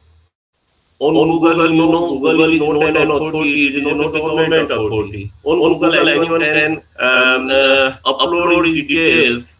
Advertisements are there on Google. They can make a page on Google, and they can make appear their mobile numbers. So number of cases, I should say that very large number of cases of cheating are there, where some contact number or site URL is searched on Google.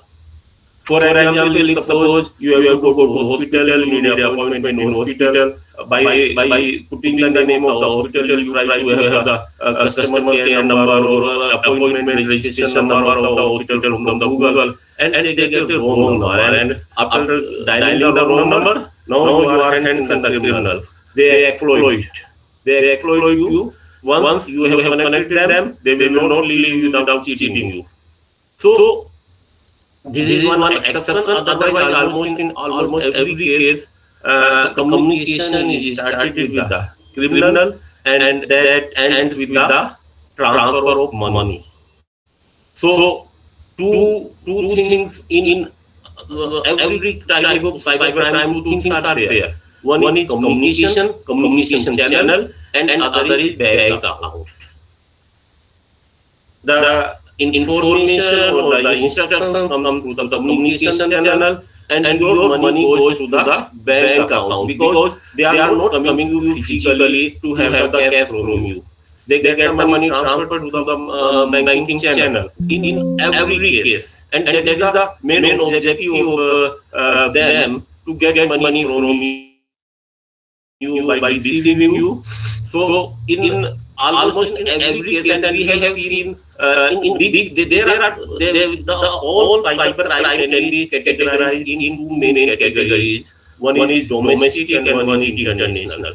There are domestic threat players, and there are some hubs in India from where they commit the crime, they perpetrate the crime, and that is one is there in you must have heard about the Jamtara in Jharkhand, and another is nearby area in Mewat. So these are small crimes 20,000, 50,000. But bigger crimes are generated from the foreign lands, especially from southeastern countries, mainly Cambodia, Vietnam, Philippines, Laos. So we have seen that the communication channel start with from those countries, and it when the money trail is tracked, money goes to the Central Eastern Asian countries, especially Dubai.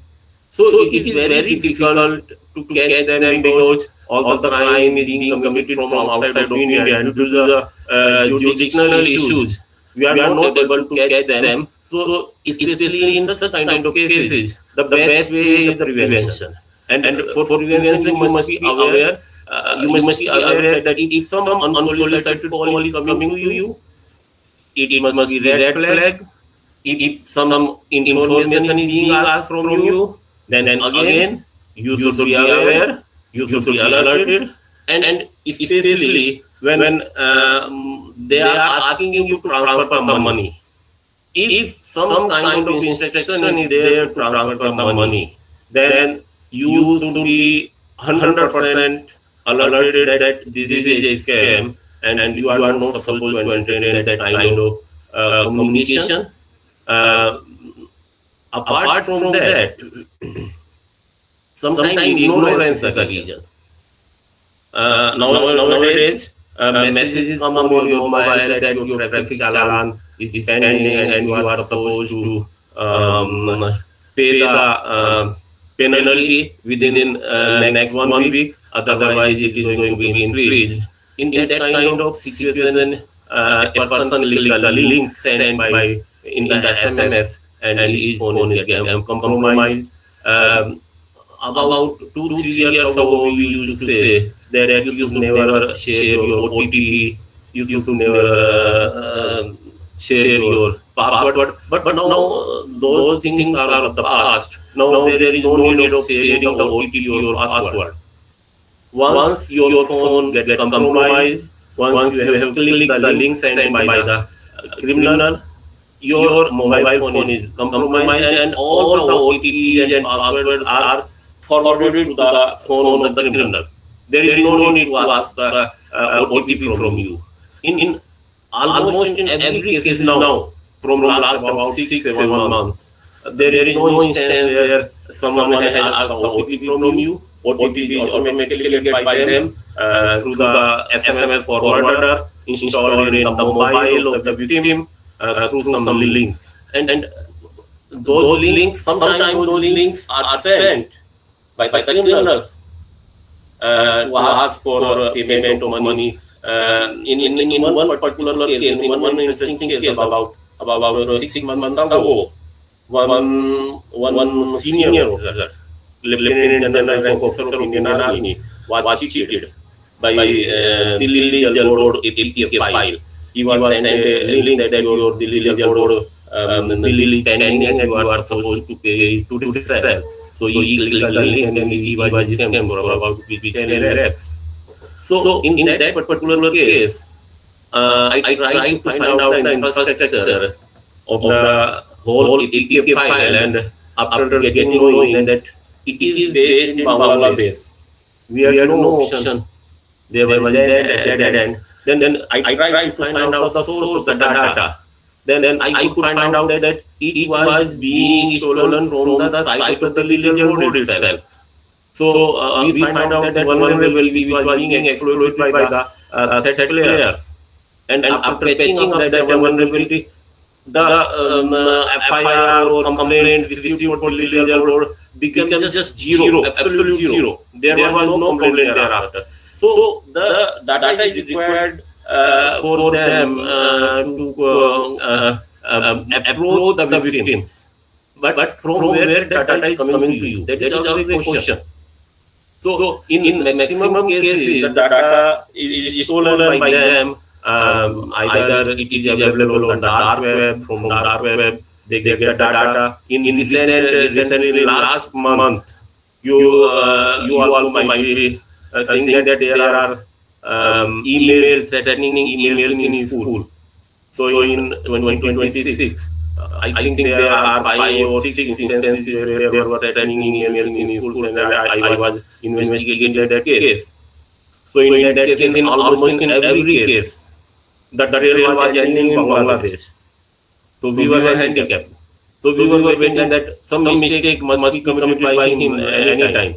So in last on 19th February, a email came, and in that email we got the ID, clean ID of West Bengal, and we have apprehended that person. He was getting the data from dark web.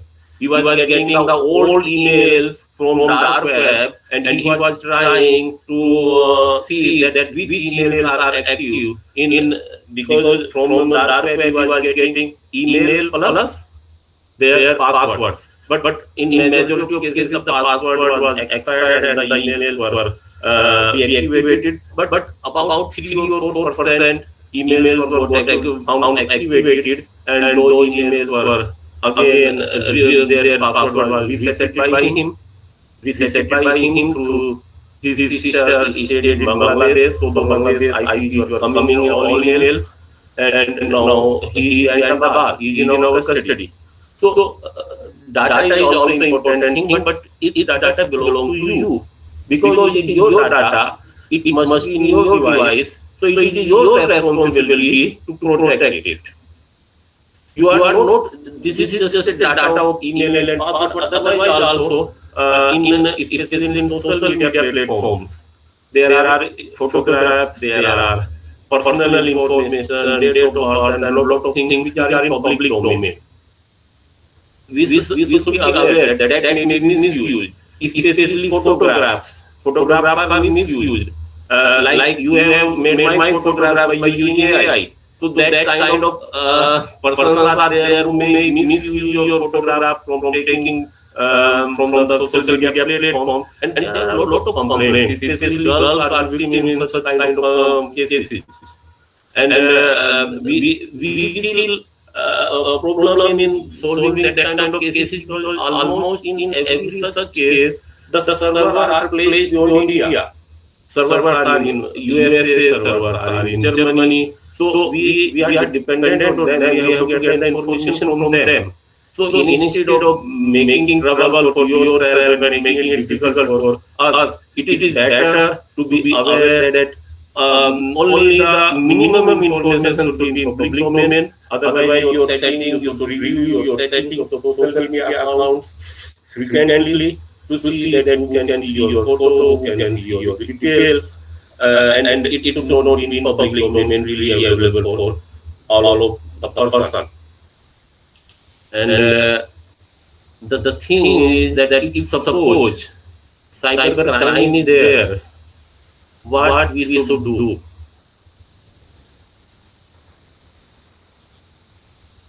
If suppose a financial crime is with some of your family members, what should be done? Yes, Aryan, please. There is a question from Aryan.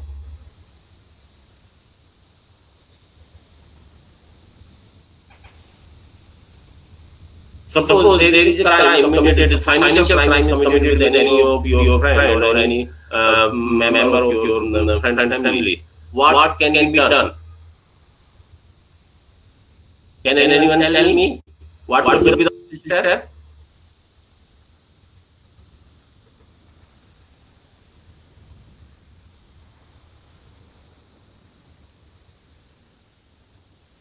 Anyone? Sir, we should report to the police or ICRP website.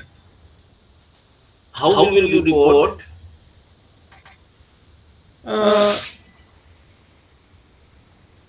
I want to share this with you especially because awareness is one thing, but suppose crime is committed, what is done immediately. So first thing, you should be aware that any report about the cyber crime is done online, not physically. You are not supposed to go personally to the police station, providing if you are not able to lodge the complaint on online. Otherwise, there is no need to go to the police station. You can lodge your complaint online, and you should do it immediately. Because any delay, if there is a delay in lodging the complaint, your money will be out of the banking channel, and there is a very less possibility to get the money back. If you make the complaint immediately, there is a good chance that you can get your money back. Why? Because when you lodge a complaint online, there are two ways to lodge complaint online. One is helpline number 1930. 1930 is a portal number. Delhi Police run a portal, cybercrime.gov.in and cyberpolice.nic.in. So, in 1930, they will ask you certain information, and what will be those information? You should be ready with those information. That should be your bank account number, your transaction which has been debited from your account, and the date and time, and exact amount. Four information are required. Immediately lodge a complaint. That is your bank account number, your transaction ID, which is unique ID, and time stamp, as well as quantum amount. So on 1930, when you lodge a complaint, so it is automatically at the back end. It is API enabled system with banking network. It will start to track your money. And wherever that money is found, in which account it is found, it is blocked there, then and there. If it is related that there is a good chance that money might have been encashed through ATM or through check. So this is the golden hours actually. It is called the golden hours. It is better if you make the complaint as soon as possible. Otherwise, any delay will cause the money disappeared from the banking channel, and you will not be able to get it back. So, as soon as you are able to make the complaint, you should do that. Other manner is that there is a cybercrime.gov.in, a cyber portal. Cybercrime.gov.in. On that, you can log in, you can make your account, and you can lodge the complaint there also yourself. Again, there will be requirement of the all four information: your bank account number, your unique ID, and your amount and time stamp. So this is the way to lodge a cyber complaint. Anyhow, being a very senior person, or due to some reason you are not able to lodge the complaint online, you can go to any police station, nearby police station. You need not to see the police station that which police station will have jurisdiction to lodge your complaint. In any police station, nearby police station, you can go and you can lodge your complaint. They will also lodge your complaint online through their portal. Because if online complaint is not there, it would not be possible to track the amount. Online complaint will go to the server, and from there automatically the money will be started to be tracked through banking system. Sir, can I just ask one question? I'm sure teachers must also be having a small doubt in this. Nowadays, we do transaction using credit card as well as debit card. So, is there anyone which is safe or should be given preference while doing transaction, or they both are equally? Suppose you come across a case where you lost the money doing an online transaction, but you did the transaction using credit card, not using debit card. So, is it safe or both are equal? No, there is no difference in both, but for us, being an investigating agency, for us it is difficult to investigate such kind of cases, because in credit card and debit card there is a difference. In credit card, the money is provided by your third party to you, not by your bank. Your bank settles the amount later on when there is a cycle payment or settlement cycle there in every credit card. So immediately you get the money from the credit card company, not from your bank. So information is required to be sought from the credit card company by us, and in that there is a lot of delay. because credit card company, they are not supposed to keep the account of every transaction individually. There are a lot of transaction every day, and they settle the transaction in the end of the day. So they have to find out that information, and it is not immediately available for us to get the investigation proceed further. So for us that is a problem. But for you as a customer or victim, I will say that credit card, because sometimes you make a payment on the wrong site. If you are making a payment on the wrong site, so they get your detail capture, and that detail can be used by the criminals. So it is not so safe. UPI is much better safe, much better than the credit card payment. If you talk about the security, there is no doubt in that. UPI is much safer than credit card. In credit card, your details is seen by a lot of intermediary when you make a transaction. Thank you, sir. So, there is a method of lodging a cyber complaint. So you should immediately call 1930, or you should go to the cybercrime.gov.in, that is the portal, cybercrime portal, but prefer 1930. The reason is legally the issue in that. In 1930, because you are contacting a police personnel who is sitting behind 1930, and he is lodging your complaint.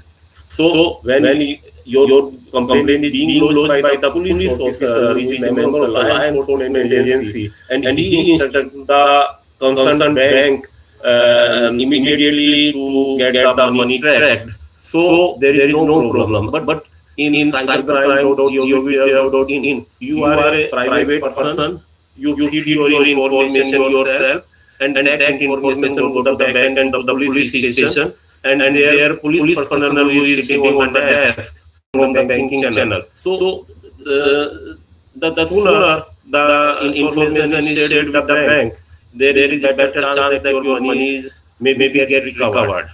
All the money is trailed, and in which bank, in either in first layer or second layer or third layer, where we will find the money, we will get it blocked, and we will try to get it back to you. Apart from just reporting when the cybercrime is committed with you, there are some instances when crime is not committed, but call is received by you, and you are sure that it was a scam. The crime has not been committed with you, but you understand that this was a call for scamming you, and crime has not been committed. So what should be done in such kind of cases? Because if you have not been victimized, but any other can be victimized by the same person from the same number. So in that kind of situation, there is a site, Sanchar Sathi. Sanchar Sathi is again a portal of Department of Telecommunication, on which you can report such kind of instances, such kind of URL, such kind of telephone numbers which are suspicious. You think that those should be reported.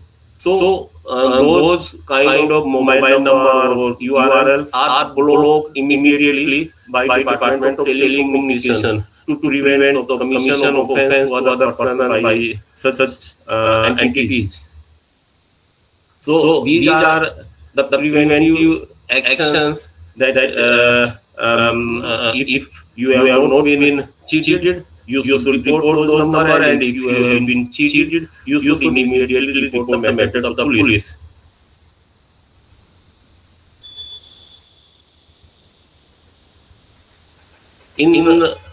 Because this is such an subject, it has no limit.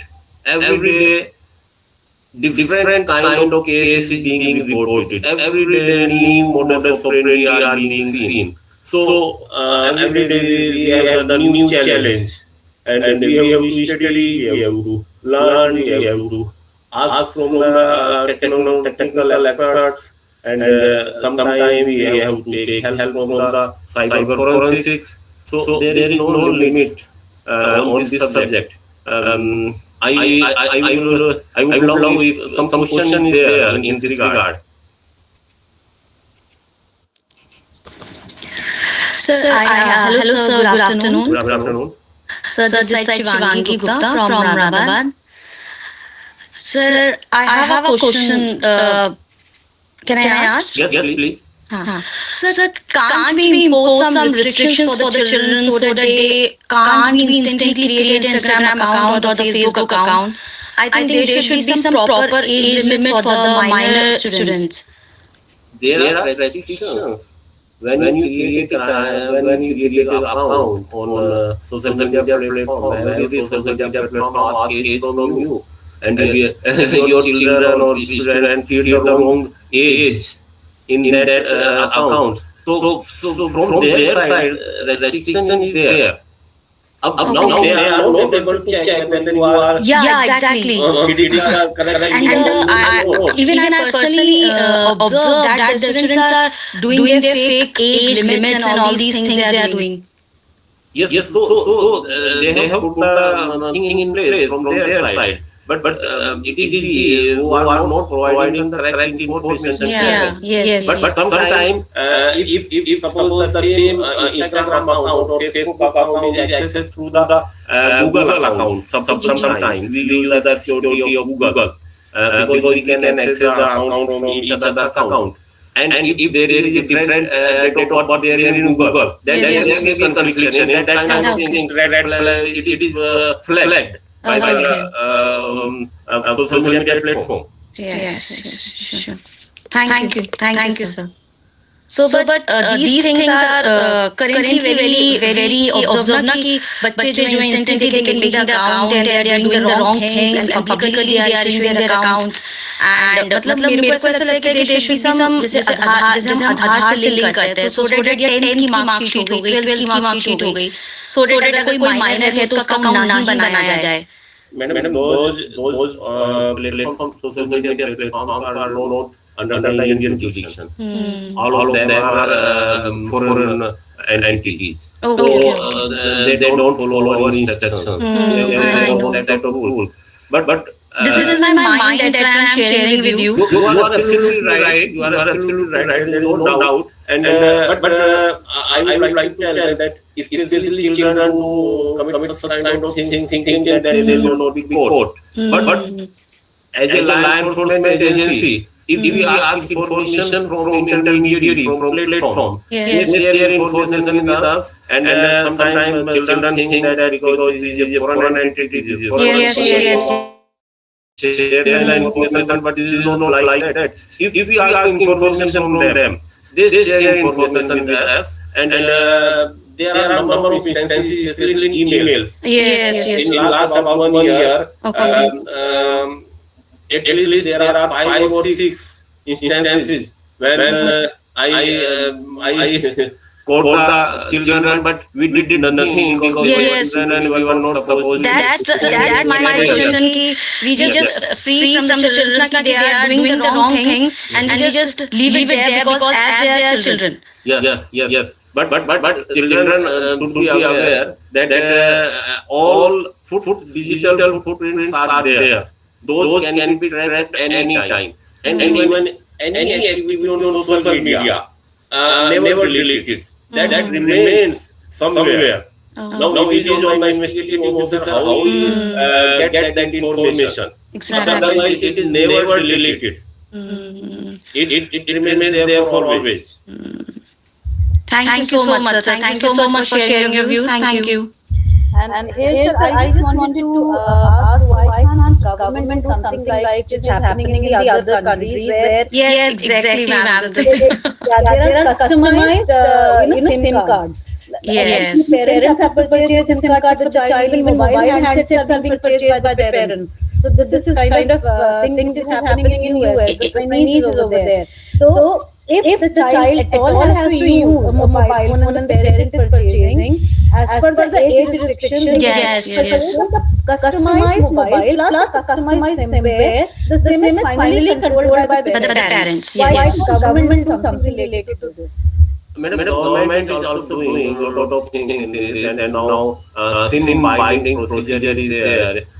If some account is being created on any social media platform without SIM, that would not work. Otherwise, till now, there once to create the account, there was a requirement of a SIM. Thereafter, there was no requirement of SIM because you needed just a internet connection that could be procured from any hotspot or from Wi-Fi. So now government is doing on that side also. SIM binding is there now. You might have seen that if some call is coming you, his actual name is being reflected on your screen. That has also been done recently. But we cannot compare with the foreign countries. There is 100% literacy in foreign countries. Every person has bank account. Every person has mobile phone. In India, even for getting the bank account for every person, we have to start a campaign. So again, some of those bank accounts are being misused by the criminals. Similarly, for the phone, every person don't have the phone. So there is a lot of scope to have the SIM for new connections. Those SIMs are being used by the criminals. In rural areas, what happens? This is a valid question that from where those kind of SIM and bank accounts are procured by the criminals for using in criminal activity. So actually in rural, especially in West Bengal, in Odisha, in Jharkhand, in rural areas, the SIM are issued by the vendors who go to the villages on cycle or motorcycle and issue SIM to the illiterate persons. They give them one SIM and get one SIM issued in their name, and which is not given to them, which is given to some other person.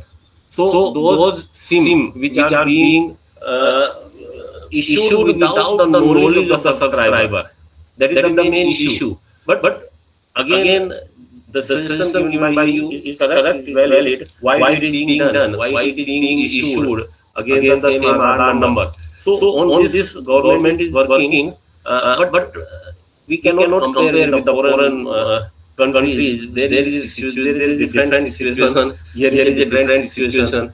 Every device or every SIM has some time limits, some life span. After 5 years, generally, our mobile devices are not working in such a, they are expired. So you have to change the device.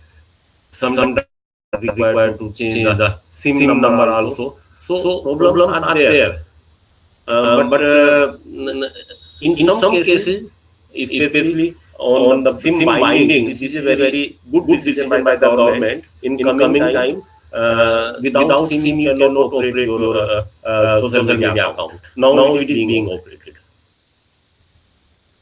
That will be a great initiative. Thank you, sir. Any question, please?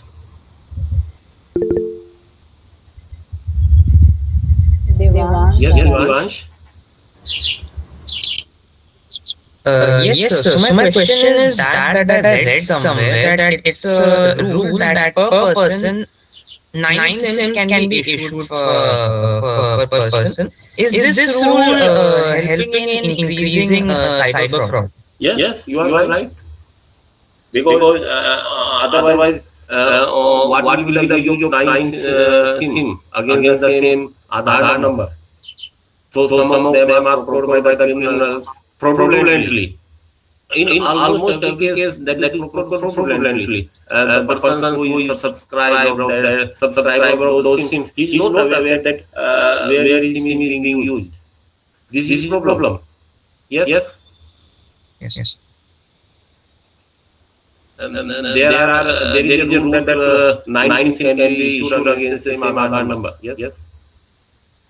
So how can we prevent this as a citizen?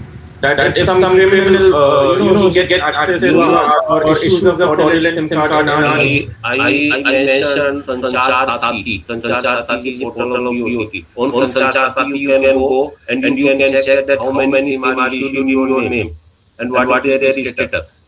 There is a facility on Sanchar Sathi. If you will give your Aadhaar number in that, you will get that how many SIM are issued against that Aadhaar number. Yes, that is right. I have checked it, and I have reported the matter also because under my name there were two numbers which were registered, and I reported for the second one. It was immediately, it took I think around 24 to 48 hours, and it was removed. Yes. That facility. Yes. Next one, please. Thank you, sir, for allowing me.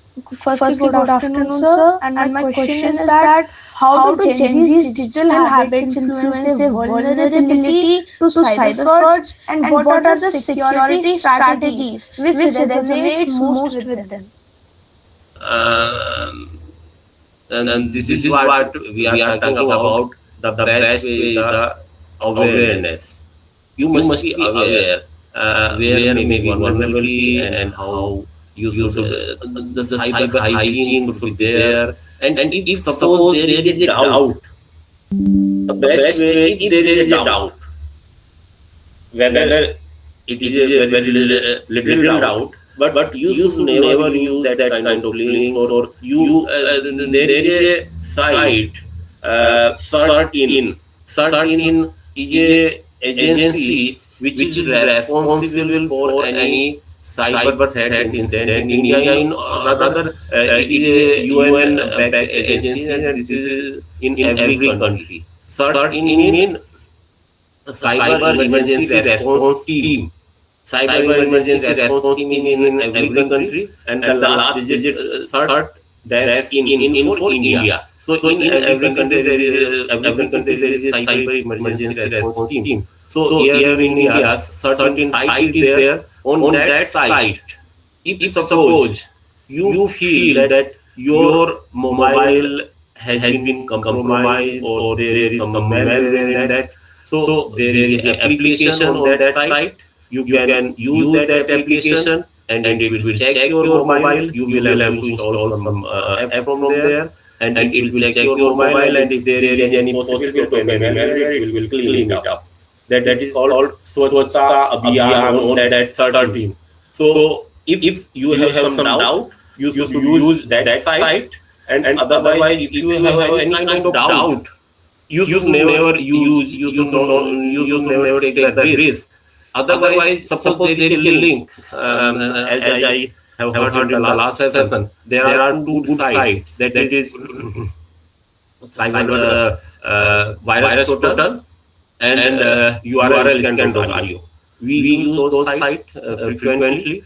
Apart from that, if suppose there is a link and you are not sure whether it is a malware or it is not a malware, and you are supposed to use that link, so better go to the sandbox and use those links in sandbox instead of using on your laptop directly, because if it is a malware, it can compromise your system, it can damage your software, it can damage your computer. So better take precautions. If there is any doubt, don't take risk.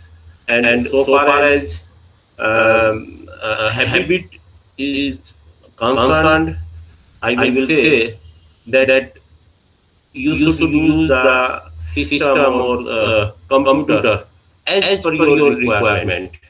Don't make it addiction for you. In 2016, I was posted in Southeast in Southeast district in Delhi. Then it was a question that whether we should make some guidelines for students for cyber awareness. So for that purpose, we require that we should be aware what kind of problems are being faced by the student.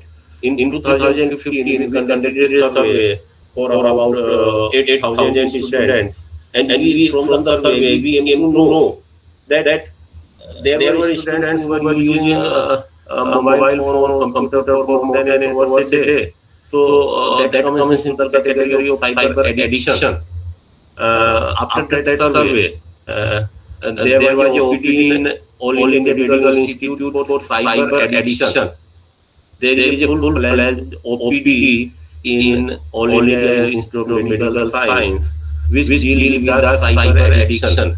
The students or the persons who are not able to live without the mobile phone or computer. So for them, medical advice are there. So you should be aware that if it is going to harm your health, and if you are being addictive to those, you should leave those habits. Thank you so much, sir. Yes, Agastya. Agastya. Hello, sir. I'm sorry to ask this, but we know that NFCs exist and help us digitize payments and all very rapidly, and they are very useful. But are they also used for scams? Like, is there any way to prevent these scams? Like, say someone can scan a QR code, sorry, scan our NFC with their own NFC to force a payment. I could not understand your question. Sorry. So we know how our new latest phones have NFCs. Yes. Can there be any scams that are done to the NFCs and any ways to prevent them? NFC, you are talking about the cryptocurrencies. I know. Recently, the NFCs in my phone example asked me to pair my Samsung wallet, for example, with it. No, non-fungible crypto, you are talking NFCs. This comes under the category of cryptos. No, sir, I think talking about near-field communication. It's a wireless technology probably, which allows... Okay. Yes, sir. In such cases, we need the help of cyber forensic experts, because it is done on the level of the local machine itself, communication between two machines with each other in physical world. So in that case, we need the help of the cyber forensic expert. We are required to have both the machines which have been talking with each other, and we need to get the cyber forensic analysis done on those systems, because those logs are available only in their registries, and we have to get them recovered through the forensic expert and forensic tools. We are not able to do much in such kind of cases as a police officer. Alright, thank you. It was NFT. I was confusing with NFT. NFT is a matter of crypto, and as a student, I should make you aware that we are getting a lot of cases where especially senior students, college students are dealing in crypto trading. They think that crypto trading is legal. There is no doubt that it is not illegal in India legally, but there are a lot of problems with crypto trading, because in cyber crime, especially big cyber crimes where crores of rupees are cheated, because I have told you that those kind of crimes are originated from the foreign countries. So those criminals required to get that money in foreign country. So for getting that money in foreign country, they get the INR, Indian rupee converted into crypto, and that conversion is done through the fake crypto exchanges. And there are a lot of students, almost every day some student come to my office who tell that I was trading in the crypto for earning some money, and naturally think that this is legitimate trading. But despite being legitimate trading, he deal with the criminals who is sitting in foreign country, and he sell the crypto to them against cheated amount. they get the amount from the account in which cheated amount was being collected by the criminal, and against those cheated amount they sell their cryptocurrency, and they get the net of the police. They are in trouble legally, and in some cases we have to arrest them. So, especially for young students, they must be aware that whenever you are dealing with someone online, you must be 100% sure that he is the genuine person, he is the right person, and without knowing the credential of any person online, you should not deal with him, whether financially or socially. This is a big problem. Almost every day some student is coming to my office.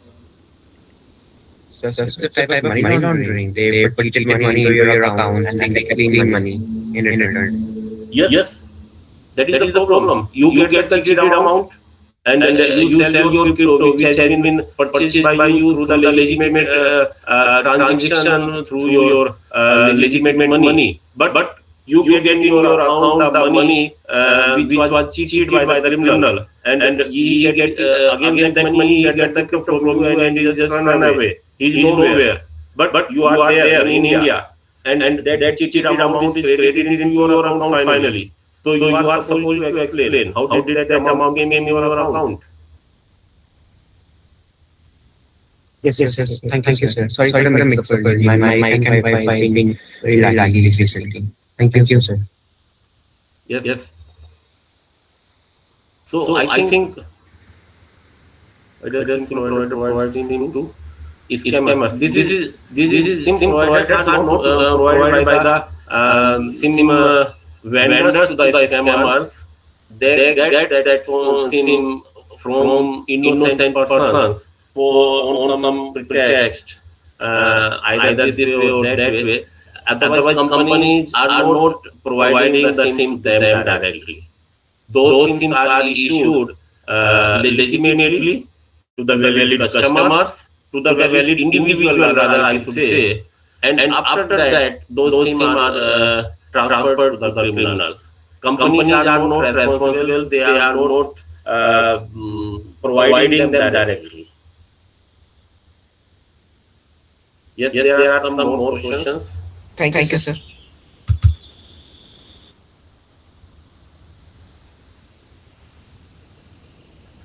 Similarly, SIM is one issue. Apart from SIM, bigger issue is about the bank accounts. Bank accounts are given to the criminals by innocent persons. Suppose some person is going to the bank to have some loan. Some person is there to help him in providing the loan, and he says that okay, you first get your account open in the bank and share the information with me of your bank account, and I will get the loan amount credited to your account. He get the credential of that bank account. Number of cases are of such kinds.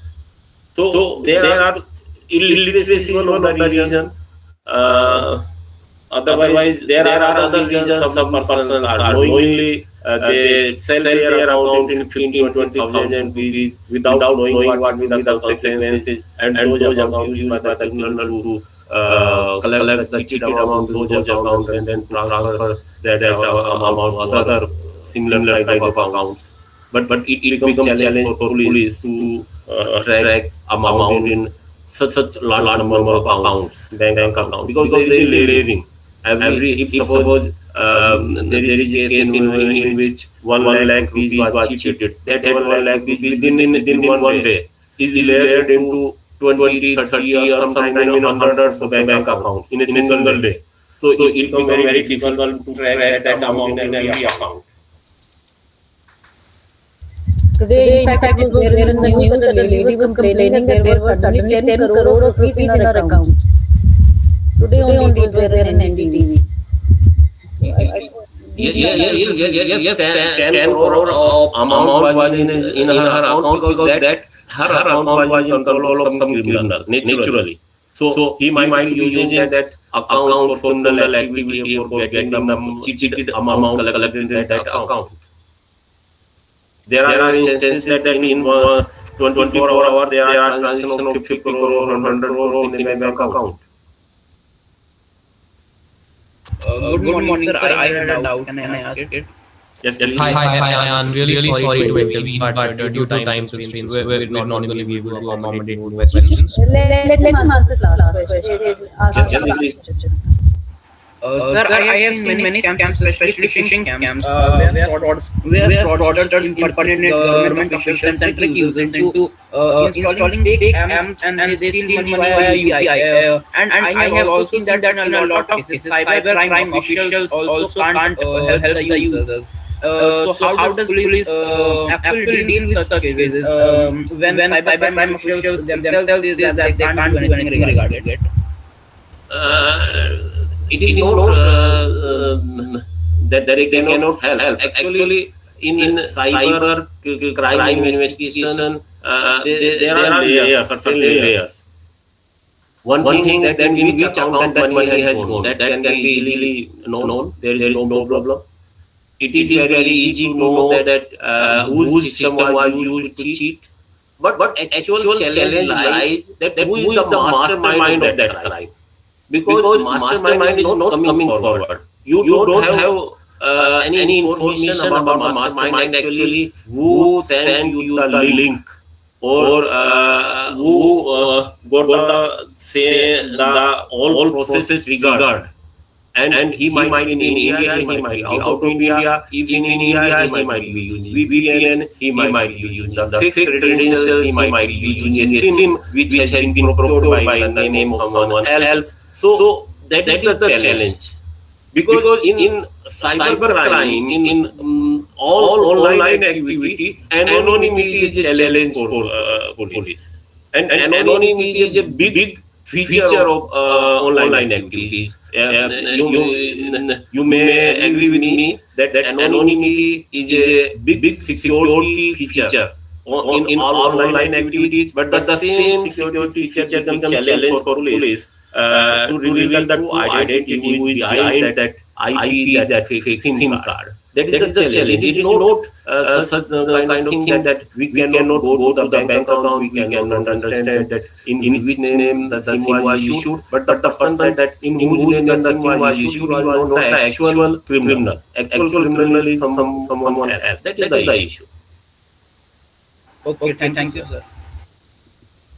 Hey everyone, so let's end all the queries here. Let's all continue forward with the team presentations and pledges.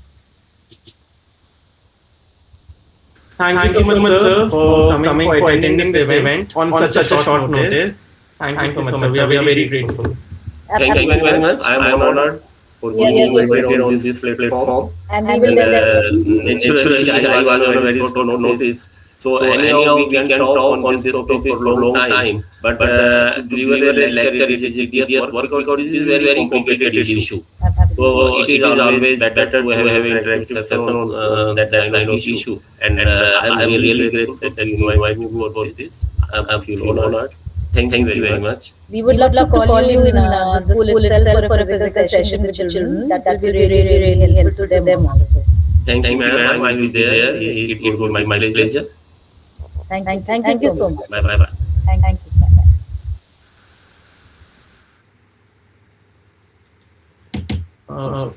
Ma'am, shall we continue with the presentations? Amartya, Vidhan, Amartya, please.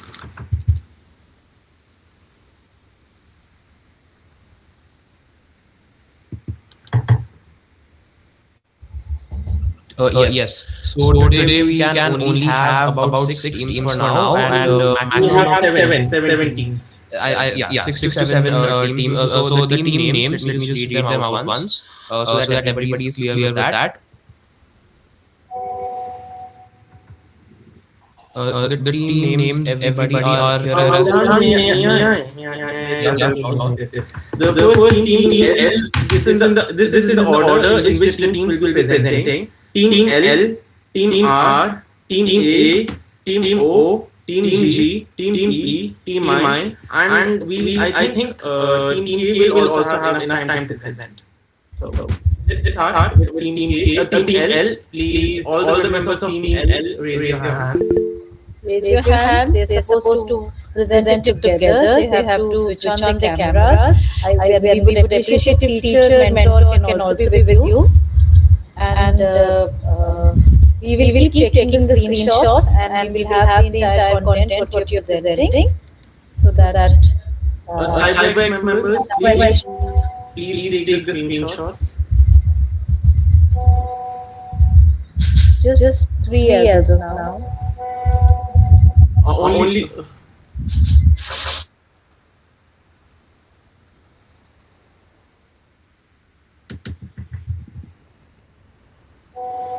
team members, please, you can present. You can continue. Start with your introduction.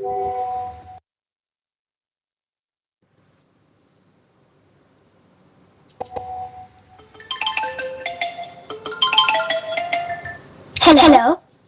Hello, congratulations. You have been selected for a 1 lakh rupees scholarship under a national scheme.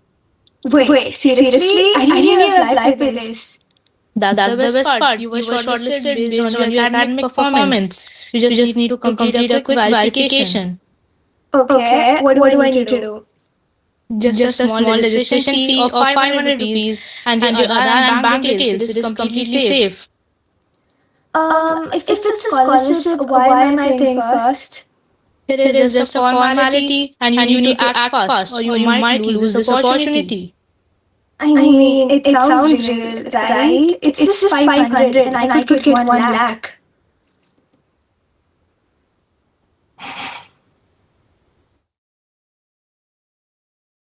Dania, you're not audible. If you're trying to speak. Are they presenting a skit? I think now.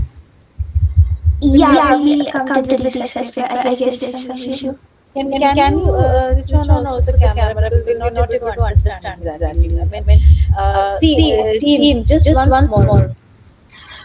We would appreciate before you people start presenting what you have done. One person should introduce all the team members, and then you start with we know what exactly is happening. You have to introduce your team members, you have to introduce your topic, and then you tell on in what platform or what kind of thing that you're presenting, so that we all are able to understand. Thank you.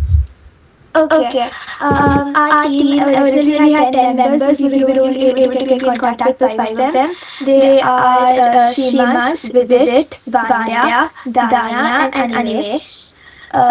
We had chosen 2 formats, poster and research paper. As poster cannot be presented, we are going ahead with our research paper. Our topic is scholarship scams affecting students. Can you please also share your screen? Yes. Yes. Can Danya audible? Danya, I think your mic, there's some issue with your mic.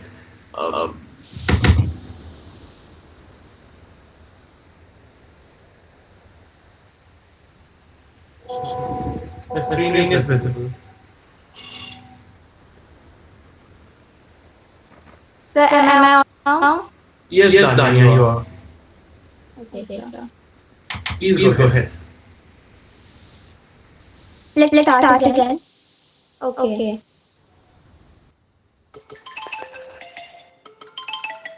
Hello. Hello, congratulations. You have been selected for a 1 lakh rupees scholarship under a national scheme.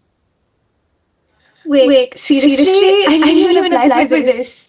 That's the best part. You were shortlisted based on your academic performance. You just need to complete a quick verification. Okay, what do I need to do? Just a small registration fee of 500 rupees and your Aadhaar and bank details. It is completely safe. If it's a scholarship, why am I paying first? It is just a formality and you need to act fast or you might lose this opportunity. I mean, it sounds real, right? It's just 500 and I could get 1 lakh. And that is exactly where the trap begins. The situations like these don't feel like scams. They feel like opportunities. They look like help. They sound convincing. And sometimes they arrive exactly when a student needs them the most. Good afternoon, everyone. Scholarships are meant to help students, especially those from financially weaker backgrounds, continue their education without so much pressure. But as scholarship systems have become more digital, scams targeting students have also grown. To address this concern, Team LD Shell Shockers have prepared a detailed research paper. In this research, we'll look at how these scams happen, why they keep happening, and how they affect students in India. We also studied real cases and came up with some solutions that would help reduce this kind of fraud in the future.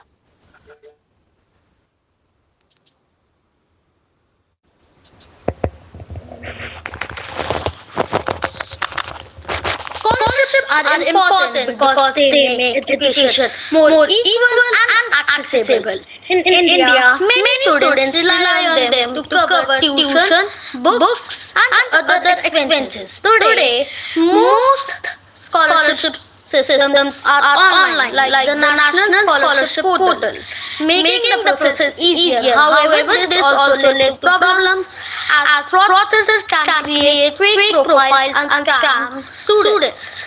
As a result, scholarship fraud has become a serious issue. Students are the ones who suffer the most from these scams. Some big problems are: first, direct financial loss. Second, denied money to valid school money. Third is the risk of identity theft. Lastly, apart from the money, these scams also create stress, disappointment, and sometimes even force students to stop their education. Case study 1. The CBI scholarship fraud. One major case we looked at was investigated by the Central Bureau of Investigation in 2026. This was a scholarship scam connected to a disability scholarship scheme meant for students with disabilities. The fraudsters made hundreds of fake beneficiary profiles by using forged documents and fake institution records. Because of this, 11.4 crore were misused from the scholarship fund. More than 900 suspicious of fake beneficiaries were found across different states. Case study 2. The Karnataka scam. In Karnataka, students were directly targeted by fraudsters posing as representatives of a scholarship foundation. They had reached out through SMS and WhatsApp, promising scholarships ranging from 50,000 to 2 lakhs.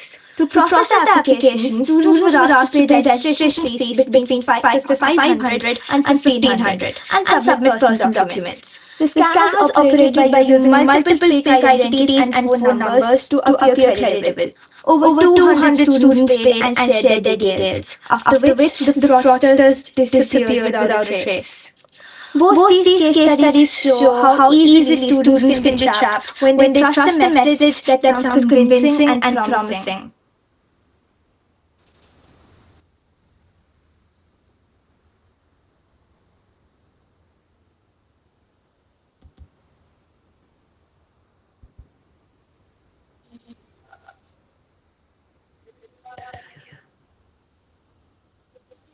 Case requests for government inquiries, media reports, and official circulars were analyzed alongside scam-related data.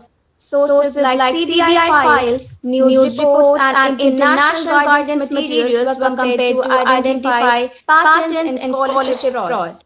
Some red flags are upfront fees, guaranteed offers, unsolicited messages, unrealistic rewards, no verification, sensitive data requests. Our data analysis showed some clear patterns. The most common type of scholarship fraud was upfront payment scams. Other common forms included identity theft, fake websites, and misuse of student data. We also found that these scams are becoming more frequent and more harmful over time.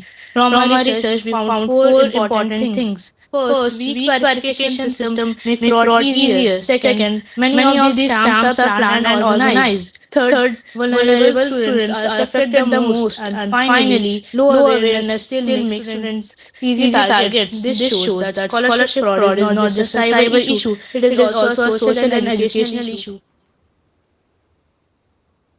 To reduce scholarship fraud, we need a few practical steps. First, scholarship platforms should have strong checks, including Aadhaar-based biometric verification. Second, scholarship applications should be matched automatically with official records such as disability databases and institution records. Third, Real-time monitoring system should be used to spot unusual activity in scholarship payments. 4.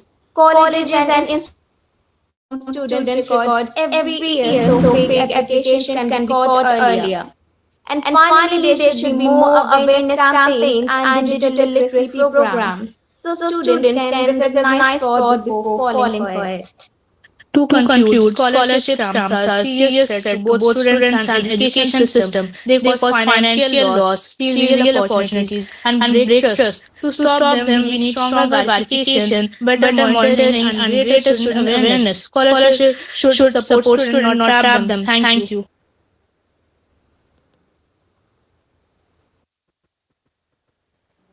Who was the teacher in charge? The team ma'am? It was Miss Priyanka, but we couldn't get in touch with her. Pardon? It was Miss Priyanka, but we couldn't get in touch with her. Okay. Great presentation, guys. Kudos. Was very good. It was quite intricate. Thank you, sir. Now, ma'am, may I call Timar? If you don't have any questions. Yeah, please go ahead. The members of Timar, can you please raise your hands?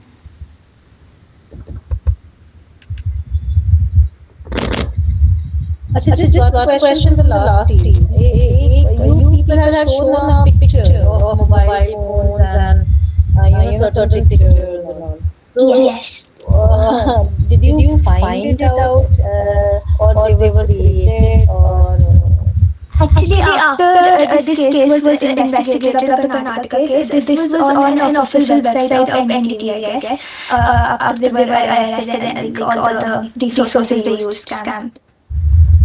So you mentioned while showing that picture, you mentioned the source of the picture at the bottom? Yes, it's in the research paper. It is in the research paper. All right. Okay, thank you. Good. Timar, if you can continue. Alright. So can we just share our screen? Yes, and please give an introduction of brief introduction of you and your teammates and your mentor. Yes, sir. So we weren't able to get in contact with the mentor, but we'll go ahead.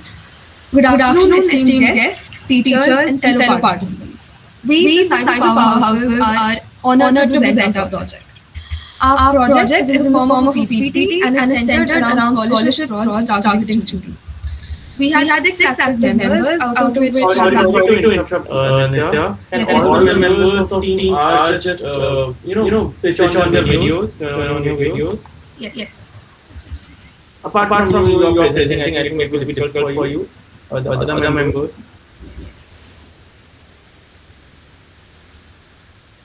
Alright, can we continue? Yes, please. So our project is in the form of a PPT and it's centered around scholarship frauds targeting students. We had six active members, out of which Lavanya, Abhinav, Tanish, and I will be presenting today. Grant or gamble. Not every congratulations you won a scholarship is good news. Sometimes it's just a well-dressed scam knocking on your inbox.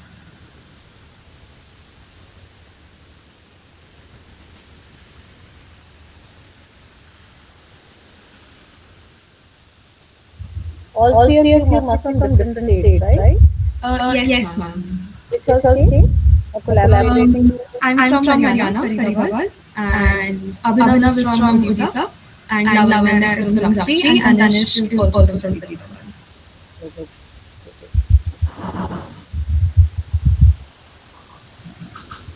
Shall we continue? Yes, please. A scholarship scam is a fraudulent scheme that targets students by offering fake financial aid in exchange for money or personal information. These scams promise easy funds and guaranteed success, making them attractive, especially to students under financial pressure. They create urgency, forcing quick decisions without proper verifications.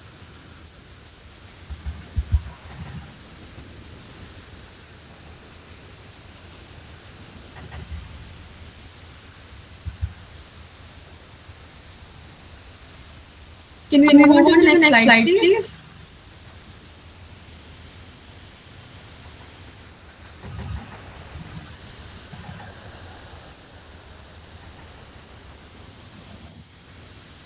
Many real life examples have been haunting people for a while now. In NLI, Tamil Nadu, parents of students lost over rupees 5 lakh to fraudster posing as officials. A rupees 201 crore scam was reported in Himachal Pradesh involving fake profiles and forged documents. In Karnataka, rupees 1.3 crore was fraudulently claimed through fake scholarships. These cases show that scholarship scams are growing rapidly in scale and impact.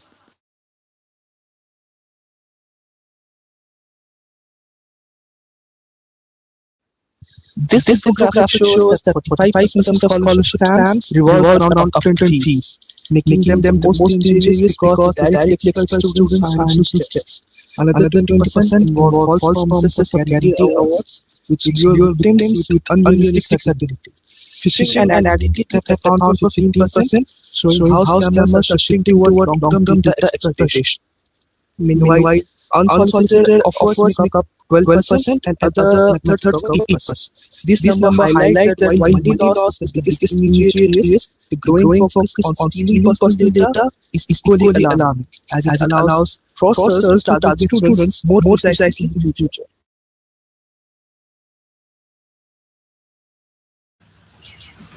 So this slide showcases the attack mechanism on which these scholarship frauds work. So the first step for them here is initial contact. So this initial contact is often made through ads, emails, or calls which grab attention. Next, they build pressure with urgency so that the victim acts quickly, without thorough research or any second thought. Then comes processing fee or sending fake payment-related scams. And finally, they disappear by shutting down emails, websites, and all forms of communications after gaining their trust.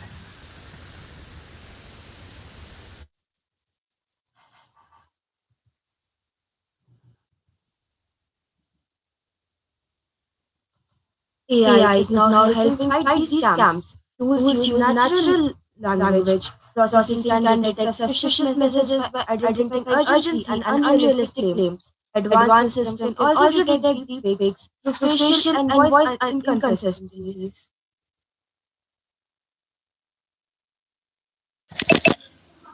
बच्चा है तू मेरा scholarship के चक्कर में क्यों फंस रहा है तेरा जमीन मामूस जिंदा है अभी तो जो सिखाऊंगा कैसे बचना है फ्रॉड को पहचान के फ्यूचर संभालना है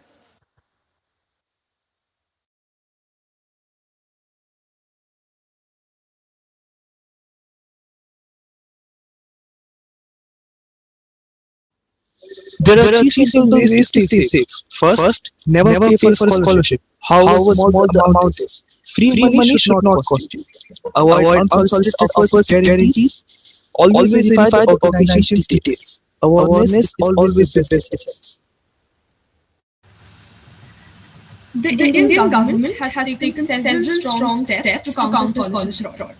The Ministry of Minority Affairs has even referred cases to the CBI for investigation, showing how seriously these scams are treated. Cases have been referred for investigation and awareness campaigns are educating students and parents about online violence. This shows efforts both in law enforcement and in public awareness.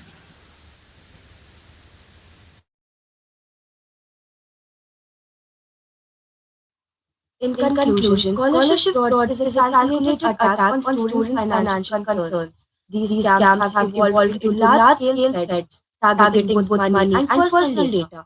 But the solution is simple. Stay informed. Remember, legitimate scholarship never asks for money. Stay safe. Stay alert. Verify sources and protect your future. Thank you.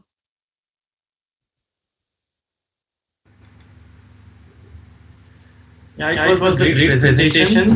Nice, very creative. Ma'am, do you have any question? No, I think I think good enough, and they catered all aspects.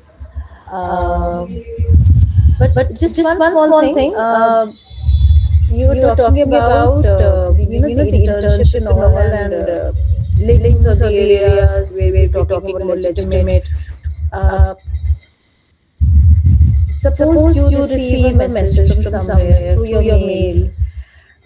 All right, in a brief, just tell me, pointers that you have given a summer internship from, say, for example, XYZ University, and you receive a mail from XYZ University. So, after listening to all the dignitaries here and the experienced people, what do you think you should do first?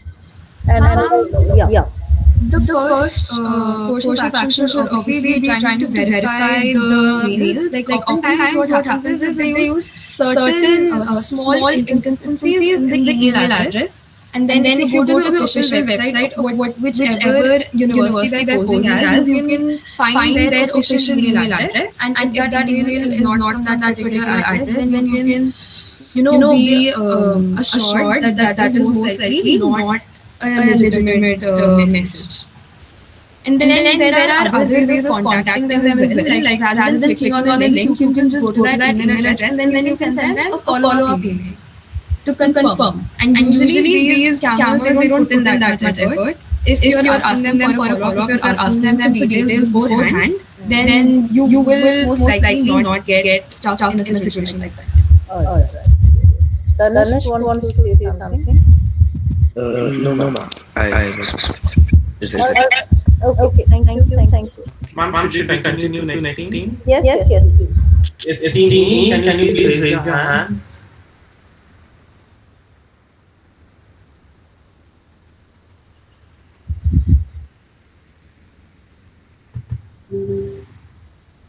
Team A for apple.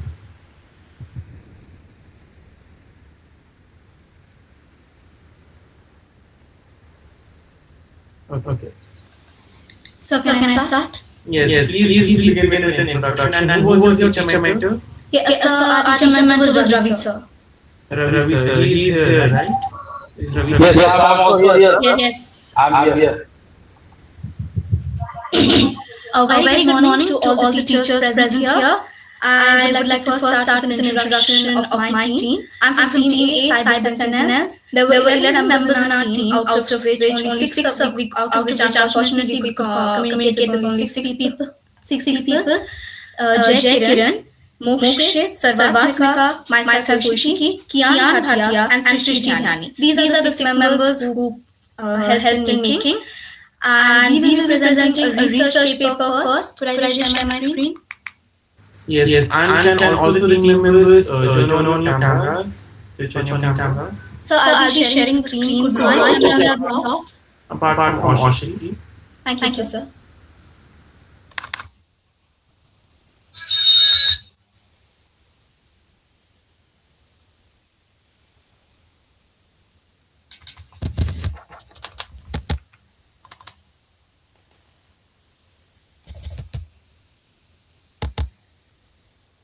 Is my screen visible to everyone? Yes, it is. Okay. So this research paper was made by 2 of our team members, which is me and Mokshit Sai Kandrigula. We both have divided the 10 topics into 5 each. So I would like for him to start. With the rise of online banking in today's digital age, cybercrime and fraud have become more and more prevalent. One of the most common ways culprits have been found to scam innocent, uninformed people is by pretending to be an official of the RBI. Good morning, everyone. I'm Mokshit Kandrigula. And I am Ushiki Chaudhary, and today we would like to take the privilege of showing you how the criminal's facade is carried out. Though one is usually expected to possess extraordinary hacking abilities to hack into bank accounts to steal money, the case studies and the findings suggest that criminals rely more on social engineering tactics than actual digital ability to fraud citizens, meaning they don't have to touch their computers at all. All they have to do is call up someone vulnerable, accuse them of some kind of monetary crime. Examples may include money laundering, tax evasion, embezzlement, and so on. Tell them they're in quote-unquote digital arrest. Tell them they have to pay a particular sum of money to get out of danger, and voila, your farm is set and the food keeps rolling. The case studies on the screen are past events that happened in real life and made people lose crores of money. The first case study, the RBI impersonation scam of 20, this was really recent in 2026. A Belagavi-based businessman named Ajit Gopal Krishna Saraf was falsely scammed by a fake caller who identified themselves to be an officer of the RBI. After everything that had happened, he lost over 15 crores to those scammers, and the worst part is, no one even got to know about this for over a month. Mr. Saraf was scared of callers and he had transferred all the money without any questions asked. And this only got reported after his son came to visit. And then he told this to the family and then they finally reported it. Until then, it was totally unnoticed. The second case study was the Iridium scam of Tamil Nadu in 2025. A large syndicate all over India have scammed multiple people into thinking they are investing in iridium trade, and they have collected crores of money from all of these innocent people. The third one is the fake CBI officer scam. This is the most ironic scam ever because somehow these fraudsters succeeded in scamming an actual retired banker, someone who is already inside the financial sector of work. All in all, it is crazy how people fool the government people and get tons of money out of it. Methodology. We basically followed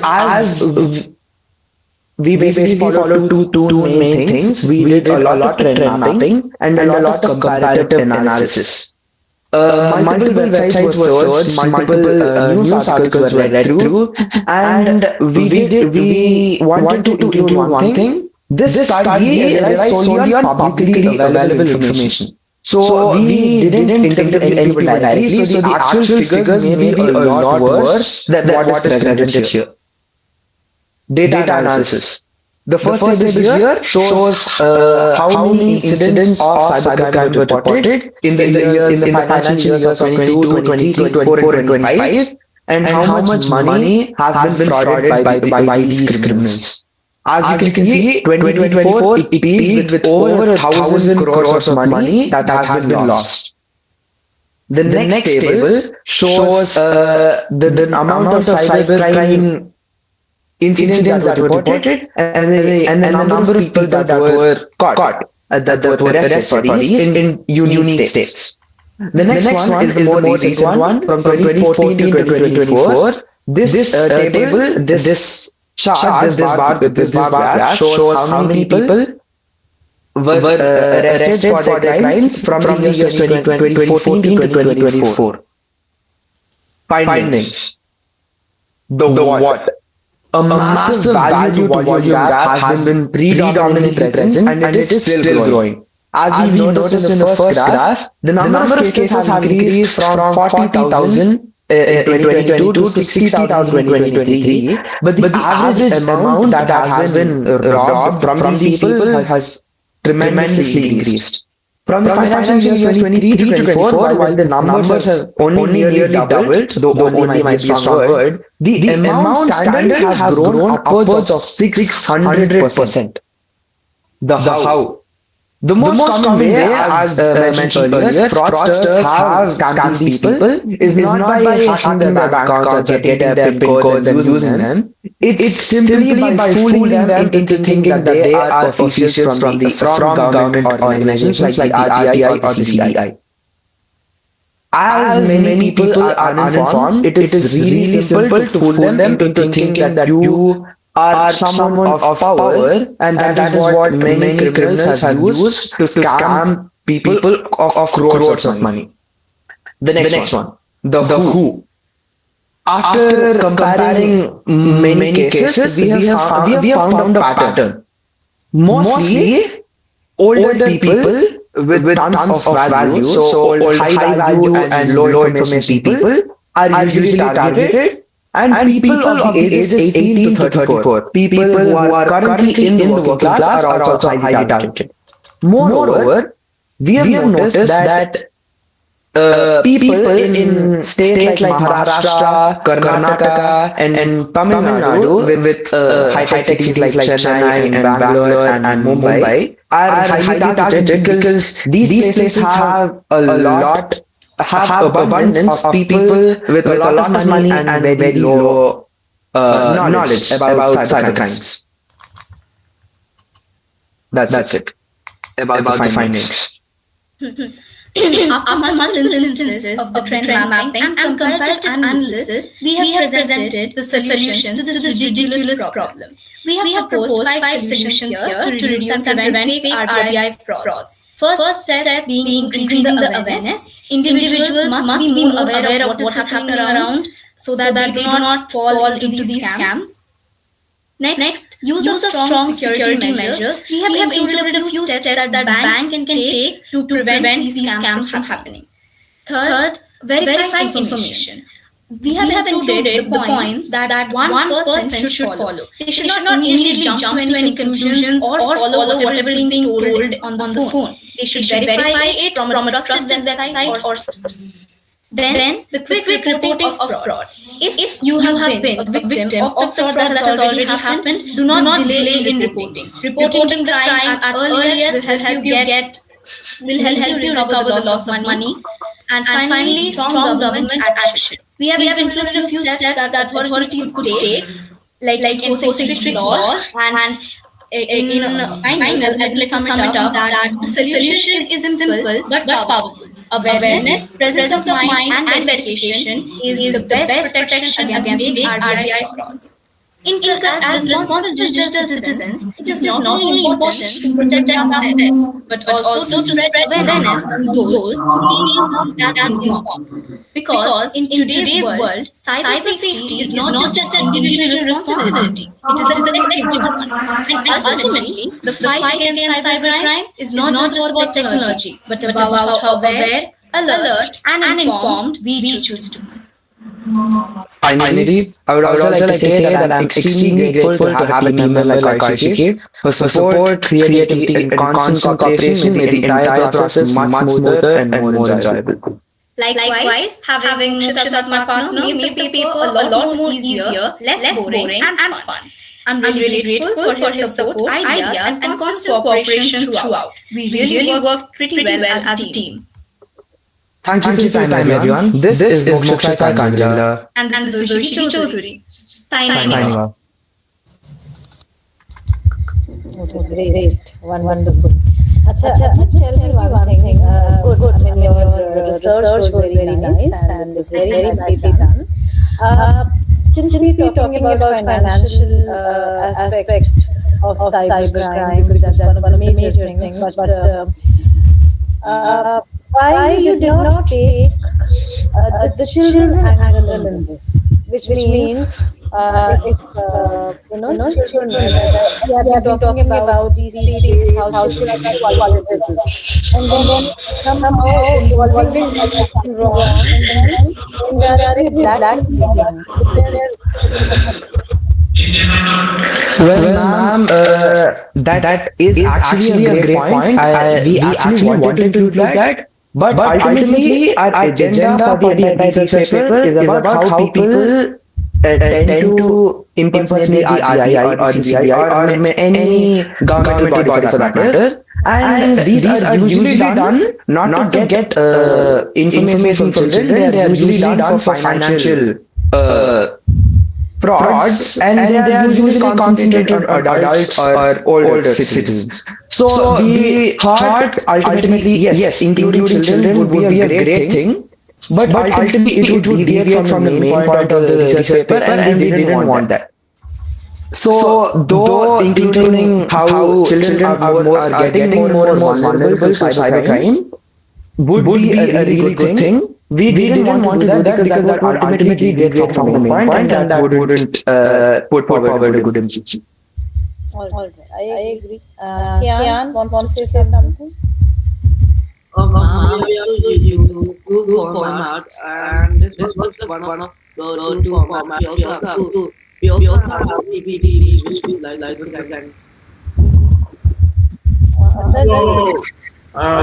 So, just try to make it brief because we have a time constraint. Ashiki and Mokshit, you guys did great. Just one suggestion. Maybe in future you might also be writing other research papers. In the first page, in this research paper, you don't have to use the RTL logo. You should use the logos of the organizations which aren't associated with. Okay? Okay. It's a bit of professionalism. Thank you, sir. Was lovely. We actually thought it was publicly available, so we thought it wouldn't be a problem, but okay. Thank you. Using the PPT. No, that is fine in PPT, but in research paper follows a much stricter rules and format. Yes. Okay. Thank you, sir. Absolutely. So should we brief our PPT or was the research paper enough? Yes, please. If you want to, just 3-4 minutes because we have a time constraint. Yeah, very quickly. Very quick. Yes, ma'am. Yes, sir. Just give me 1 minute.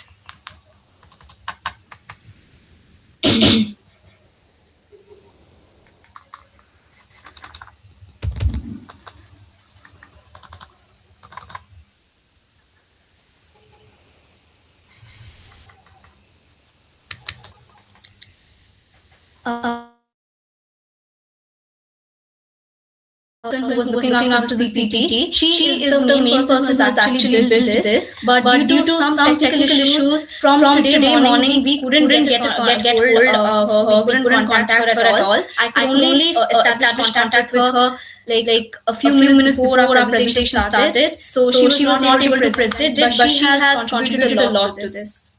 Which member? What's her name? Srishti Hani. Okay. She was in the meet for some time. Okay. No, I'm right now. I'm in the meeting. She just couldn't present because she joined really late and we couldn't contact her. Yeah. So our PPT is also based on the same topic, countering fake RBI financial fraud. It is under the slogan Surakshit Bharat, stop the scams, secure the nation. So I'm going to be talking about it. First, let us understand what this fraud actually is. Criminals often pretend to be officials from the Reserve Bank of India or even other banks to talk about. They contact people through calls, messages or emails and try to scare them or trick them into sharing sensitive information like OTPs, bank details or passwords. Now, what we must understand is that why are these frauds rising so much? So there are a few major reasons that we were able to find out. The first one would be digital transactions have increased rapidly. More and more people are using online banking, UPI, which just gives fraudsters more opportunities. Secondly, there's a huge lack of awareness among Indian citizens. Many people still don't even know that the banks or the RBI never even ask for personal details like OTPs. And thirdly, fraudsters are becoming very smart. They are using fake caller IDs, official good-looking messages, and even social engineering techniques to gain trust. So it has become really hard nowadays to trust anyone. Let's look at the scale of the problem. As you can see in the graph, even though each fraud amount is getting followed, the number of fraud cases is increasing a lot. This means that 22,195 crore we see it's years on Earth. This means that the real loss is much bigger because many people don't even vote the fraud. So the truth is more and more people are getting trapped every day.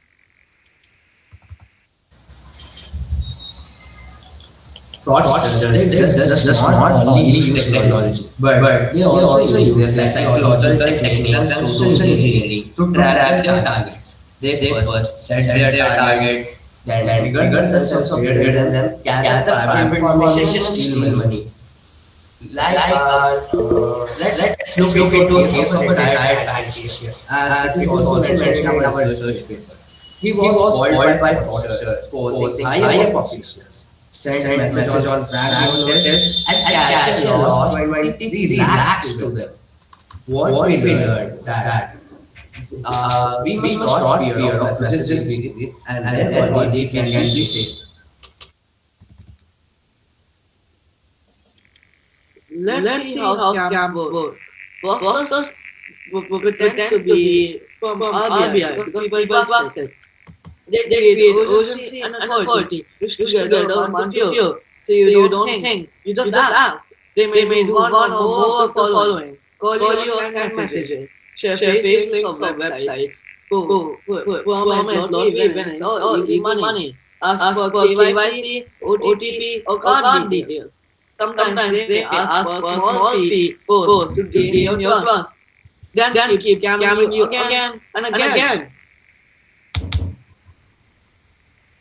Now let's see the key takeaway. The most important thing to remember: RBI will never directly ask you for money, or OTP, or personal details. If someone says they are from RBI and asks for this, it's a scam. RBI itself has warned people about these frauds in many official announcements. So always stay alert and think before you act. How AI could be used to contain the problem of countering a fake RBI financial fraud. Artificial intelligence plays a very crucial role in detecting fraud today. It can analyze thousands of transactions within seconds and identify unusual patterns that humans might easily miss. AI helps in spotting suspicious accounts, fake payment activities, and real accounts that are often used by fraudsters. A good example is MuleHunter.ai, developed by the RBI, which is intricately designed to detect mule accounts and improve fraud prevention. Practical application of AI here can be used to protect customers. For example, it can alert users before a suspicious transaction is completed, helping prevent financial loss. It also identifies repeated scam patterns, unusual device activity, and risky money transfers. The RBI has encouraged banks to adopt AI, machine learning, and real-time monitoring systems to strengthen their fraud detection. To effectively prevent fraud, we need a combination of technology and awareness. Banks should use AI-based tools, provide instant transaction alerts, and have systems to quickly block suspicious payments. Customers should also see alerts by verifying messages using secure apps and avoiding sharing personal banking information. At last, awareness is the strongest protection against fraud. People should never share sensitive details like OTPs, PINs, CVV numbers, or passwords with anyone. You should also be cautious of unknown calls, messages, or links. Awareness can be spread through schools, banks, and social media using simple tools like posters, short videos, and campaigns to help people stay safe. In conclusion, fake RBI fraud is increasing day by day, but it can be prevented with awareness and caution. Always remember that the Reserve Bank of India (RBI) never asks for OTPs or personal banking details. Stay alert, think before you act, and never panic under pressure. Because one small mistake can cost a lifetime of savings, but one moment of awareness can save it. And finally, I would like to thank all of the teachers, Cyber Club members who have made this initiative possible, and a heartfelt thanks to my team who has put together this presentation and research paper. I'm thankful to all of them. Thank you. Thank you so much, Team A. It was great, lovely presentation as well as the research paper. Ma'am, can we move on to the next team? Thank you, sir. Yeah. भैया आपसे ना question पूछना है message WhatsApp. I just WhatsApp you, please check. Team members of Team O, can you please raise your hands?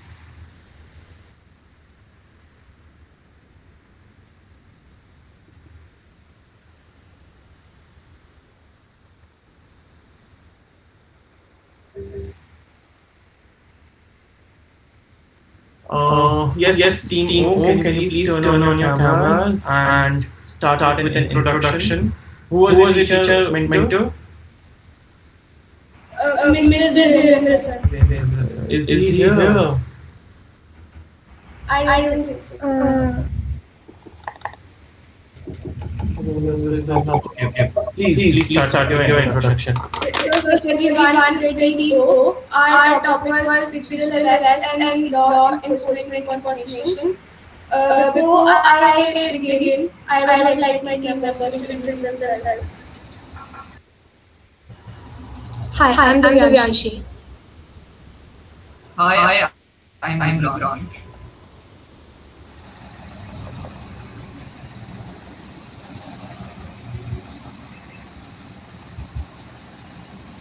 Team O, what's the topic? Digital arrest and law enforcement impersonation. So, scammers are always looking for a new way to scam people, like they do their job. Digital arrest is one of these newest scams. The people most vulnerable to these types of scams are children and elderly. So, I'm glad that we got the opportunity to showcase our videos that are aware about it, because the moment the harder it is for scammers to fool us. Initiatives like this workshop play an important role in spreading awareness, not just about digital arrest, but about various types of scams. Because when we think that we're home, we're safe, we used to be, but now we're not, because of the rise of the digital era. So now I'd like to hand over to Vyanshi.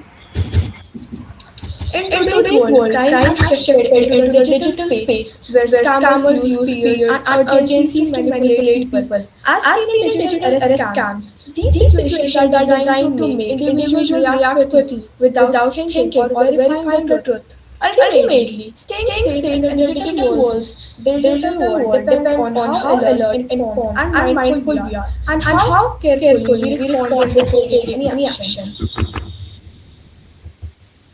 Okay, so now like present our short video.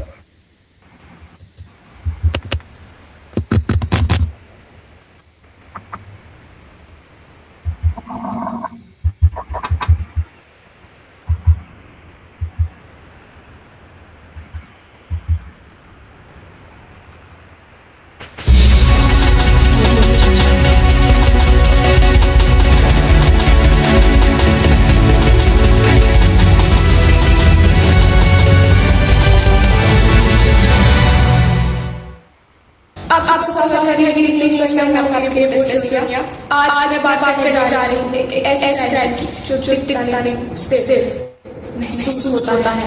Digital arrest एक ऐसा crime है जिसमें scammer अपना police officer बता के victim को manipulate करके उससे पैसे करवाता है। ना पुलिस स्टेशन, ना पुलिस अरेस्ट, सिर्फ एक स्कैम आजकल बंदूक से नहीं, एक फोन कॉल से होता है। दिल्ली से खबर आई है कि स्कैमर ने एक 7 वर्षीय बच्चे को 2 घंटे डिजिटल अरेस्ट में रखा। At the end, the victim was my friend. Here is the record.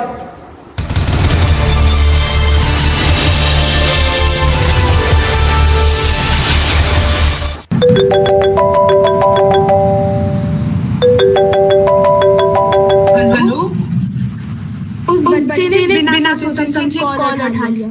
उसे बिल्कुल अंदाजा नहीं था कि ये कॉल उसके लिए डर का कारण बन जाएगा। No, this is Gurgaon police station. आपका फोन नंबर कई कॉल केस में। सर, मैंने कुछ नहीं किया। देखिए, प्रॉपर इन्फॉर्मेशन मिली है। आपका हर चीज मिली। क्या आप देते हो? हाँ, मैं देखती हूँ। दरवाजा बंद करना और ना जैसे कॉल बंद करना। अगर किसी की कॉल आया तो पुलिस हमारे घर तुरंत पहुंच जाएगी। यही शुरू होता है डिजिटल अरेस्ट। विक्टिम को डराकर उसे कंट्रोल करना। तुम वीडियो ऑन करो। सर, प्लीज मुझे जेल मत भेजो। शांत रहो, मैं बचा सकता हूँ। स्कैमर ने उसे लगातार 2 घंटे तक कॉल पर रखा ताकि किसी और से बात ना कर सके। बारी की शीशी की 1 लाख ना होगा। अभी पापा बोल करो। सर, मैं कैसे बोलूं? जेल जाने के लिए आ रहा। गेम खेलेगा? नहीं, मैं प्रॉब्लम में हूँ। क्या हुआ? पुलिस बोल रही है मैं फ्रॉड में हूँ। 2 घंटे से कॉल पे हूँ। रुक जा, ये एक स्कैम है। पुलिस कभी भी वीडियो कॉल पे अरेस्ट नहीं करती। मुझे कॉल पे ऐड कर। ठीक है।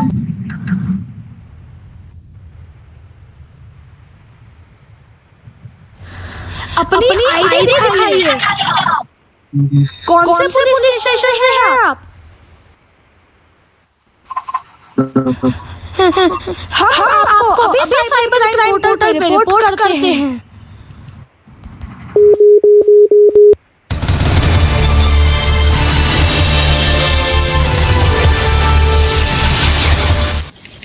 ये था डिजिटल अरेस्ट, एक ऐसा स्कैम जो कानूनी नहीं बल्कि साइकोलॉजिकल होता है। स्कैमर्स अथॉरिटी और अर्जेंसी यूज करके विक्टिम को कंफ्यूज कर देते हैं और उनको गलत डिसीजन लेने के लिए मजबूर कर देते हैं। अब अपने आप को कैसे बचाएं? पुलिस कभी भी वीडियो कॉल पर अरेस्ट नहीं करती। अगर आपसे कोई वेरिफिकेशन के लिए पैसा मांगे तो वो एक स्कैम है। अगर पुलिस आप आइसोलेट करने की कोशिश करे और अगर आपको टाइम नहीं मिलते तो वो स्कैम का सबसे बड़ा सिग्नल है। These digital arrests are nothing but fraud. Remember, under the Indian law, no agency, the police or the CBI can detain you over video call. If you face such fraud, contact immediately National Cybercrime Portal, cybercrime.gov.in or call helpline 11930. सावधान रहें, सतर्क रहें।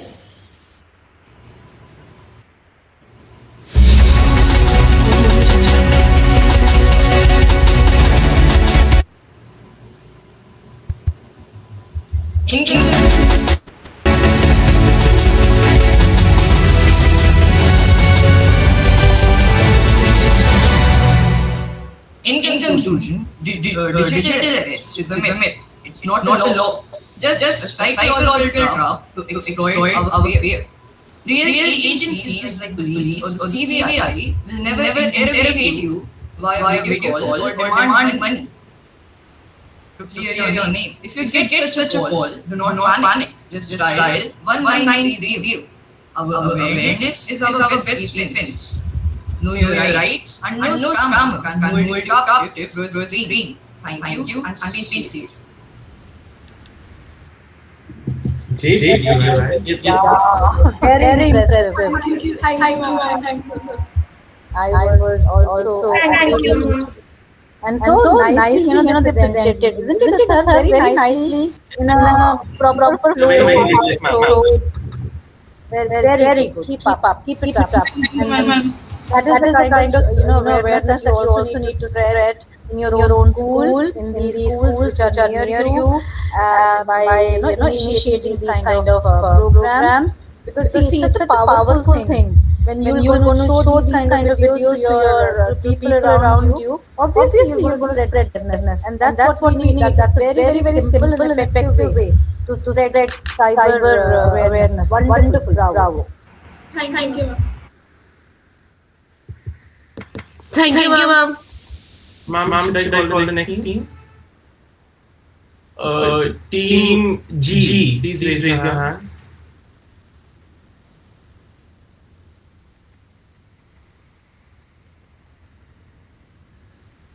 Team O, how many members did participate and contribute in this project? 6. We had 10 members, out of them 6 participated. 7. And teacher was also there? Teacher is not there, ma'am.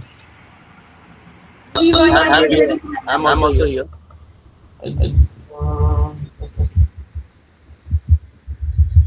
Yes, Team G, please begin.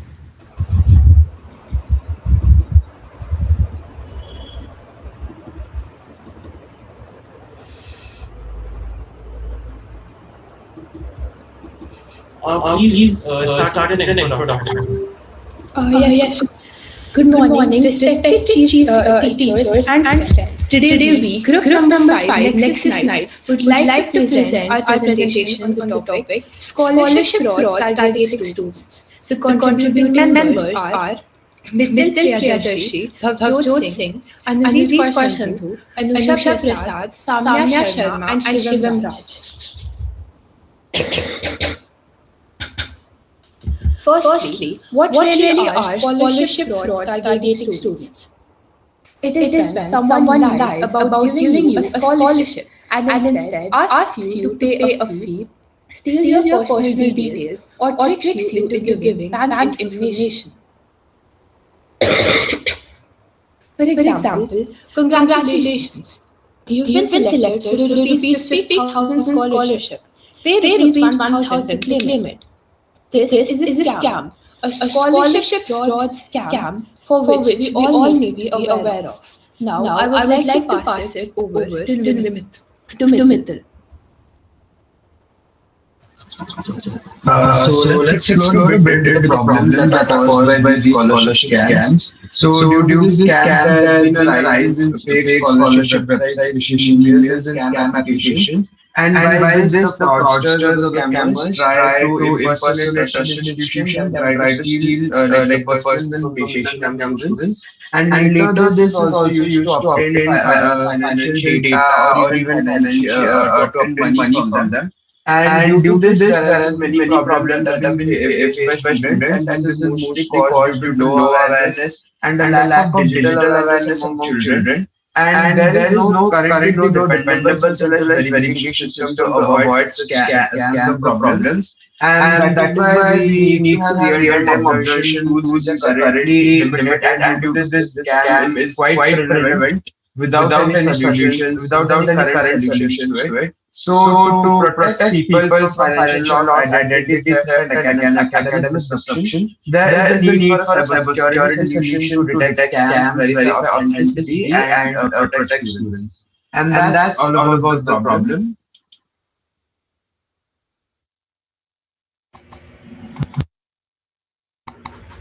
Thank you, Mithil. Now, this slide shows a real life case study. This is a case study presenting real world scholarship scam cases. Scholarship scams seem to be a structured, repeatable system and not just isolated systems. An example presented here is a case filed on July 2nd of 2025. A major scholarship fraud had emerged in Bhopal with over 40 schools and madrasas under investigation for siphoning government funds meant for minority students. Fake beneficiaries were over 972 ghost students. The money involved was about rupees 57 to 58 lakhs, and the setup involved a few fake or partially recognized schools with fake student data uploaded. And claims were made for non-existent students. The funds were transferred to linked accounts, and in the end, they discovered that there were no real students. This showed how digital platforms, institutional loopholes, and coordinated manipulation converged to exploit student welfare schemes. Now, passing it over to Anureed. Scholarship scams exploit the need for financial aid by demonstrating an attractive but false opportunity. The given graph reports of scholarship and student loan scams from 2019 to 2025. In years 2020 and 2021, scams increased as more students looked for money online during the pandemic. For the statistics of the topic, I will be explaining money loss statistics and common scam tactics. First, money loss statistics. Scammers don't always steal a lot of money at once. They often take small amounts from many people. Let us take an example of America's scholarship fraud scams. Median loss for students. For people under the age of 20, the typical amount lost is $189. This is usually a fake application fee. The volume trick. A typical scam website might collect a $30 fee from 10,000 students. Even if they pay out $1,000 scholarship to look real, they still steal about $349,000. Total losses. In 2024 alone, Americans reported losing over $12.5 billion to all types of frauds. Passing it over to Anusha. This slide is going to present the system designed to turn students' dreams into data and money. This is basically a flow chart. That means how a scammer can scam a person. The first thing we head off to is the target identification, which means how can a scammer find a perfect student to hack. Now, just an example. If a randomly pops into your inbox, congratulations, we have selected for 20,000 scholarship. Then, just be honest. Would you open it? Probably no. Even I would also not. So, use hook like to make it more interesting. Then let's head off to the platform development, which contains different platforms like Insta, WhatsApp, Snapchat, for taking out the personal information and personal details. Next is psychological hook, where they specialize the person by telling them information and hook lines like it's the last day, or only a minute seats are left, or we are giving 100% guarantee. Then scammers set the requirements and tell them to pay a small amount of registration fee. After that, they create AI images for logging of colleges and firms, just to bring trust in them. They also ask for the OTP, and after hacking the whole system, start giving such delivery of targets, personal information, and giving fake calls. Lastly, they block the communication with the person, and that's what was the anatomy of the scholarship scam flow chart.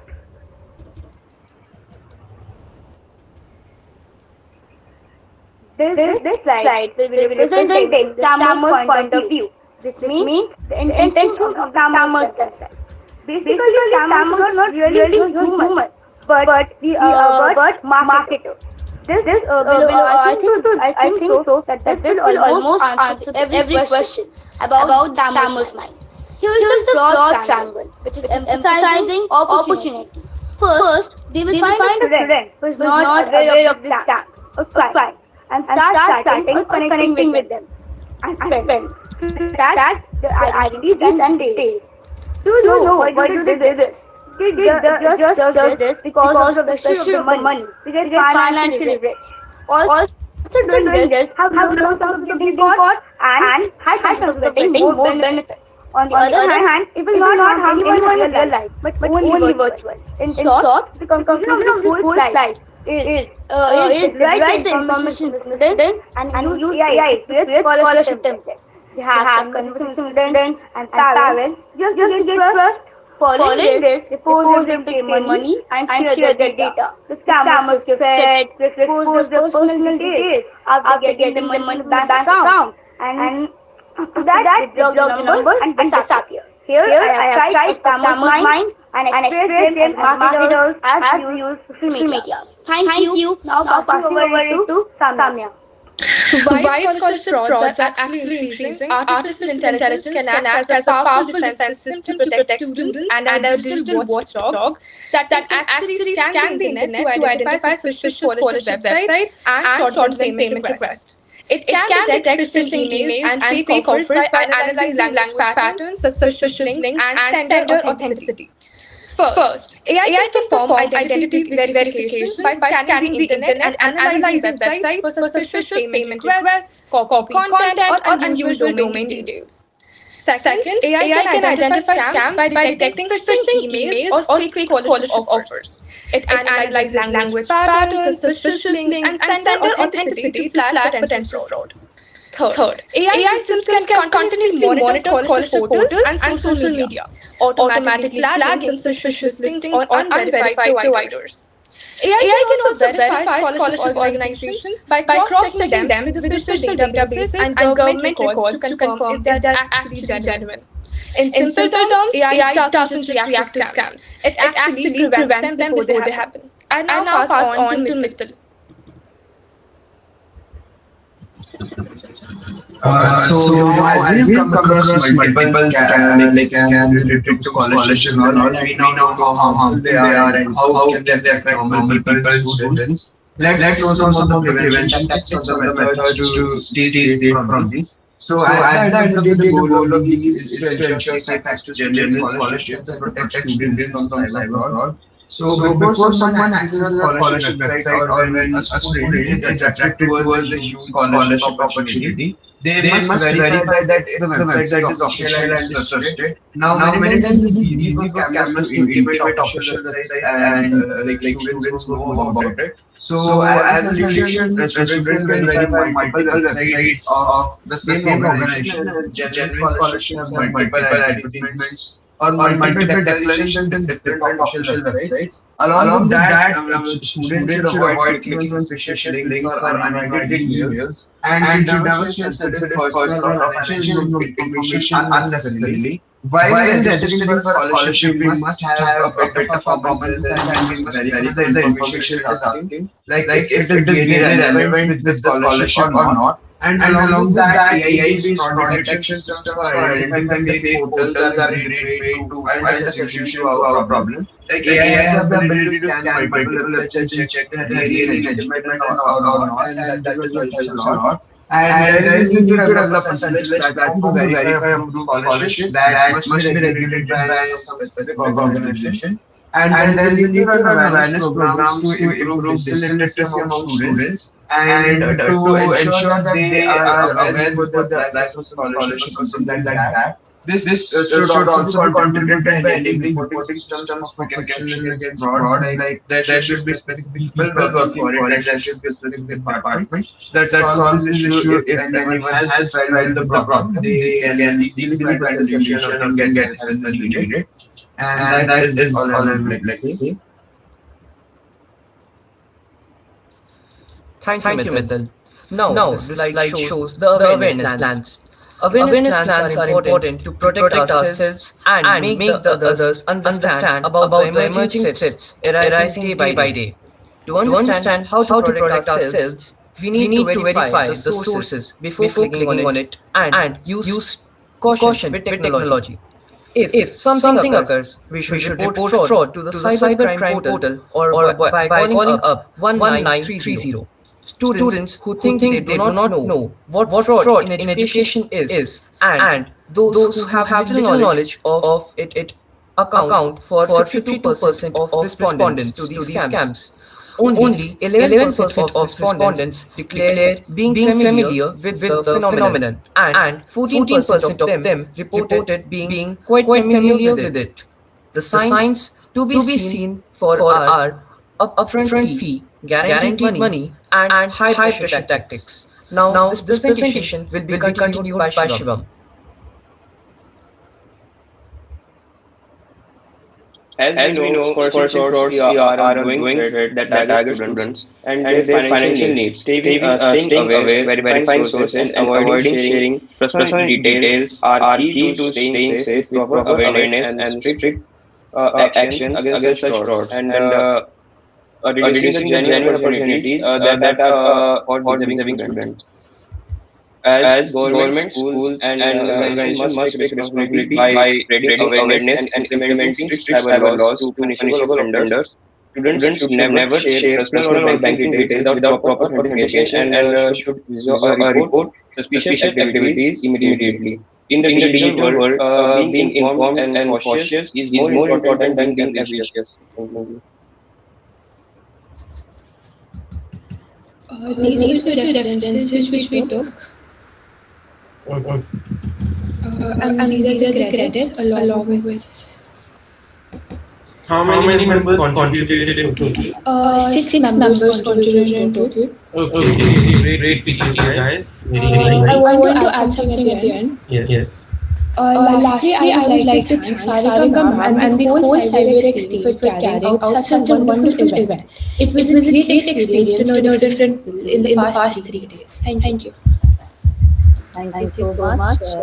And it was a great team effort. So this is the first presentation which we are seeing where even Bharat also mentioned the same thing where the contribution of many team members was seen. Tell me one thing, which software did you use to make presentation? That was impressive. Ma'am, we used Canva and the rest was the teamwork which was done by the others. Very nice. And all the points were covered quite well. Thank you so much. Thank you. Thank you, ma'am. Uh, Team B, please raise your hands. Team B. Yeah.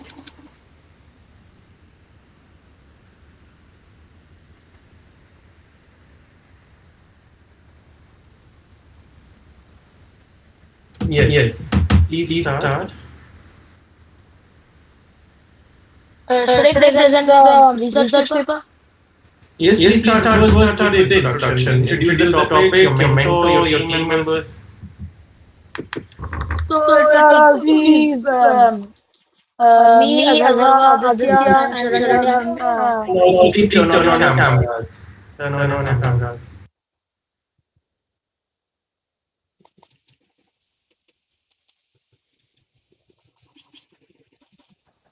Sir, actually, I'm facing some trouble with my camera, so I can't turn on my cameras. Okay.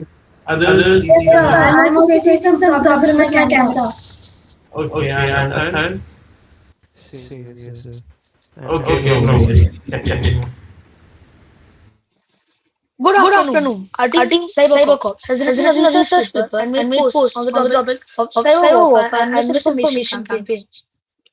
And we explore the topics of cyber attacks, how fast they are launched, how cyber criminals are caught, what misinformation campaigns are, research cyber crime cases, and the zero trust system.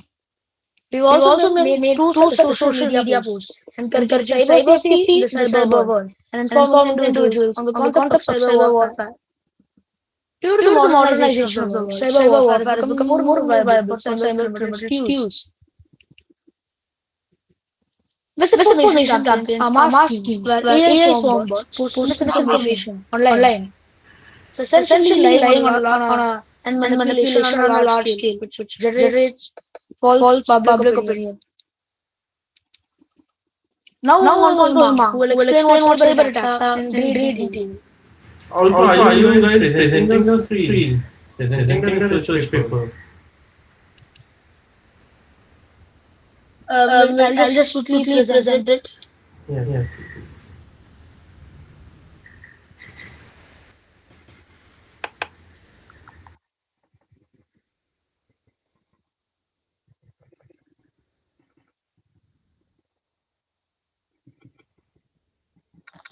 Is the presentation visible for everyone?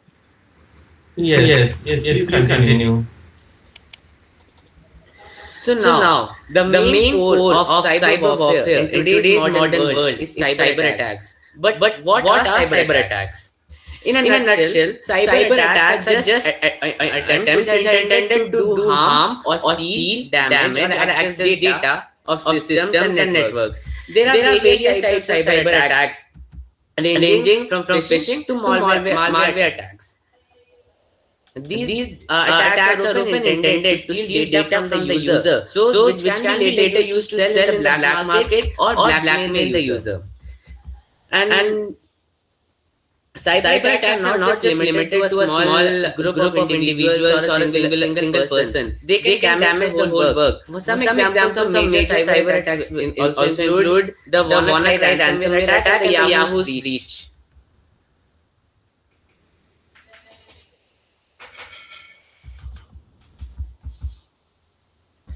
Now, misinformation campaigns.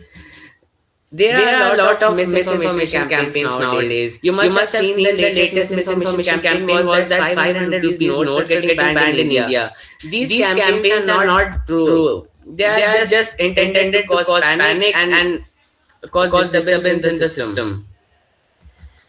Unlike simple rumors, these campaigns are often deliberate, coordinated, and targeted using digital platforms to reach large audiences quickly.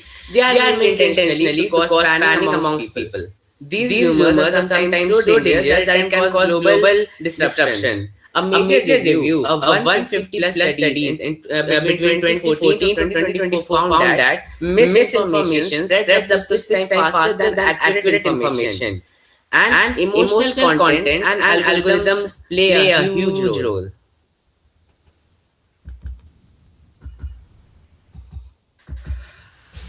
Now, I pass on to Aditya, who will explain what are the notable recent incidents related to cyber warfare. So there are many of the notable incidents that happened between 2025 to 2020. The JLR supply chain rifle. This was not a national level security threat, but this caused the company to pay amount of rupees 3,000 crore. There were notable incidents like during the Pahalgam attack in Operation Sindoor, the Pakistani hackers tried to attack Indian websites, and they attacked the Indian websites for about 100 times in just 10 minutes. And they were not successful in many attempts, but they were successful to attack Armored Vehicle Nigam Ltd, and which stood up Al Khalid tank and the Pakistani flag. Now I may pass on the mic to Akshay to explain you better how fast our cyber attack launch.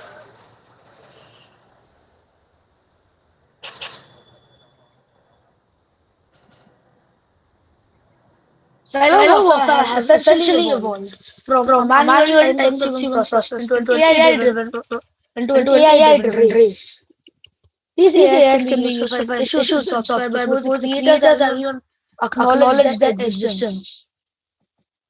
Another way cyber criminals quickly hide large government buildings is by hacking smaller bodies that the government trust.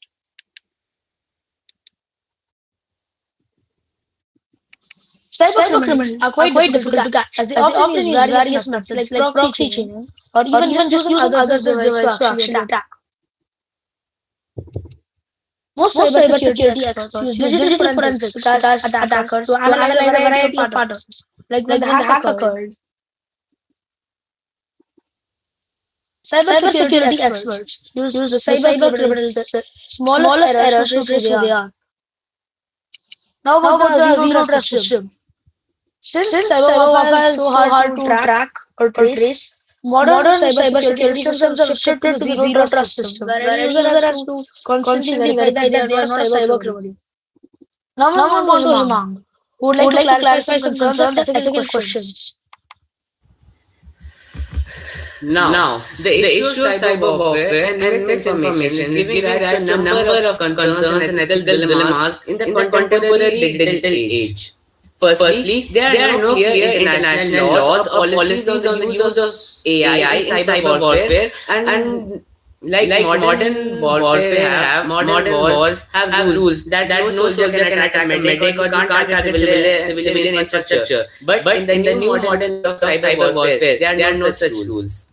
The issue of misinformation is also giving rise to concerns and dilemmas due to the manipulation of public opinion and the spreading of false information.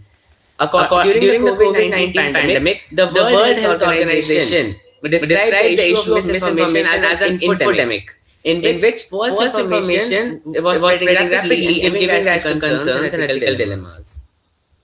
There is also a debate between privacy and security. Governments use surveillance measures to combat cyber threats, but this has implications on individual privacy. If the government wants to confirm that you are not a cyber criminal, it reaches your personal accounts and checks. This has a lot of effect on the individual's privacy and isn't always comfortable for all. Just like other cyber crimes, such as proxy chaining, it may be difficult to establish who was behind the act if a cyber crime has occurred. This has implications for the administration of justice, as many nations deny being involved. Suppose like a nation A attacks nation B using a cyber warfare, but nation B doesn't know who attacked. So it can lead global warfare regarding suspicions and etc. And also, the World Economic Forum indicates that attacks on civilian infrastructure are one of the major concerns facing cyber warfare today. Individuals just attack cyber infrastructure like hospitals and banks, which disrupt social life of a civilian.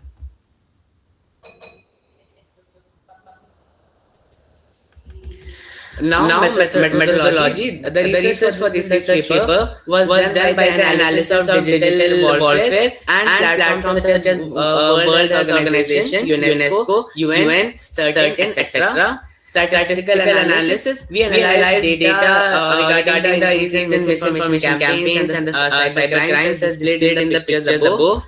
We also use Gemini to convert some of data into bar graphs for easier studies. Now, moving on to the conclusion. In conclusion, cyber warfare is not something to be worried about in the future. Rather, it is a permanent part of our problems today. As previously demonstrated, the inability to figure out reduce who the cyber criminals are and hold them accountable means that it is way more difficult to make them liable for their actions. Thus, a zero trust approach, which was trained by Akshay, where no attacker can decide the way forward, and improving media literacy is quite important. In this modern cyber age, the best weapon to use in this war is not simply a better firewall or a great hacker. It is a society that is aware and prepared to keep on going even when under attack, and a society which is aware.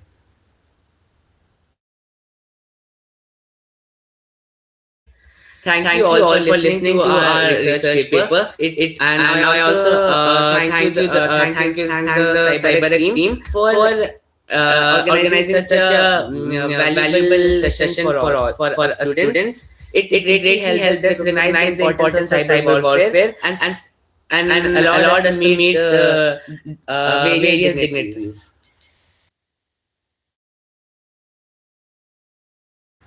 Thank you so much.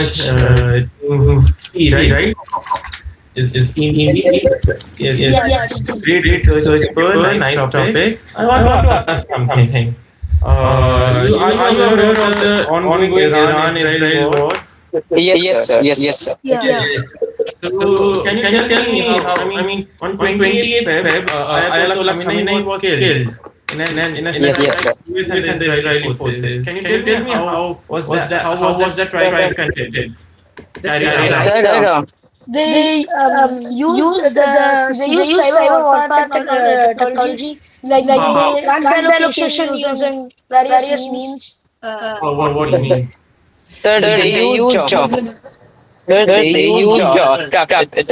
hacked onto the traffic lights and tracked the Iranian ministers and also so that they can get the information of what they are doing, what they are where they are going, and they were like just following the convoys and following the traffic light cameras so that they can attack into it.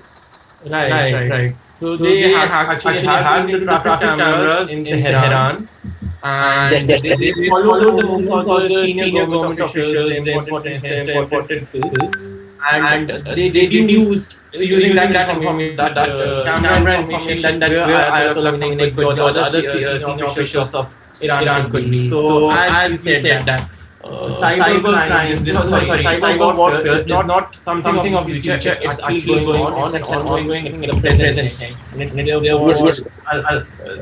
to stay with us. Very rightly said. Thank you so much, ma'am. You want to ask something? Ma'am, you're muted. I missed a small part when I think Akshay was talking about forensic in this implementation of forensic. Can you just tell it once again in one or two sentences? I didn't go that into the specifics on the briefing, but they use many techniques. Like just mentioned about the traffic lights. Sorry, I didn't get that. They use various means like online banking transfers or even like traffic lights like we just talked about. We are talking forensic.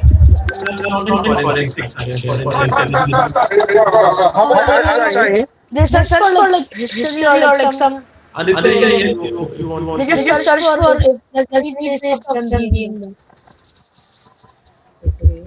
Yes. Yeah, Aditya wants to say something? No, ma'am. Okay. Thank you so much. Thank you. Thank you, ma'am. Team I, can you raise your hands? How many teams are left now? Ma'am, I think one team is left after this team K All right. and at presentation. Okay.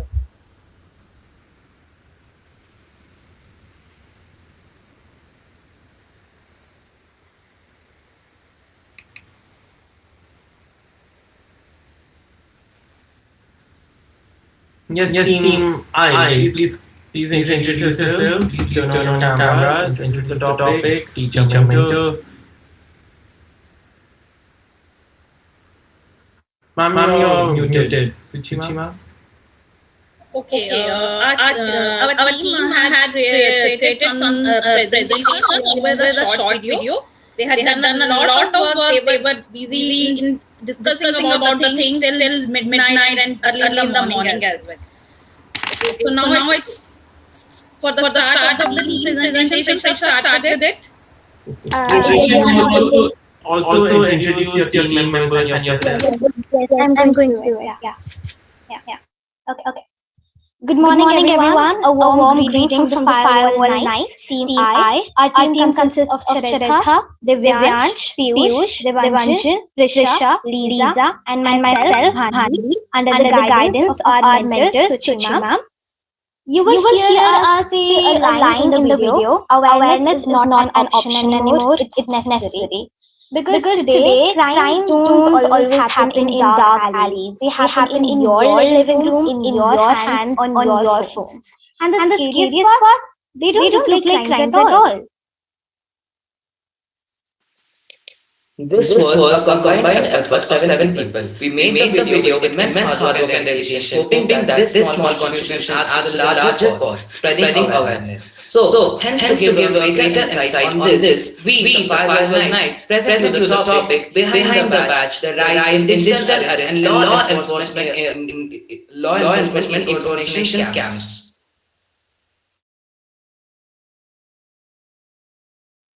Please, can you share your screen? Yes.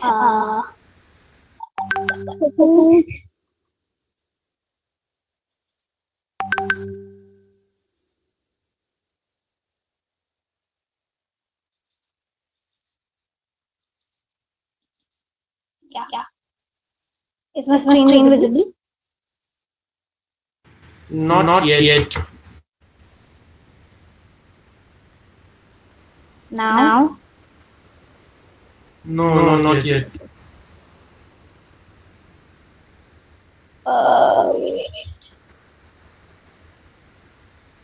Should I share it? Are they in your team? In your team? Yes, Piyush, if you had it, just start sharing it. Yes. Yeah, I'm doing it.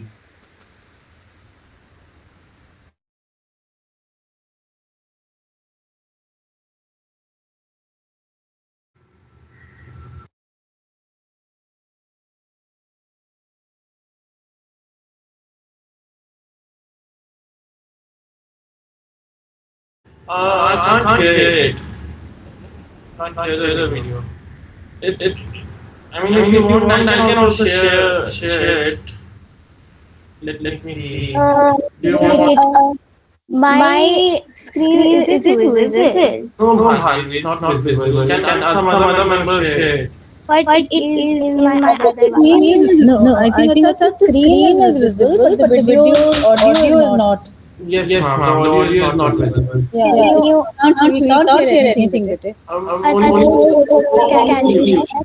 For Piyush, and your screen is not visible. Piyush, your screen is visible, but the audio is not audible. One second. So can you share? One second. Let me open.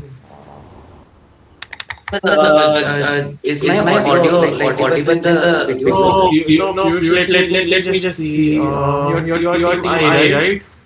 Yes, sir. One second. Is it? I think it's visible now. Yes, now it's visible. Yeah, just a second. And I would be glad if other members could also turn on the cameras.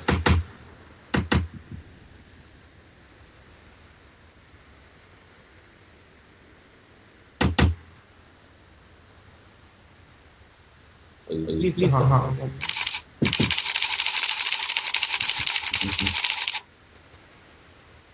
Can you restart it? Yes.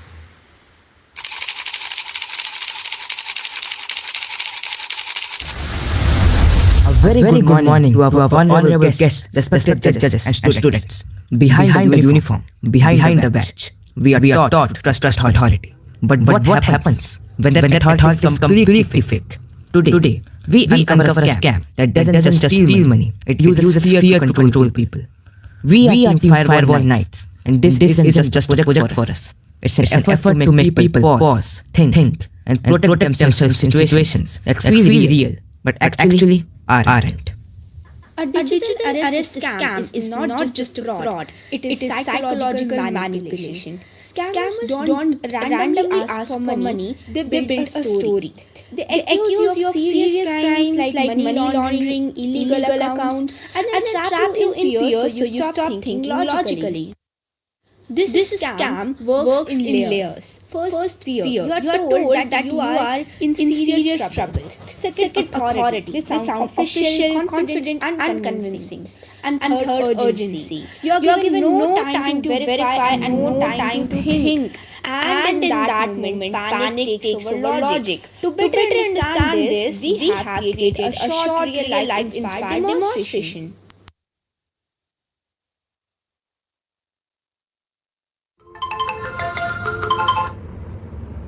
Hello? Hello, Mr. Sharma. This is Respector Mama from Cybercrime Branch. Your Aadhaar number has been linked to a fraud case. What? That's not possible. How?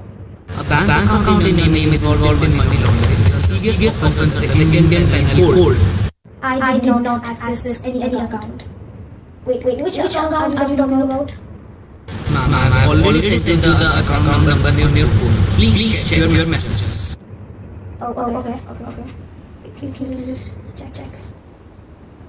Wait, this isn't my account.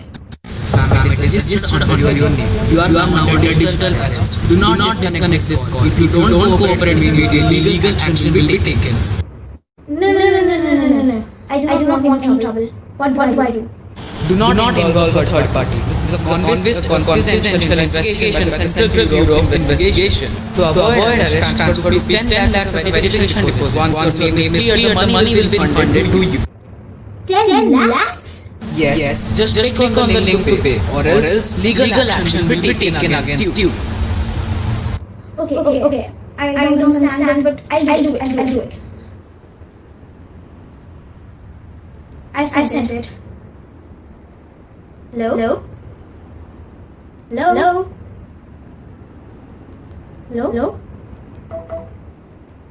Wait, did the call just disconnect? Let me call back.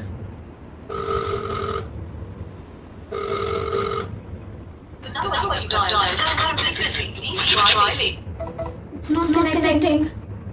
My money is gone. Isn't it? These are not rare incidents. Just like Ms. Sharma, doctors, elderly citizens, professionals, people who are educated and aware have still lost crores. Because in the moment of fear, anyone can be vulnerable. An 81-year-old businessman, Ajit Gopal Krishna, lost around 15.45 crore in a digital arrest scam that lasted 6 weeks. Fraudsters posing as CBI and RBI officials falsely accused him of money laundering and showed fake documents to gain his trust. Out of fear, they forced him to reveal his financial details and liquidate his fixed deposits and investments, transferring all his money. He kept the matter secret, stayed isolated until his son discovered the scam during a visit. A case has been registered and further investigation is underway. We see a similar case in which another couple lost 15 crores in a digital arrest. Ma'am आपके साथ fraud हुआ है SHO ने मेरे को बोला विद्वान की हमारे साथ फ्रॉड हुआ तो मैं कहती हूँ भगवान शुक्र है कि उन्होंने एटलीस्ट भेजा है पुलिस स्टेशन में तो हम बैठे रहते कि आरबीआई से पैसा Real investigations follow procedures, documentations, and time. They don't demand instant action over a phone call. One simple habit of verification, not through a same caller, but through a independent and official sources, can save you. And most importantly, control your responses because scammers win the moment you react emotionally instead of logically. While scam targets your mind, technology still matters. Advanced methods like ones written here.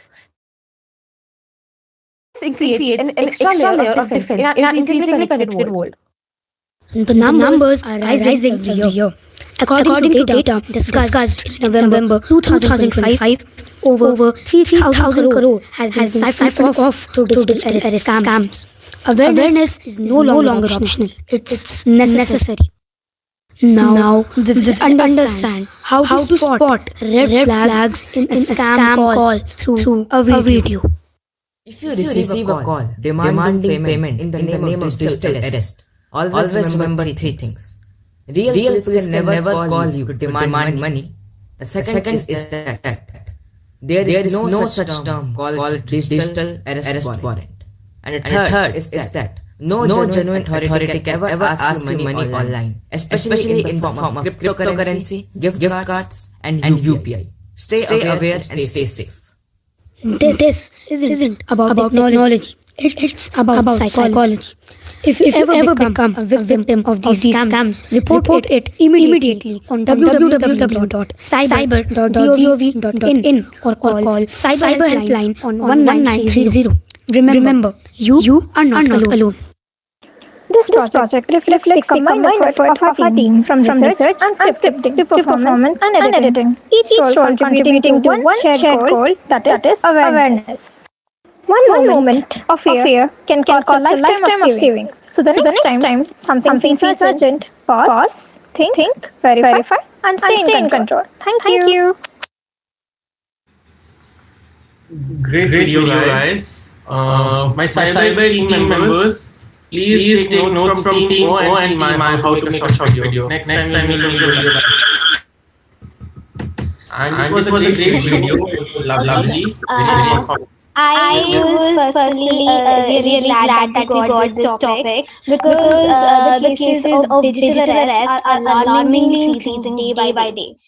We started on day one panicking when we realized that we had to submit the project the next day. We wanted a format through which we could be informative as well as interactive and expressive about this topic. Our group got together in Google Meets with our mentor. The sessions really helped us give a broad overview, and Praveen Kumar sir's session further deepened our understanding about our topic. We coordinated on our WhatsApp group. Our conversation sometimes lasted till midnight. I would be lying if I said that this was a piece of cake. We had to make a PPT, enact a skit, record voiceovers and many other things, and then put it all together in a video. But at last, it was all worth it. And I'm satisfied as well as very happy with the result. Now I would hand it over to Divyansh to speak about the contributions. Sir, am I audible? Yes, Divyansh, you are. The video which you all saw just now was a combined effort of 7 members. The PowerPoint presentation was prepared by Charitha and Devanjan. The research about everything was taken from websites like the Times of India and the Hindu. The script was enacted by Bhanvi and Piyush. The voiceovers were done by me, Divyansh, along with Lisa, Prisha, Bhanvi, Devanjan, and Charitra. The video was edited by Bhanvi and Devanjan. With teamwork and effort of ours, along with the guidance of our mentor, Suchi ma'am, we were able to showcase these ideas over here. Thank you. Mind blowing. It was mind blowing, and I could see even Shichi ma'am's, full the entire time she was there to support you. Her presence definitely made you feel very comfortable and confident at the same time. And I like that last phase also. It's not about technology, it's about psychology. And that's what the cyber criminals are, playing with our mind all the time. Very, very nicely made. Congratulations to you, ma'am. and they must have taken a lot of guidance. That is why it is very important to have a good mentor, and keep taking advice and guidance from our seniors, and we all learn also. As I said, I told in the beginning itself that we learn from each other, and it's what a great way to learn. And when we all collaborate from all parts of India, very nice, commendable. Congratulations. Thank you, ma'am. Even I have also a lot of things which were not known to me through the workshop that your school has represented. It was a great thing that I wanted to learn from the schools, that what exactly we are also facing. But from this workshop, I really appreciate your school as well, even the team members who are along with you. Thank you so much for guiding us and for encouraging our team as well what they have already done. Thank you. And we'll make it an annual event now, definitely. Yes. Ma'am, one thing I want to ask, can you mind the members from they were from which all states? Team I, which all states? Which all schools? Shuchi ma'am, your teams were from which all states? Remember, I will tell you now. One of them was from Madhya Pradesh, one of them was from Odisha. So like it was really cool. National education, right? Right, Manvi? That's what we wanted also. Yes. Great. So, ma'am, last team we have Team K, Shivangi ma'am's team. Are they here? Can you raise your hands? Yes. 1 second.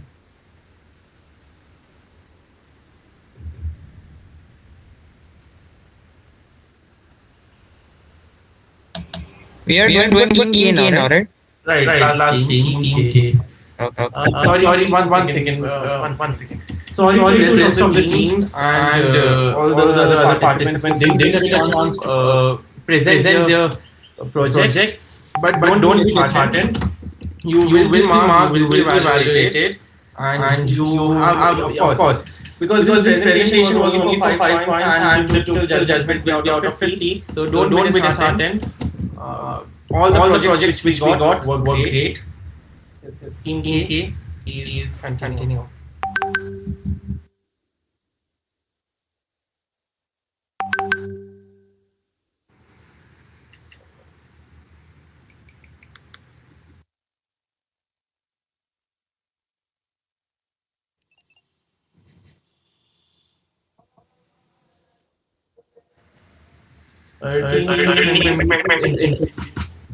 Introduce yourselves.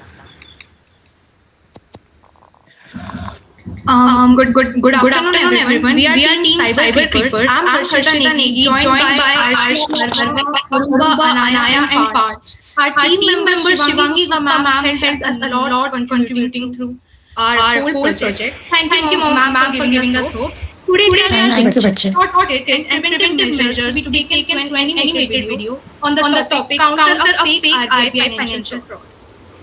Through our short video, we want to help you all protect yours and your family's privacy and hard-earned money. We really hope you find this valuable, interesting, and educational. Thank you.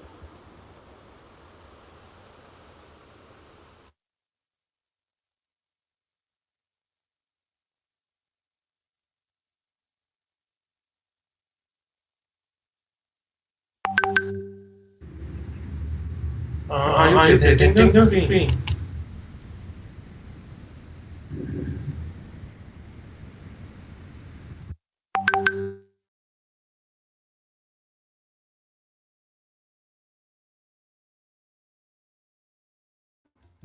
Sir, can you see the screen? Yes, the screen is visible.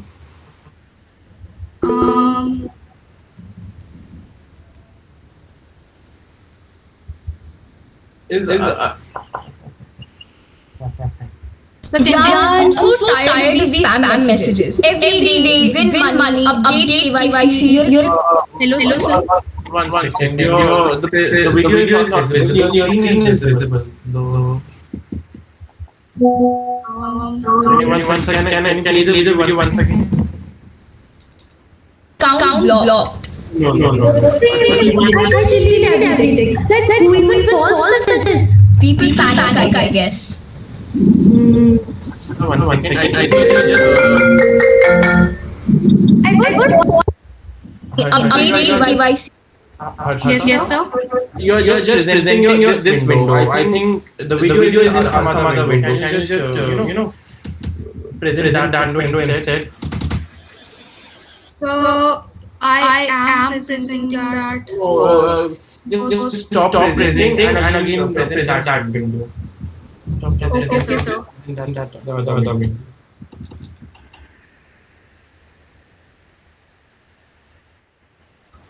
Or what you do is to present your entire screen rather than a window. Present the entire screen and go to that page where your video is running. Can you?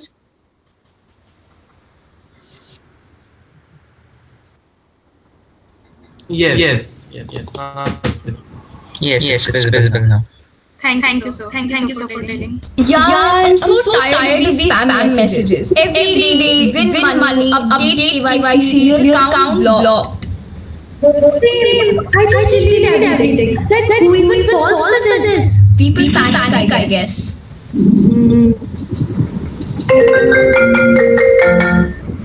I got call from an unknown number. Should I pick? Pick now. Maybe it's important. Hello? Good afternoon, ma'am. I'm called right to bank account. It has been tagged with suspicious activity monitored by the Reserve Bank of India. What? I didn't do anything. That's why we are contacting you to prevent misuse. If not verified agent, your account is suspended within 30 minutes. Suspended? Yes, ma'am. Please check your registered email. Follow the instructions. Do it immediately. Hello?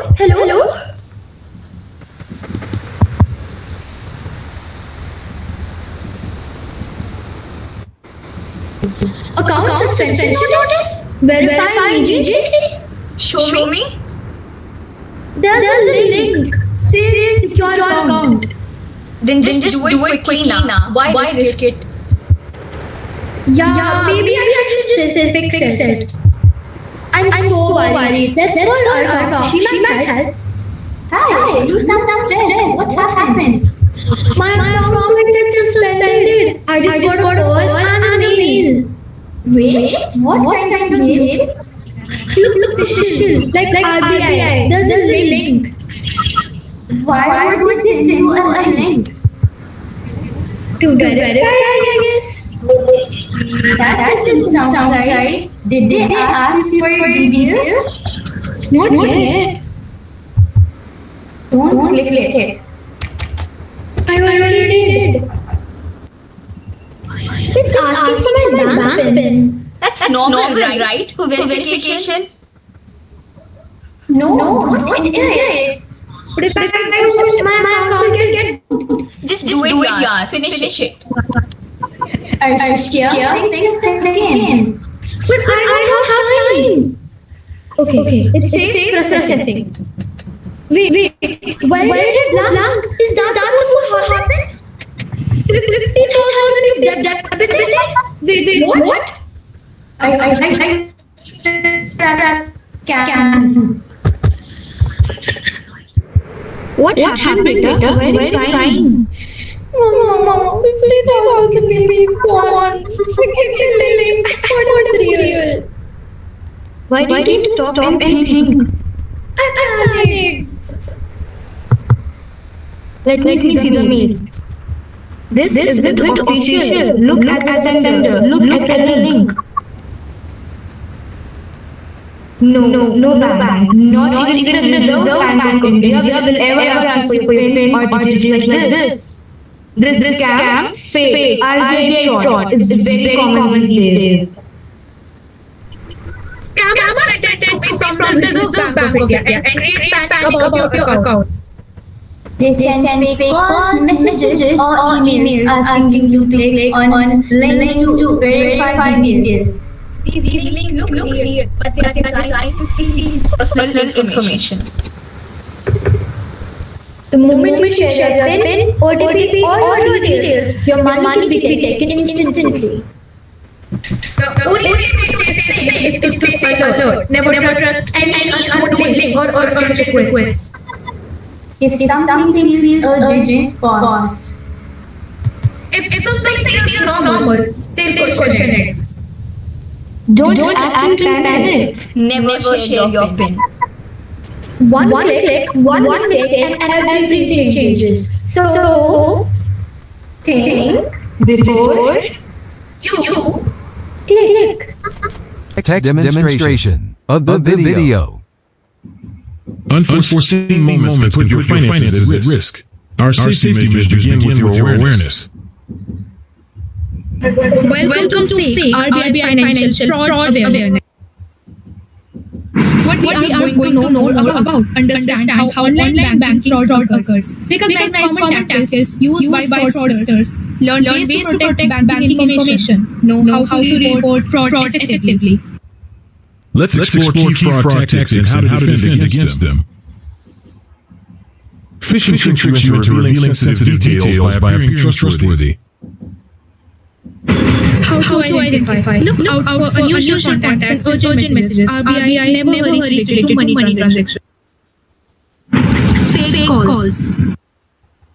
Avoid clicking links or giving info without verification. Report these attempts without delay. How to spot? Be suspicious of unexpected requests for personal details. Action. Hang up and contact your bank directly to confirm. Don't wait for scammer to take next step. It isn't about hacking, but your privacy being stolen. How to defend? Stay calm. Verify before taking any action. If you hurry, it's your loss. Always guard your OTP, PIN, and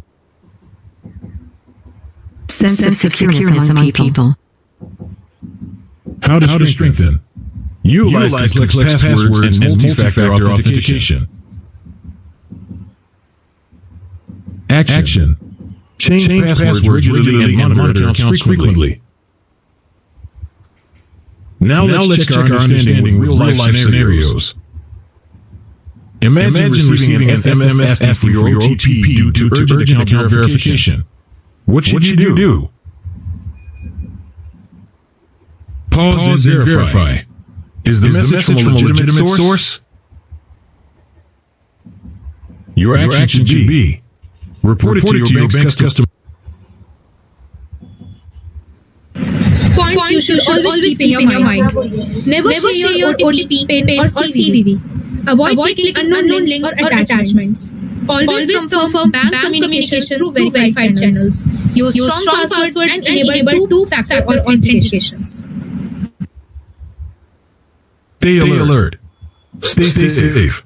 Report fraud. 1930 cybercrime.gov.in.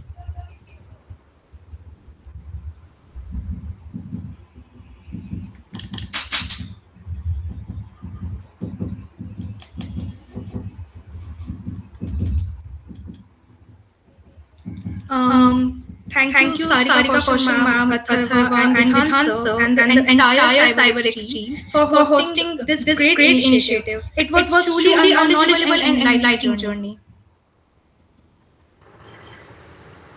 Good afternoon, sir. Good afternoon. Yes, please go ahead. Sir, I am Trisha from BBS, Vishwa Bharati Public School. I was initially a part of Team Q, but I got merged. We have changed. Don't worry. But I got merged with Team K. So due to lack of responsibility and coordination in my team, I had to do this project independently. Which team Q or team K? Team K, sir. Okay. Which project? Sir, I have developed a social media campaign that is meant to tackle the fake financial fraud is related to the Reserve Bank of India. The campaign is meant to spread the word and educate people about such scams. Okay. I will see, and I have received it on my Yes, sir. and we will see, and we will disclose the results maybe by tomorrow or day after tomorrow, after judging all the presentations, all the research papers, all the projects, all the formats. I just So informed you that I did my work, that is social media campaign. So I would love if you could acknowledge and consider that. yes, we will. Okay, sir. Thank you so much, sir. Thank you. Did this group use simple show for making video? Which software did this group use to make the last part of the video, the animated? Team K, we have used the Animaker. I have told you this morning. Yeah. Because Yes, you can get similar kind of things in simple maker. I think is the name of the video. I want to just add something if you don't mind. Yeah, please. Ma'am, there was not a lack of coordination. Trisha Didi has left on her own, and she was just not listening to us and just do everything on her own. We have all the members are coordinating. So how can we even leave a single person? I mean, it's not. We don't do this type of things. Everybody was in coordination. How can we just leave one person? No, Ma'am, I was assigned the work and I did it on time. I was expecting a feedback from them and they did not even consider my work. They even kicked out a member of our team just because he couldn't join the meeting. So, Ma'am, we did get out. You can ask the part. Wait. Harshi and Risha, we do understand there are certain difficulties when you people collaborate. And since this is the first ever type of platform. So at times, we also have to coordinate with people whom our frequency does not match. Okay, but this is what is the idea behind this kind of initiative, so that you learn, you sort out the matters to discuss, and even if you feel that you're kind of left out, you still show your presence through the work. Never mind. they did the work, I did my work, and I'm happy on that. Wonderful. So we will going to consider it's okay. I like her. So absolutely fine with all of us. As I said, this is the first ever time. It is absolutely fine with all of us. Not a problem at all. Thank you, ma'am. Listening to us, and sorry we just No issues. No worry. Yeah. And you all do your best, beta. You all do your best. Right? Yes. Thank you, ma'am, for understanding. No, beta, no problem. You all coordinate with each other. I know that. Right? So don't panic. First time. And it's a very privilege for us to get you people to get the opportunity to interact with each other. Right? Yes, ma'am. Actually, as Sarika ma'am, this is first of a kind event, national event we are having. So there might be some problems, there might be issues from both the organizers and the participants.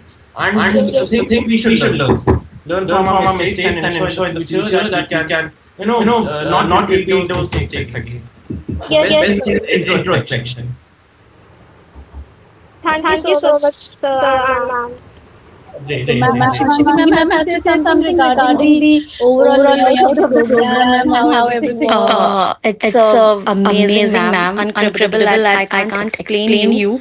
That's a very good opportunity for us and all of us to engage with other students also and to you mentor and sir, ma'am, you and other dignities. So it's a very privilege to us to know the cyber awareness program and all these things.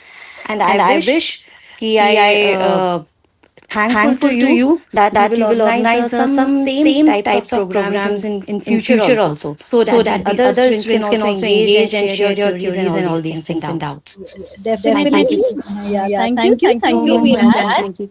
And next time we will going to make it bigger. Sure. Definitely. We should. 10 plus states this time. We have all states. All over the yes, definitely. Thank you so much, sir. Thank you so much, ma'am, for being the part of this event. Thank you. Means thank you so much. Yes. Vidhan, are you here? Yes. Let's proceed with the pledge. Yeah. I now request everyone to kindly rise for a national cyber safety pledge, reaffirming our commitment to responsible digital citizenship. I, the citizen of digital India, and the user of the global cyberspace Space. Take the pledge to be cyber aware to be cyber aware in safeguarding In my, in my family my family and friends to enable to enable a safe a safe cyber society society that can capably that can fight back online dangers and does not tolerate any cyber crimes or frauds. or frauds. I pledge to follow ethical, hygienic, and secure Ethical, hygienic, and secure digital practices digital trust at all times at all times and promise to and promise take personal responsibility for take personal responsibility for digital safety digital safety and and follow cyber hygiene practices at all times for online security. Strictly comply to policies, guidelines, and procedures procedures of organization of my organization. Report all suspicious and inappropriate cyber incidents to competent authorities. Always assess about the risks and their impact before use of cyberspace. Make use of cyberspace in ethical and kind manner only, and will not engage in cyberbullying, posting undesirable comments,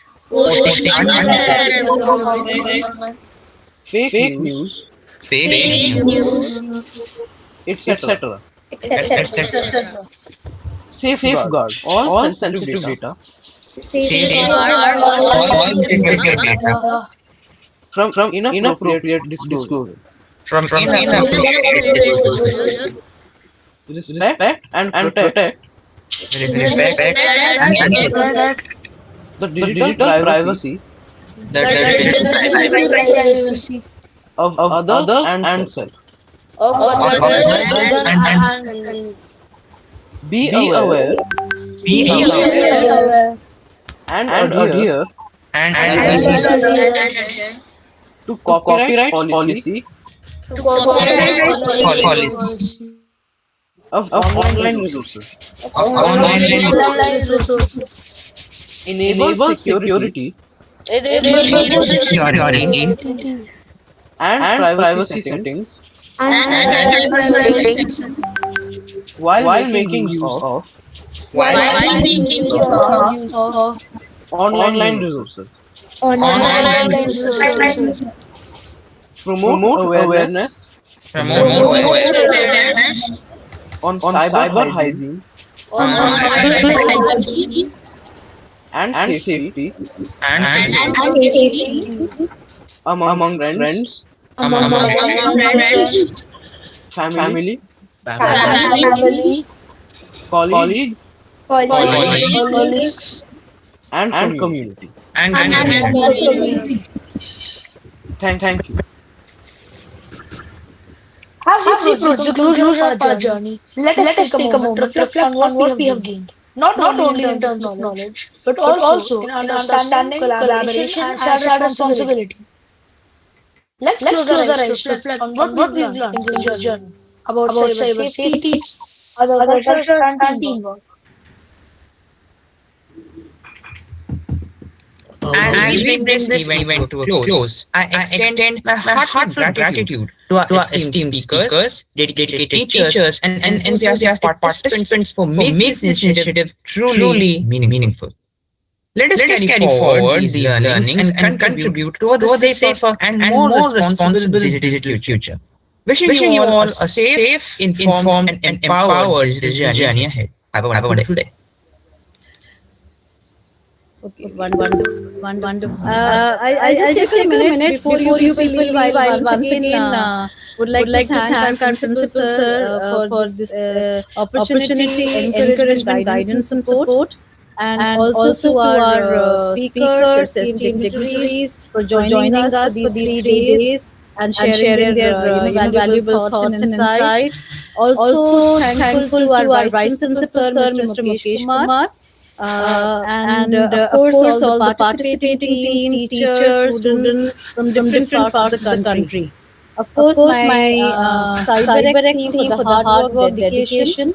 Everybody, each member has done commendable work, and of course, how can I forget Athar, the alumni of GPS Arkipuram, who has also been very dedicatedly, working day and night and getting everybody together. So I would really want each one of you, I would like to thank each one of you for joining us for these 3 days, for being there with us for these 3 days, contributing in your own way, coming up with the inputs, collaborating, working together, preparing presentations and research papers. So we just hope to make our surroundings, our schools, our friends, more digitally safe, and that's our first step to make not just digitally safe, but more responsible India in coming years. Thank you so much. Thank you so very much, each one of you. Thank you so much, everyone. Thank you so much, Sarika ma'am and Anil Kumar sir, for allowing me to be a part of this. Thank you so much. Thank you, ma'am. It was really wonderful to work on this entire event and workshop altogether. And it was a truly enriching experience for me to work as well. Cyber team members, please wait until everyone has left. And that's it. Thank you, everyone, and also thank you, Vidhan, and all the cyber team members who contributed. They worked day and night. They were sleep deprived. They worked day and night to make this thing happen. Each one of them, starting with Vidhan, of course. So great work, great job, everybody, everyone. Thank you so much, ma'am, and thank you everyone. I believe it was fruitful for everybody to be attending sessions from expert speakers and also to learn from each other. As ma'am has rightly said that this is a first of its kind event, and it's great to see all these states and schools coming together for a proper cause. Thank you, everyone. And also about certificate and results, give us 2 days and we'll be announcing in the Sai Bharat Surakshit Digital Bharat Community announcement channel. Thank you. Cyber team members, I'm sending you invite for the breakout. Please join that.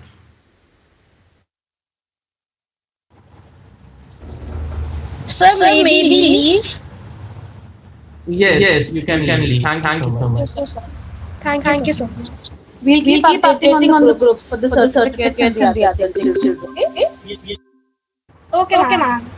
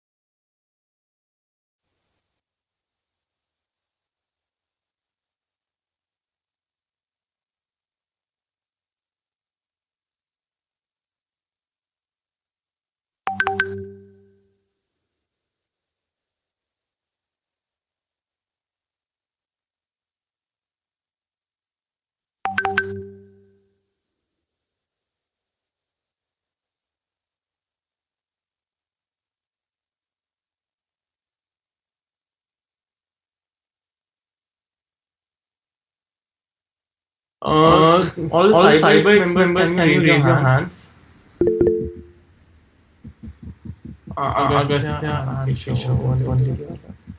If you have got the invite for breakout room, please join.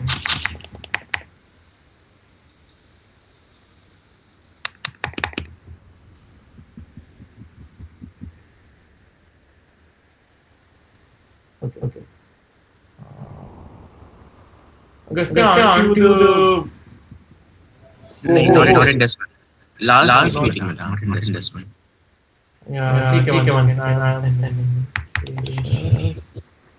And okay. Yes, please go. And does anyone have any doubts? Thank you so much everyone for joining, for being a part of it.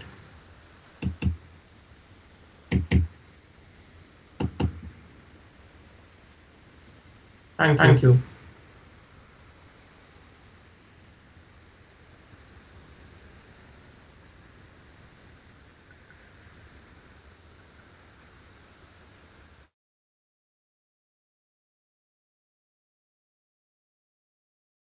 And Arshia and Keshav and Agastya, everybody. So I'm very happy. And let's all work as a team. And that's what I think first milestone was achieved when we started with this club. This is the second milestone because when we have taken it to a national level, and we'll make it grand and big because this is what has to be told and taught to the